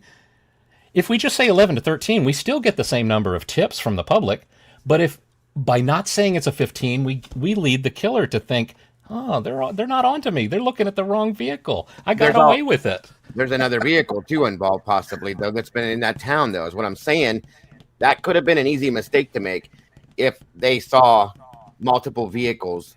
That's what I'm saying. I really think like this photo that you're showing on the screen right now, that's one frame out of that video. Why they chose that frame? A lot of people were saying, well, Ann Taylor chose that frame because it's a crappy, but I don't think that's the case. But I think when we get to see the rest of the frames, I mean, those headlights are pointing, off at us, off to our right. Yeah, they're pointing when he's coming down the road, it's pointing down King Road. We're going to get a good shot of the side of the car. He makes the turn. This is all assuming this isn't the very first frame of the video. That would suck if it's motion censored and this is the first frame. But the way my camera works, which is I bought one that's one model number off of the Linda Lane camera just because I wanted to know.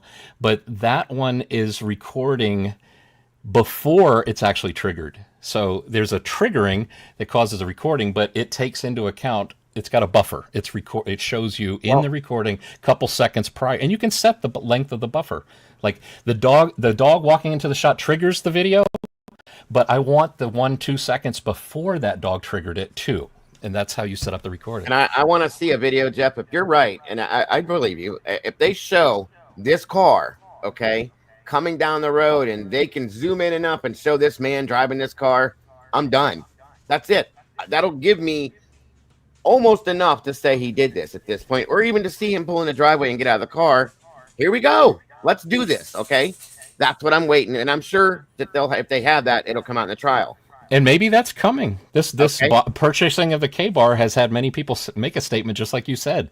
If I saw this, then I would believe this. If I can, you tell me for sure he bought the K-bar, then you've changed my mind. And those I'm are the not, things. I still want explanations to the 911 call, the Of 8-hour course, delay, of course, and yes. all the other things around this case, the destruction of the house, the way that law enforcement has behaved, There's the a lot. misleading There's a lot. information that's been released. There's a lot of and the story that we're being fed now that he did it by himself fails to explain any of that stuff, and it's almost like, don't even ask those questions. That's what we get. And I don't know if you're one of those people, Jeff, but a lot of people get really frustrated with me. Oh, you're shaming the victims. Oh, how would you know? You've never dealt with trauma before, and it's trying to shut down asking questions about this. And Right. I'm not done asking questions. I want the explanations to this. I don't. Right. I don't think there's anything wrong with questions. I think for me, I'm not bothered as long as it's not couched in like, well, we know that, and this is this is proven.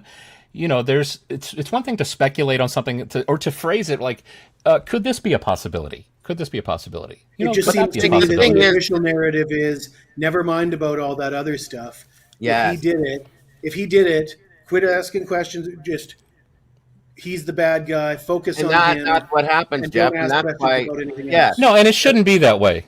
People No. shouldn't be blocked either from channels because they have a different opinion. When somebody blocks me, I picture in my head they have hit the block button, they put their head in the sand, and they put their head in the sand to that opinion that I was trying to share. And that's why I have never blocked anyone in the entire time I've been on YouTube. I don't believe in it unless somebody is really coming out and being like violent or threatening somebody like I was earlier, like not here in another show, I think. Not here. Yeah. It was what's his name show. Yeah. Yeah, you don't do that. In You've never the done comment, that even the guy doing that show had to say, it's like, there's no reason to be threatening Jeff H here. I've watched you and you come in here and you're threatening to people and this is your pattern, but I've never seen that from Jeff H. So don't be doing that. So but as long as it's not that, you don't need to be. Nobody needs to be blocked. You can be ignored. Just ignore the comment going by you. They're just letters. They won't hurt you. I wish Yeah, people Dago, could I do that, actually Jeff. challenged Jeff H. to a debate on this subject in a previous show before we both jumped in here. And I guess Jeff saw that I was on your panel and he jumped up to accept the challenge. Isn't that right, Jeff? It was partly that. Yeah, when I saw you there, I thought, I can't Jeff remember has what never- the challenge was for, but Jeff has never been violent. He's never been threatening to anybody, so on and so forth. He may have his opinion others don't like, and so on and so. And see, that's the problem. It goes both ways, guys. Jesse and myself and quite a few other people, all we want are to ask questions to the things that we're seeing. And as soon as we start to do that, like Jesse said, we're shut down. He's guilty. Leave it alone. You love him. You're a pro burger. You're this. You're that. That's ridiculous. But at the same time, I've also seen people that believe that Brian is 100% innocent, that as soon as anybody says he's guilty, they go for the throat. they behave the same way, right? Can't be that. We don't need to do that, you guys. We're all adults. You should be able to sit here and have a conversation and debate a situation, have different opinions, talk through that, and still shake your hands and walk away at the end of the day, okay? That's I like this. I've always said all the way back to when our detective friend was on. Whose friend? Well, friend? my friend. Diego, sorry. Sergeant Friday? But everybody's no. We'll just leave it at that. I've always said your enemy today can be your friend tomorrow. Yes, Leave you the have. door open to that. And the reason I say that is because you can be saying awful things in disagreement about me, about my awful things about my mother. I still look at you and say there's a possibility of being a friend tomorrow. We don't, even if we still disagree tomorrow. Because why? Because the good book says that's the way we should behave, and why not? It doesn't I've cost always anything been to that be way. nice. Love your enemies ain't easy, but it really comes with rewards that you'd be amazed I have Because always been that way. the person receiving the love doesn't think they deserve it from you because of what they're saying to you and how they're treating you, and it puzzles them to no end. It's like They get they are angrier. still showing me love. Why? They What is get it about this angrier. guy? That's right. You Yeah, fill them with the kindness. Bible says that too. It pours hot coals on their head because they're confounded. They're like, why? Why is this person being nice to me? I don't deserve it. I've just been ripping them apart. And To me, they still, being asked to accept that Brian did this by himself and case closed is kind of like asking me to accept that Oswald killed Kennedy Case by closed. himself. No. Case closed. Yep. And that brings me to the question. I don't want to go off topic, but does anybody know? I mean, they released all these files. I'm gonna be. Is there a there? I'm gonna be doing a show on that because of all this new. There's so many files, but yeah, I don't know. I've heard now that there's I've 3 sort of shooters. been told that they released all the files and there's nothing there, and it's almost like we're getting told just accept it. Oswald killed Kennedy, and that's not good enough for me. It's never been good. hey guys, I hate to be rude, but I just looked at the time. I got to be in Richmond in 1 hour, and it looks like I'm going to be there in 1 hour and 2 minutes according to my GPS. So I got Get to on fly. the road, brother. Be careful. Thank you for having me. Great conversation. Good to see you, Jesse. Thank you, Dago. Thank you, Mama Absolutely. Bear. Everybody, bye. Take care. Be careful out there. Anyway, yeah, Jesse, I didn't expect anything less than a severely redacted more group of documents from this. They're not going to give us what we want. You know that. Not with the JFK ever. It's never going to. I don't think it'll ever come until somebody walks out and says, "Here's the truth," and then they either drop over because they're on their deathbed or somebody takes it. That's what's going to happen, in my opinion. But there could be something there to look at. But I'm hearing things already that there's 3 shooters now. I'm hearing this. I'm hearing that. I'm like, I don't know what to think. So I do want to do a show on it, though, because I've always been very, very heavily into the JFK situation. So that will be coming at some point. But there could be. I haven't got to look at it yet. Anybody else maybe has an opinion? I don't know. Hold on 1 minute, Mama Bear. I'll be right back. Well, that was an interesting conversation with Mr. Jeff H. I do feel that while he's a respectable guy, I'm sometimes surprised at how willing he is to take extra steps to get to the direction he wants to go. And I know he says that I do the same thing, but Be right there. It's my wife. I'm not particularly invested in protecting Brian Koberger. I'm asking for a story that makes sense to me, and the one that I'm being given so far, it's just not jive. And those 911, and I'm waiting for somebody to do a timeline to put together all the texts, all the Snapchats, all the 911 calls, along with the DoorDash and all the other, along with the PCA and all the times, and how I don't think it comes together. I really don't. I think there's just too many conflicts in those texts and those calls and those communications for that to be the truth. And I think the truth probably will come out, particularly we always suspected that there was a lot of communication prior to the 911 call, and we were always told that that's ridiculous. We were really scolded for even suggesting that they were communicating with people before that 911 call. They woke up and they called 911. That's what happened. We were told that, and we were really firmly.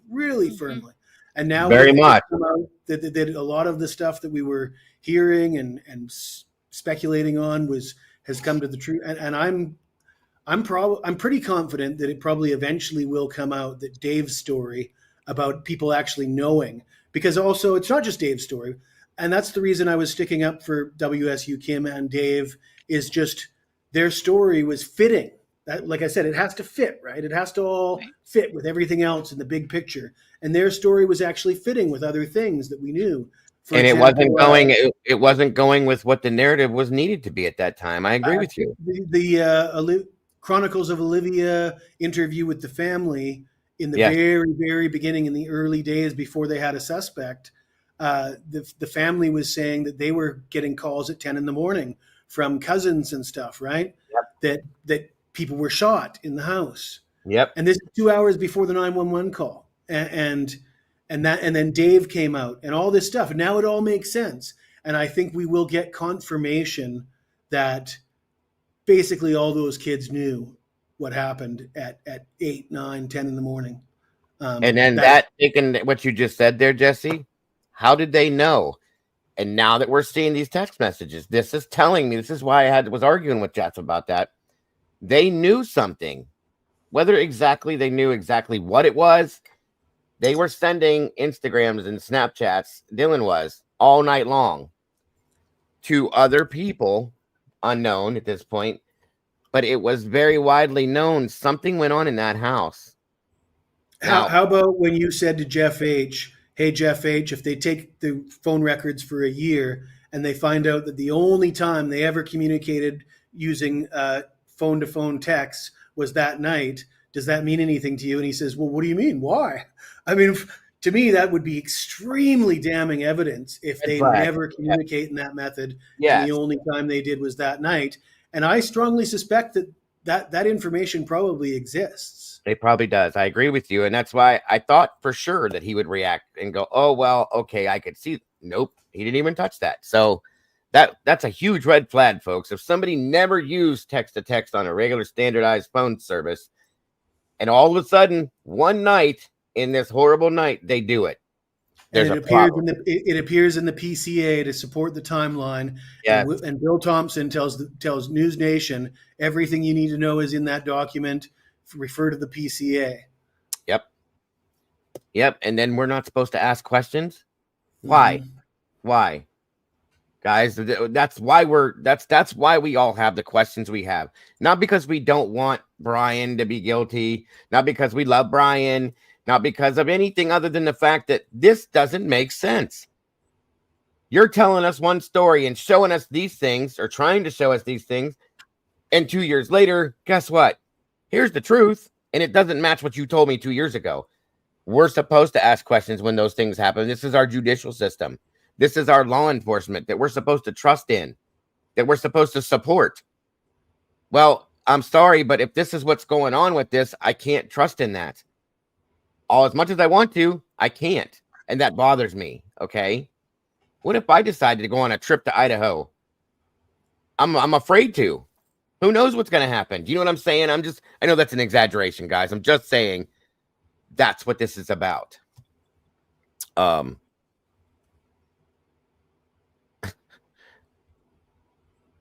Wow. Okay, Kim, I'll have to check that out too. And that's why these questions are being asked, everybody.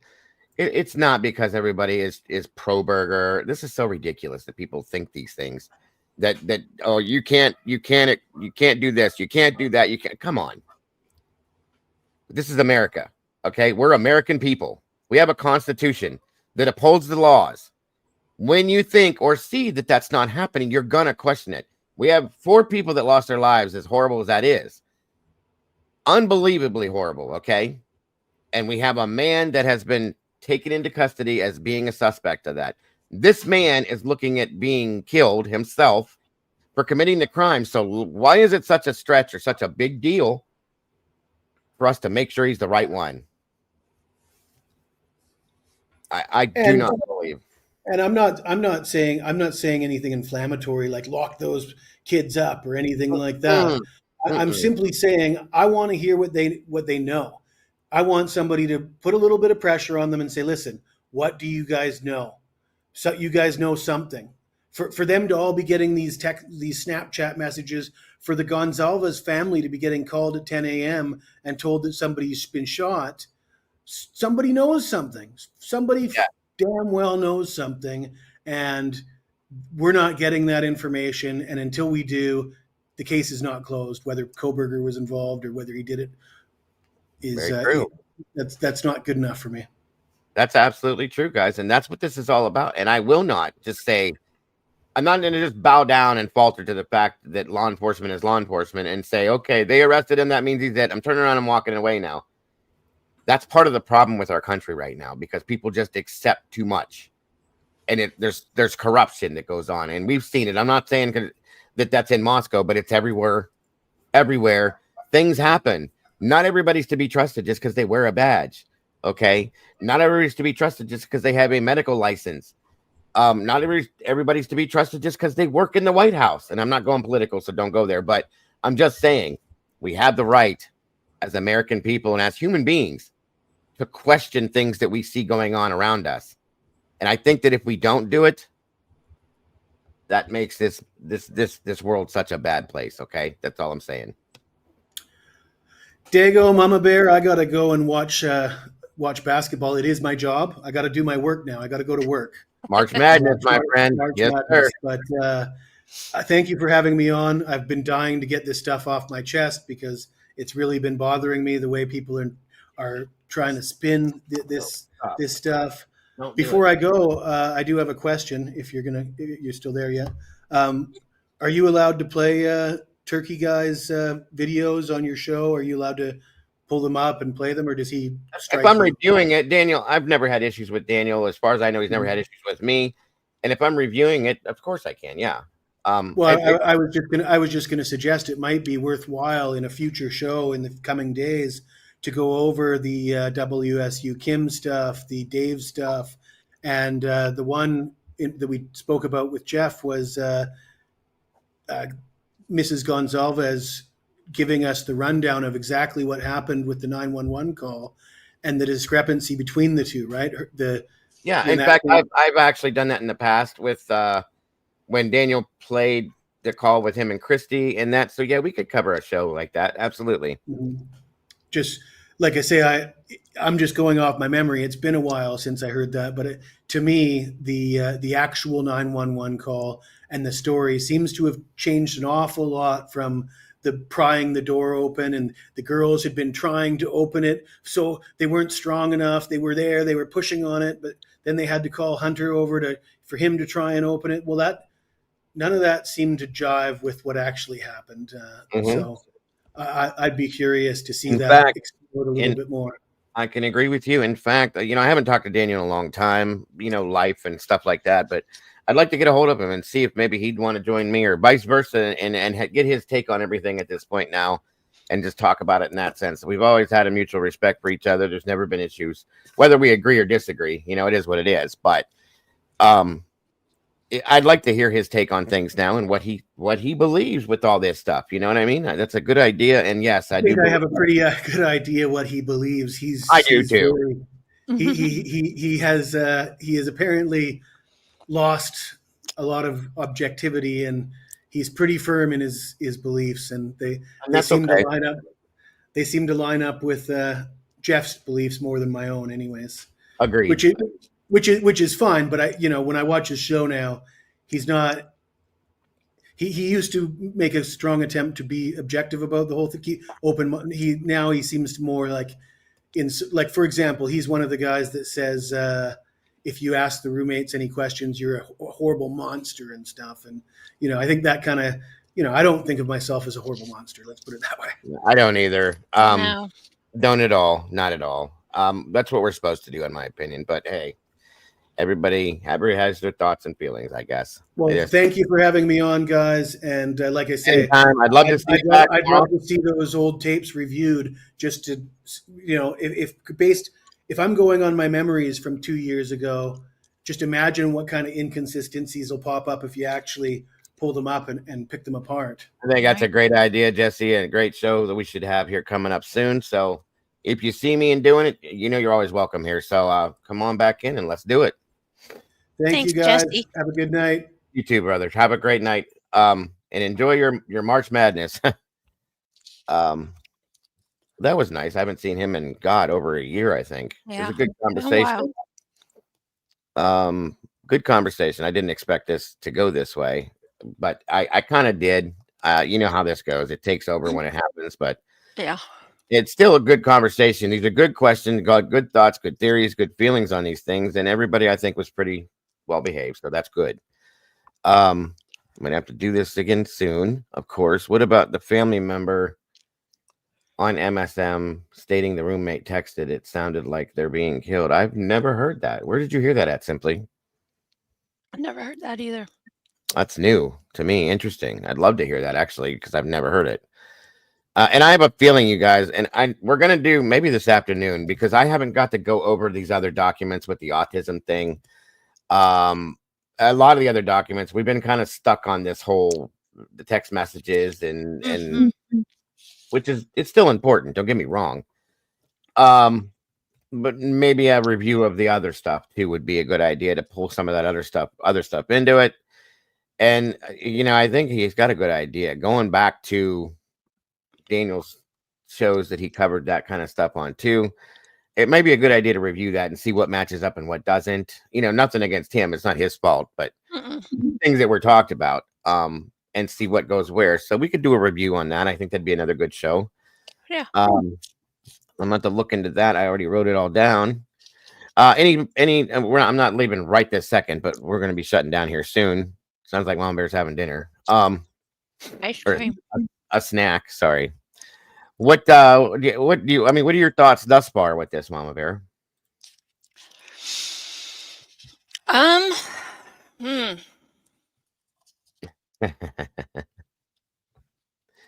It's a lot. It is a lot, you guys. It's a It lot. is. It's a lot. Are y'all still alive, or am I just in the aftermath? Good.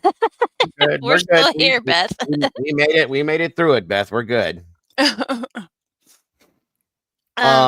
I still stick with, I don't think if Brian did it, I don't think he did it alone. A lot of people have that feeling. Um, In fact, hold on here. Keep talking. Go ahead. like I'm I gonna- said, with the 911 call, I don't know why they would have called so late. That boggles my mind.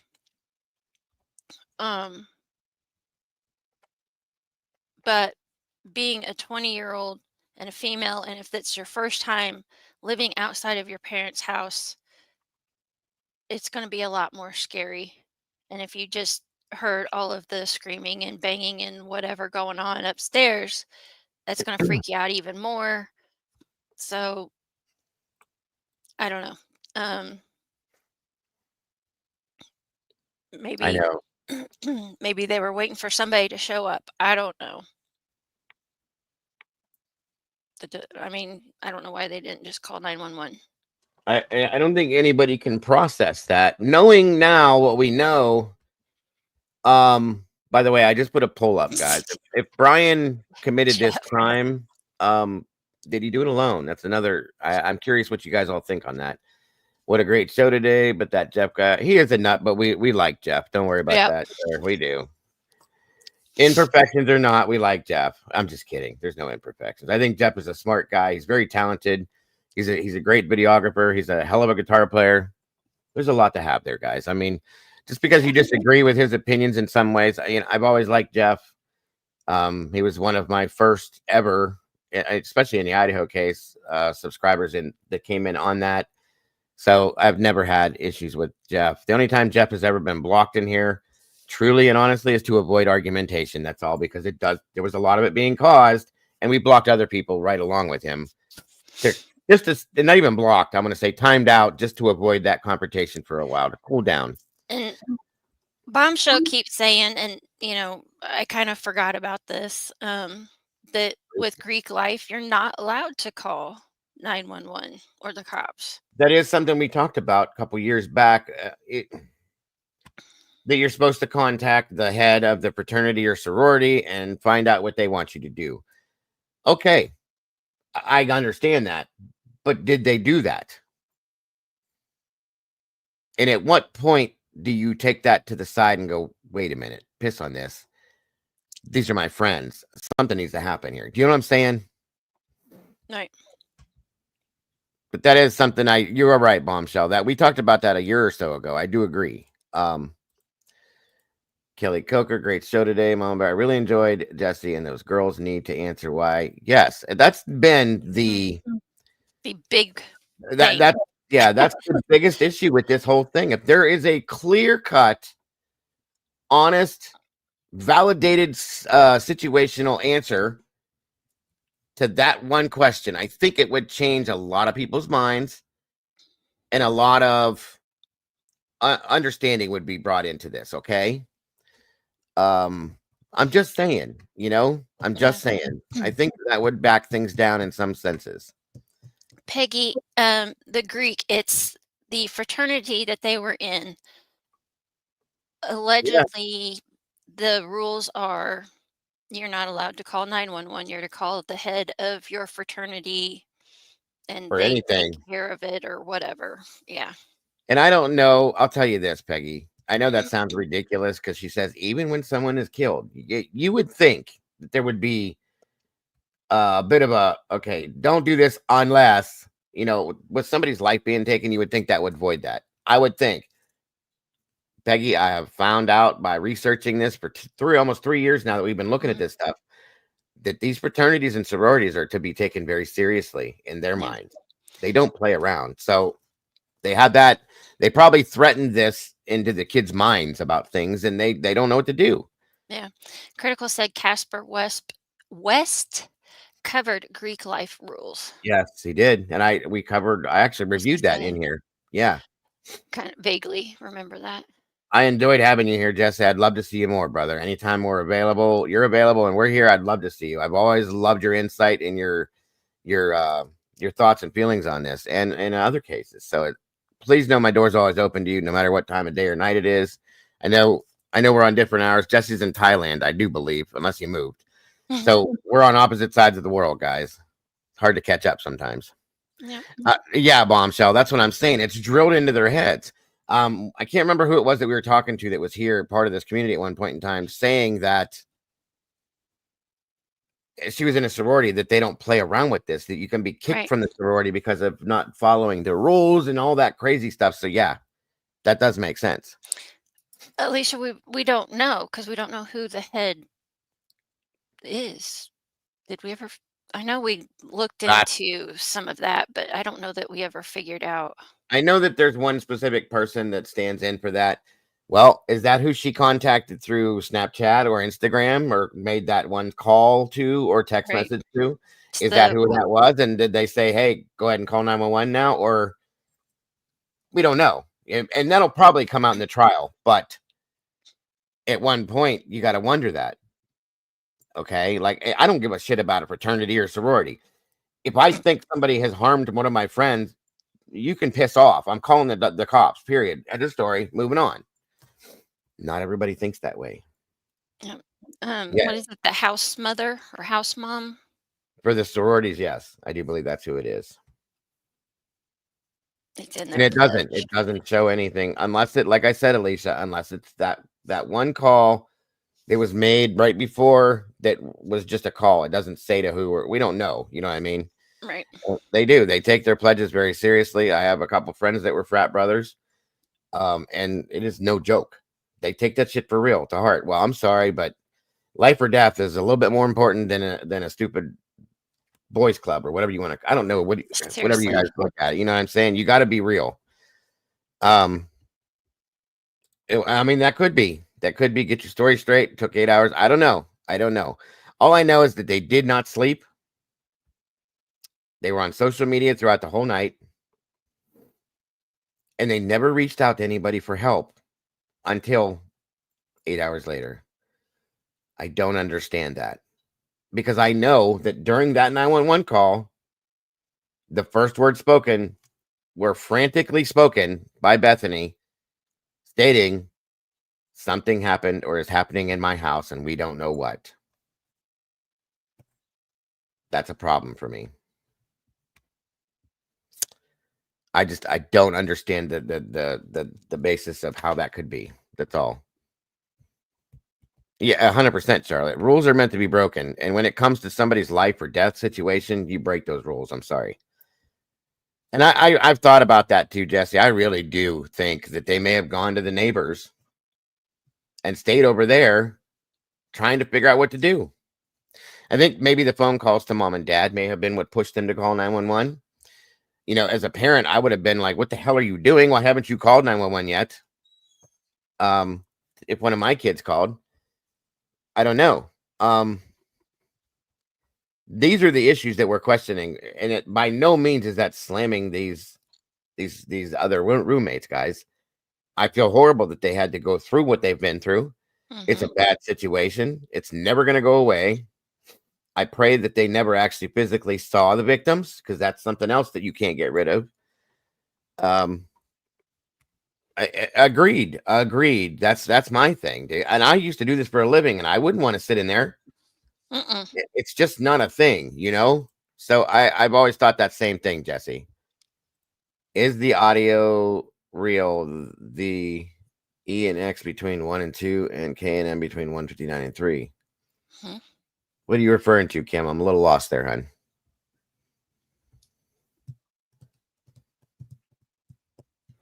I would think so, Cass, with the amount of blood, whether the door was open or not.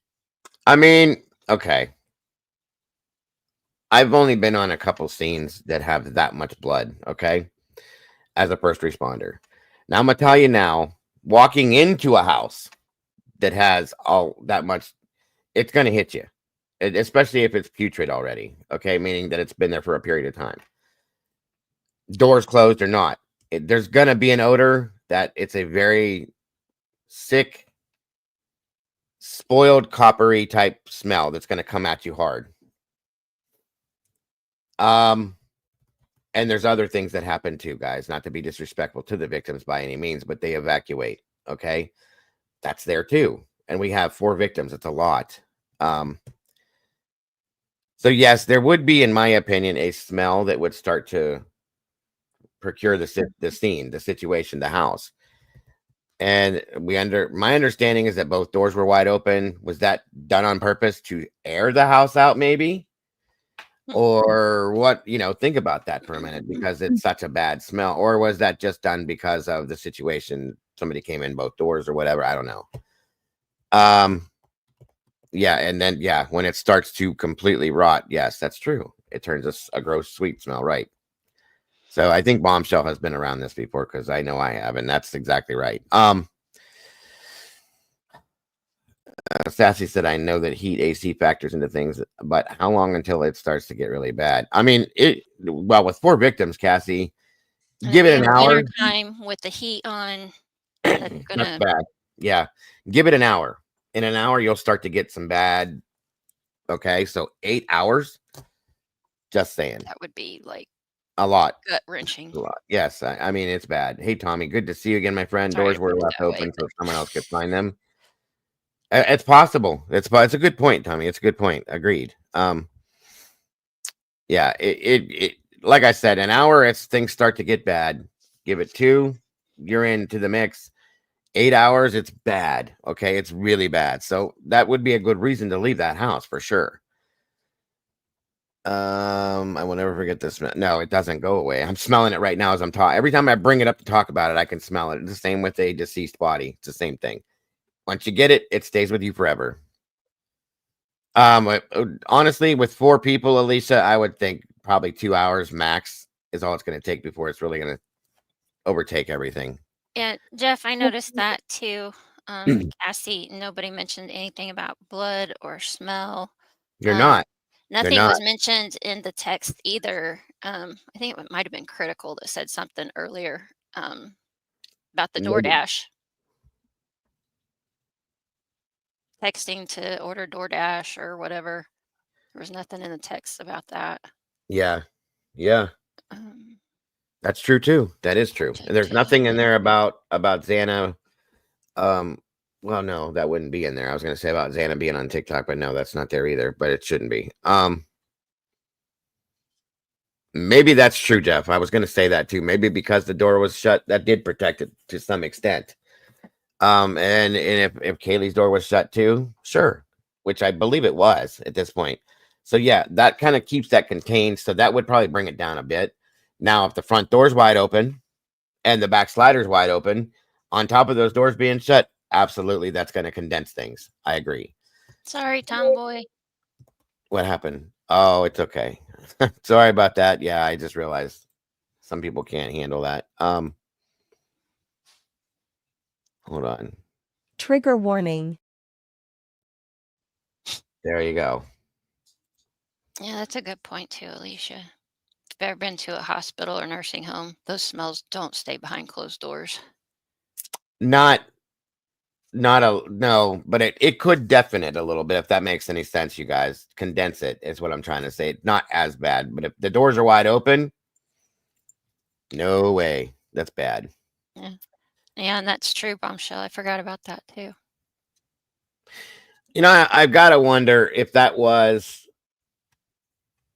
that maybe there was a droplet of blood, or there was a footprint, or there was dirt, or there was something that they were stepping over, trying not to contaminate. That's all I can think of. But hearing the 911 call, I cannot believe, I do not believe at this point that there was anybody outside of her room, in Xana's room. The way that Hunter was trying to get their attention, knocking and yelling, no. Yeah. Otherwise, There's they would nobody have in the came hallway. right. They'd have came up on it and immediately reacted. Okay, so that kills that whole thought to me. Mm, It Kim, I've totally- been there many times, but I can't. I'm too invested now. There's no walking away. No, Yeah. we can't. Well, I mean, for me, I'm just saying, because I am so invested. It's been almost 3 years, you guys, and I want to know the truth. That's all I want, and I want to see real justice for the victims and their families. I know that the families will never have full closure on this. This is their loved ones are gone. Their children are gone. You'll never get closure. That just doesn't happen, okay? But they deserve something, and I want to see them get that. We've started from the day one on this, and I want to follow this all the way through to make sure that whoever it is, even if it's Brian, then so be it, or if it's not, that those kids get the justice they deserve to the full hilt, and that their families get that too. The thoughts of these things, Jesse, still bother the hell out of me. I agree with you. Same with the Sebastian Rogers case. It just doesn't go away. So I don't believe anybody was there, but there was something there. They took pics and swabs. Right. There was something for sure. I agree. I don't think it was a person. I just think it could have been droplets of blood or something, maybe. I don't know. And that's why I get so frustrating when some personalities get. Oh, yes, sir. Misinformation has been such a huge hindrance in this case. It's ridiculous. Let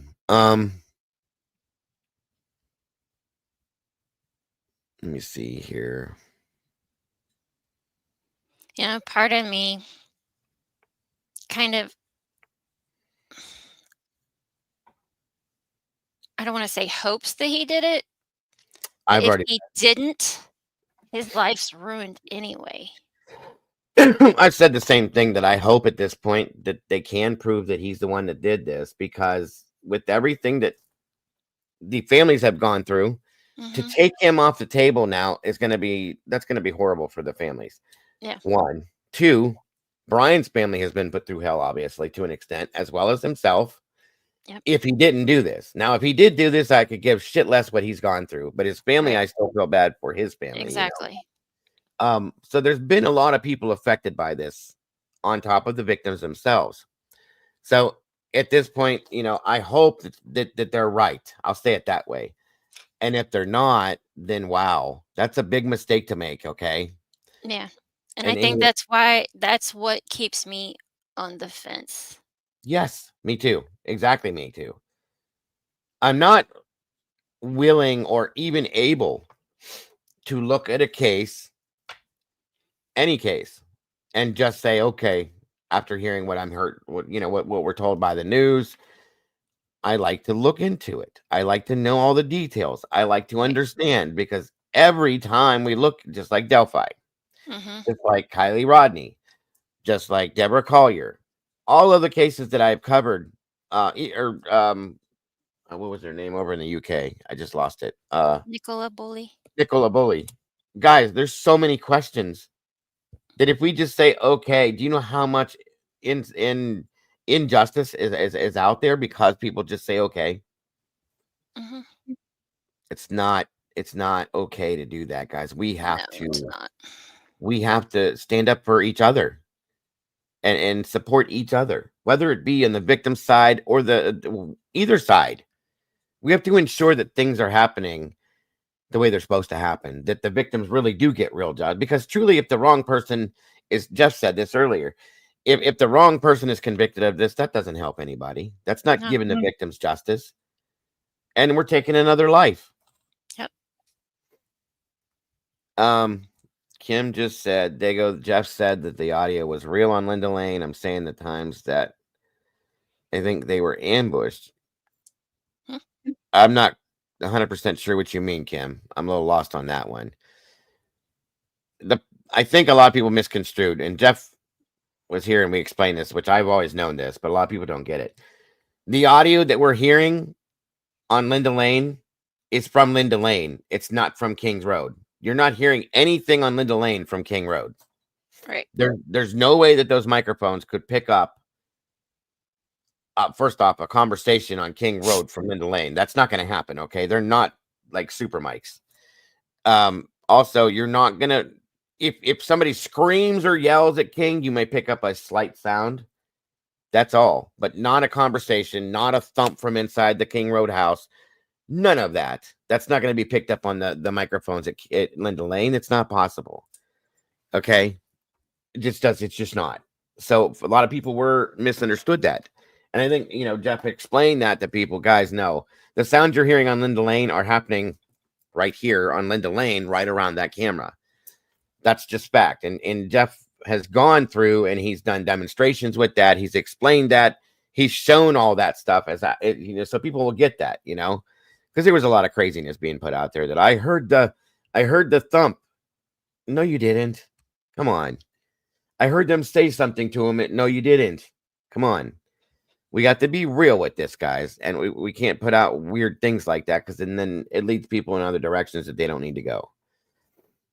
When you're on the fence, there's nothing at all wrong with swaying in the wind of the current information we're presented with. Of course not. That's why it's there. Yep. And that's where I'm at too, Jeff. I used to think that West Memphis 3 was a one-off. Now it feels more like a mom, or like the norm.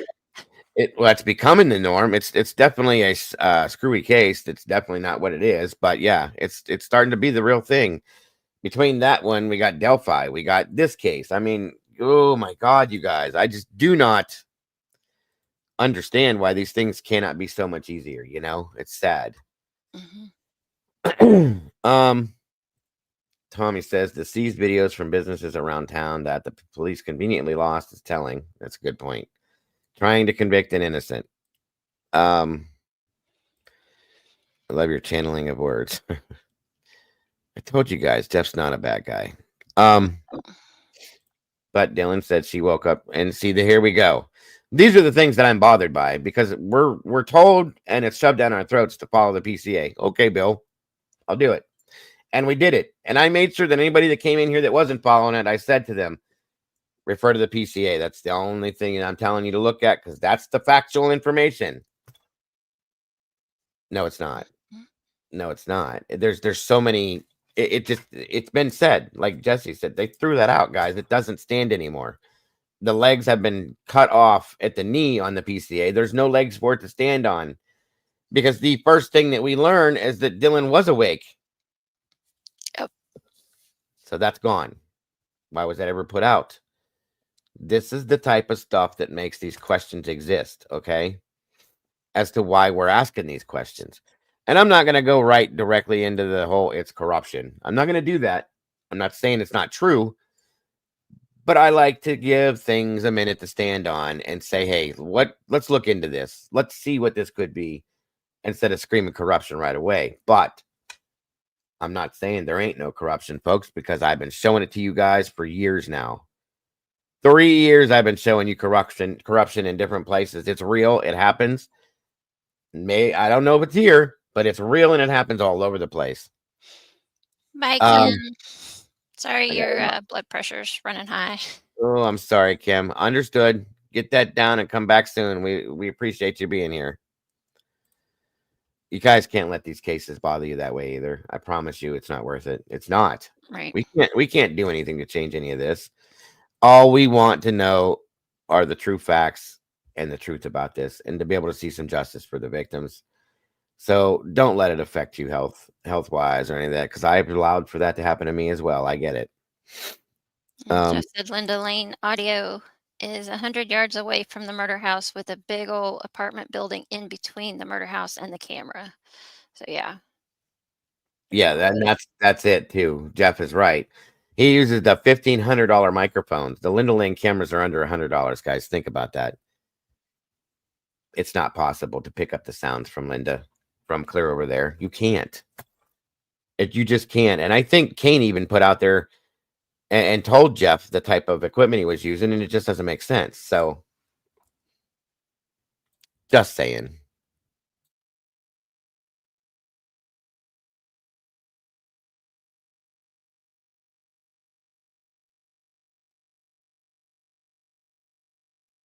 Yeah, it doesn't sound like 100 yards would be that far, but it's further than what you think. It really is. Fine then, Tomboy, leave. You don't like me? Do your thing. Bye, Tomboy. Behave. I'm just kidding. She tells us to behave, but she's the one that's the poker. Mm-hmm.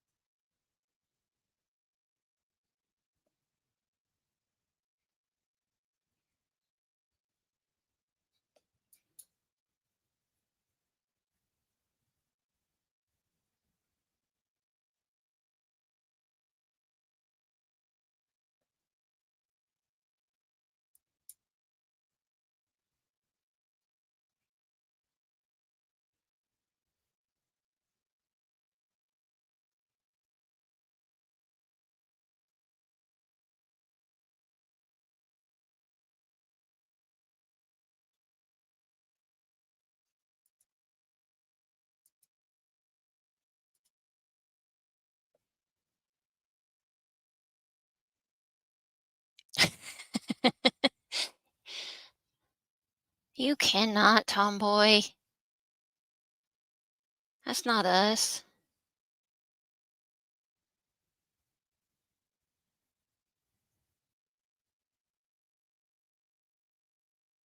Oh, goodness, Peggy. What did she say? Tomboy. She said, I can still hear you. LOL. Who? Tomboy. Can still hear you. How? Hear me how? Guess she's got it playing on her phone or something. You're a liar. I'm not saying anything. Don't know. Let's see. The hill would have made sound travel down.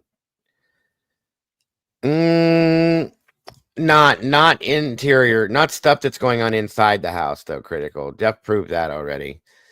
And the only thing that could be is like if there's people on the outside of the house, it's going to make sound travel because it's like a tunnel. Rory went to the house and we tried that, okay, because I was live and CJ was live, and Rory was there and he was yelling from place to place and doing different things to test this out. It's very, very doubtful that anything could be heard unless they were screaming and yelling on the exterior of the house. That will carry probably between those buildings, and that was like a fishbowl. Okay, so yeah, there's going to be that. But anything that was going on in the interior of the King Road house, you're not going to hear that. No. You're just not. I was not talking smack about you. I will if you want Lana me to. probably did it too. What'd you say? SRB said, I think Lana did it too. And I said, I think she did too. She did. She did. She absolutely did. For reasons, because a lot of us were questioning it, wanting to know, and there's the proof of it. So at that point, then you have to take it into effect that the noises that were heard were people that were standing right outside the Linda Lane door, apartments there, closing doors, having conversations, going in and out of the building, coughing, things like that. That's what you're hearing. There's nothing more there, in my opinion. Now a dog barking, yeah, that's gonna travel, and you may hear a sound. You're not gonna hear it like it's right in your face, but you're gonna hear that it's happening.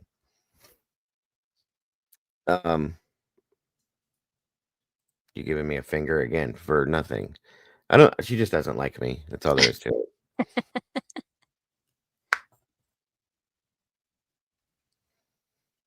Jeff said there's 2 balconies directly above the Linda Lane cameras, as well as the second and third floor right. Yeah, like I said, next time he's not busy, we can have Jeff join us and he can explain all that stuff to you guys again, and then show you the demos like he explained it before. And it really makes sense, guys, because there's a lot of people that came out here that were claiming that they were hearing the murder happen inside the house from Linda. And I'm going, no, you can't. You can hear dogs barking. You could probably hear screaming. if that's happening, but it's not going to be like it's right in front of your face. It's going to be at a distance. You know what I mean? Last night, Thomas? No. Miss EG was on Charlotte, news. was he there again? Hold on, let me see. I know we covered the other interviews he did with News Nation. Oh, whoa, that's big. Hold on. Forgot to shrink that down. Jesus. Right in my face, too.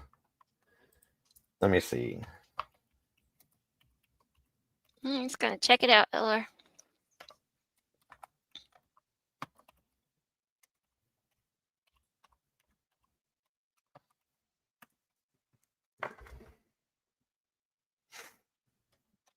I see one from 5:13. Oh, okay. 16 hours ago. I guess this is probably part of what Ashley was doing. The one we watched earlier. This is probably like a second part to it. So okay, because it's her and Brian, and then it shows Steve. So here we go. And now, Steve. I want to bring in now Steve Gonzalez. Steve lost his daughter, Kaylee, that tragic morning. We've talked a lot, Steve, over the course of this last 2.5 years, and it's been hard on you more than anybody, just with the gag order and hearing things that make you think there was a chance that maybe Brian Kohberger could beat the rap. You saw what I saw. You saw what Brian Enton just laid out. There is a knife purchase. There is a sheath purchase, a sharpener, and that selfie and that map. Tell me your thoughts as you see all this new evidence come out. We've been sitting on this one a little while. I'm glad. I mean, finally. I've always felt like anything coming out of the court that any of the fact finders are going to have to see is the safest thing in the world to show. You know, what could mess this up is a jury hearing all these YouTube people that, like, you know, just make up stuff and call speculation. Speculation is just another word for lying, creative lying, or storytelling. But these are facts. So I don't know why we're 2.5 years into this trial or into this process that we're finally letting out the facts. But man, it feels good. It feels good to see the true fact and all the work and everything that these guys have done. I just wish we didn't have to wait 2.5 years to see it. The detail is remarkable, and the photograph of Brian Kohberger in front of a shower at 10:31 a.m., seemingly very proud. When was the first time you saw that? Just a few hours ago. You know, that's an FU to Idaho. I just went into your state. I just killed your kids in their beds, and you're not going to catch me. I'm just going to shower up here, clean off the last bit of the evidence, probably take the shower curtain. Who knows where that's at? But yeah, that's a challenge to Idaho. So I hope everyone from Idaho is paying attention, and we need to bring everything at this guy. Were you at all made aware that this massive document dump was about to happen tonight, and that we'd see the map, how many times the white Elantra was seen in front of your daughter's house, that we'd see that photograph, that we'd see the evidence, the purchase order for the K-bar knife sheath and the sharpener? Did you know this was coming? I didn't know when it was coming, but I've seen some of this footage before. I would suspect even the officers seen some of the stuff. So I know how powerful it is. I know how good it is. I had no clue who I was looking at. I had no clue what I was looking at. I just seen cars. I seen a white Elantra. I seen it come and go. I didn't know what I was looking at. I didn't even know what the time of the crime line was, you know, but it's just hard to sit on the truth for so many years and be told that you need to do everything to help the person who killed your daughter. You're supposed to help him. And it's like, well, yeah, it's very frustrating because I just want the truth out, and I want people to see what the truth is. Stop listening to these idiots that think, you know, speculation is evidence. It's not. It's absolutely not. What's coming out of the courtroom right now is evidence. And the fact finders, they'll decide if it's one way or the other, but it's still facts.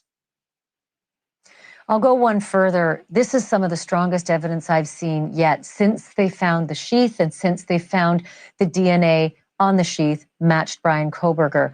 I thought of you immediately, Steve. I thought, man, this is going to be good news for him because all you want is a case that's strong. Am I wrong in what I imagined you'd feel like? Yeah. We were torn when this all happened, but I really wanted to embrace and love the community that I'm a part of. I wanted to say that we did everything right and we got the right guy. But then we just, this whole process, and I don't understand it, guys. I'm just a dad trying to like rage through this to figure out how to get justice for his daughter. No, nothing holding me back. No rules, no nothing. I'm just trying to get the evidence and the truth for my daughter. So that's what I was doing. But now, 2.5 years later, I've learned there's an order of things and all this stuff, but it feels good to show and highlight all the hard work that the FBI did and Moscow Police Department. It feels good to see that, and it's just a little puzzling why we. By what exactly? SRB, which part? Critical says, Dago, do you see where the car is at 401? Kind of debunks DMs. I saw a guy at 4 a.m. Yeah, I remember somebody else said that too, Critical. And that's something else we're going to get to too. The embracing the community. I think it's just the people that maybe the Facebook community that he's part of, maybe, I don't know. Maybe. My whole theory on Papa Rogers was he was Ellie undercover looking for it. Maybe. Could be. That's a good point, Cap. I never thought of that. We had to wait so long, but it feels like we're finally getting there, and some of these trolls can go find the bridge that they came from and return to it. Thanks for watching. Go to joinnn.com to find News Nation on your screen. And don't forget to click the red subscribe button below to get more of News Nation's fact-driven, unbiased coverage. That was interesting. I will say, absolutely with nothing but pure respect, I slightly disagree with a little bit of what he said there because of that photograph, guys. I just can't. I don't think that's how. I mean, maybe I'm wrong, but I don't believe that that's what that picture is. Okay, I just don't. I think that's a bit of a reach. Let me see here. That's just my opinion, of course. And if I'm wrong, I'm wrong. It is what it is. News. There's new information tonight about the Idaho murders. Prosecutors say Brian Koberger's Amazon click history proves he purchased a knife like the one used in the crime. Thanks for joining us. I'm Sabir Rayford. And I'm David Rose. Meanwhile, a selfie of Koberger taken just hours after the killings shows him having the bushy eyebrows described by the victim's surviving housemate. The revelations were among the 40 new court filings released today by the judge overseeing the case. Koberger is accused of murdering 4 University of Idaho students in 2022. Ethan Chapin, Kaylee Gonsalves, Madison Mogan, and Xander Kernodle.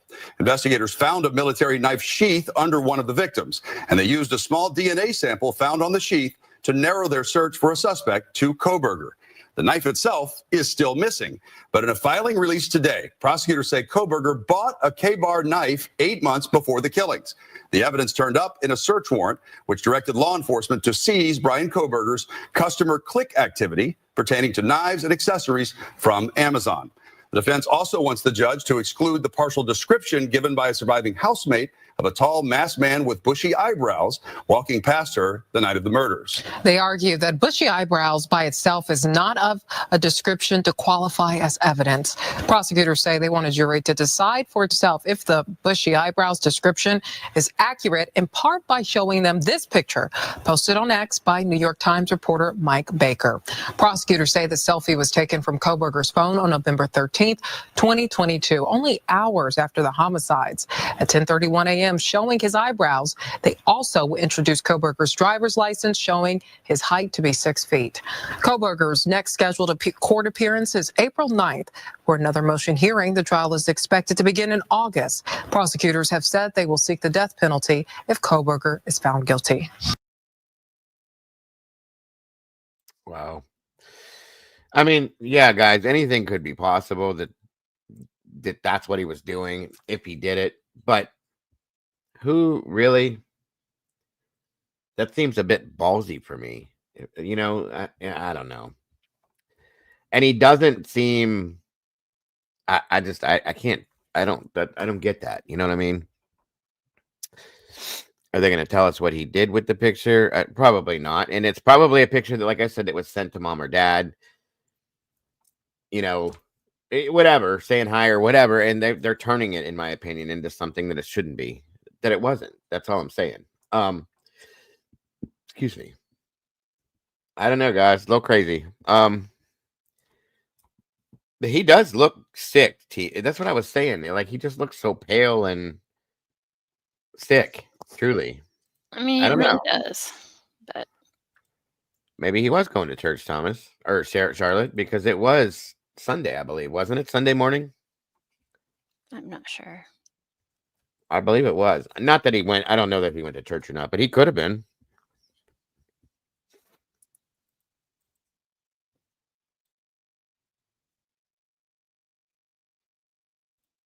I can agree that it could be. I just think that's an overreach, Jeff. I do.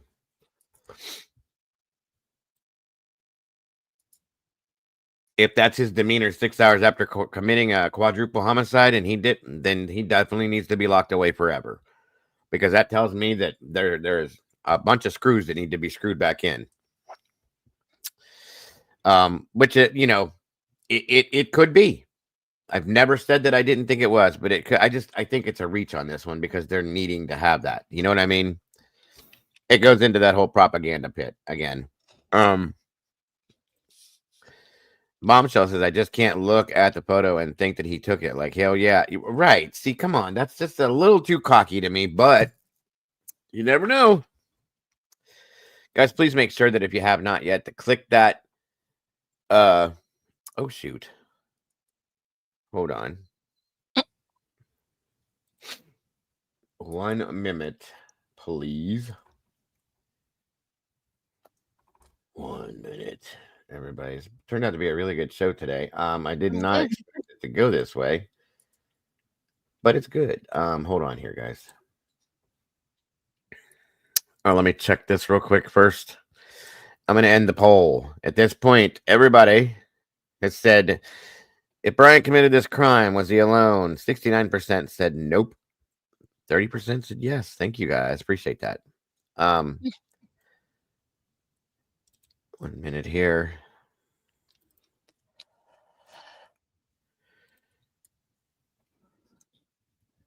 Please, if you will, if you have not yet, click on the link pinned at the top of the chat. That's Mama Bear's channel. Jump over there, hit the like button, subscribe, and hit the notification bell if you have not. Please, it just takes a matter of seconds. I would greatly appreciate it. I'll even smile for you all. If you would. And Mama Bear will be very happy. I would very much appreciate it. It took him less time to clean himself up and hide evidence than it did for them to call 911. That's true. That's true. That's highly true. Good point, Alicia. All right, guys, we've been here 5 hours, and I want to come back in here this afternoon, or early evening, something. I want to come back in here again. So, I probably should say that's enough. Yeah. I really appreciate you guys joining us today, Mama Bear. It's been wonderful as always to have your amazing voice up here with me. Yep. I really appreciate you joining me. Jeff H, Jesse Schul, wonderful to have you both here with us today. Anybody else that joined us in the chat, guys, that we haven't seen for a while, welcome back. It's wonderful to have you here. For all of you that use Yins, as what's your name would say, all Yins, everybody that's been here, guys, I really appreciate you guys joining us today. It's been amazing. I appreciate this community so very much. Thank you. Bombshell. Yes, we can keep doing these shows with all you guys if you show up for me, guys. I appreciate it. Thank you, Jeff. Thank you, Jeff. I appreciate that too, buddy. Always good conversation when you're here, sir. So, guys, if you will, please make sure to hit the like button on both sides before you head out. Share it out. Hit subscribe and hit the notification bell if you haven't on either side as well, guys. Look forward to it because we're going to be back here shortly. I will be, at least. At some point, just to have an all-around open discussion, and whatever it turns into, it will. I think that's about it. Thank you, Jeff. Appreciate you guys. That'll do it, guys. You guys are amazing. Don't forget to love yourselves, love each other. Don't change nothing. This is why. You guys are the beautiful people, and we will see you guys very soon. Bye-bye, y'all.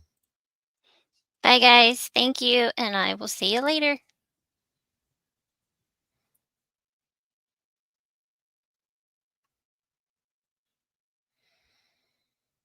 Life's a journey, let's make every moment shine. Together we share our hearts so intertwined. Each time you tune in, we're dancing in sync. With every story told, just let your soul think. A little laughter, some love, we're flying high. As we wrap up this episode, it's not goodbye. News on the airwaves, spreading joy and cheer. Thanks for being with us, we'll see you right here. Kick back, take a breath, leave your worries behind. This podcast is magic, a treasure you'll find. With every moment shared, we light up the way. Join us next time for more laughs and play. A little laughter, some love, we're flying high. As we wrap up this episode, it's not goodbye.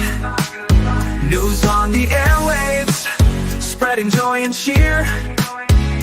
Thanks for being with us, we'll see you right here. Kick back, take a breath, leave your worries behind. This podcast is magic, a treasure you'll find. With every moment shared, we light up the way. Join us next time for more laughs and play. So hit that subscribe, keep the vibe alive. We're riding this wave and it's set to thrive. With smiles all around, let's seize the day. In this podcast family, worries drift away. A little laughter, some love, we're flying high. As we wrap up this episode, it's not goodbye. News on the airwaves, spreading joy and cheer. Thanks for being with us, we'll see you right here.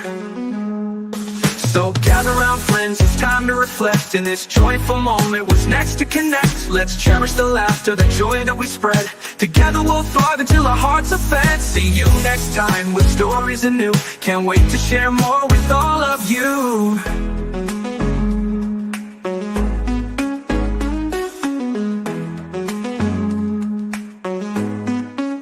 So hit that subscribe, keep the vibe alive. We're riding this wave and it's set to thrive. With smiles all around, let's seize the day. In this podcast family, worries drift away.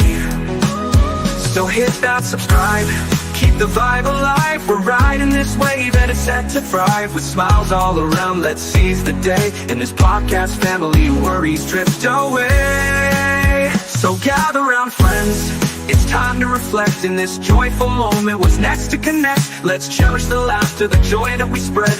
Together we'll thrive until our hearts are fed. See you next time with stories anew. Can't wait to share more with all of you. See you next time with stories anew.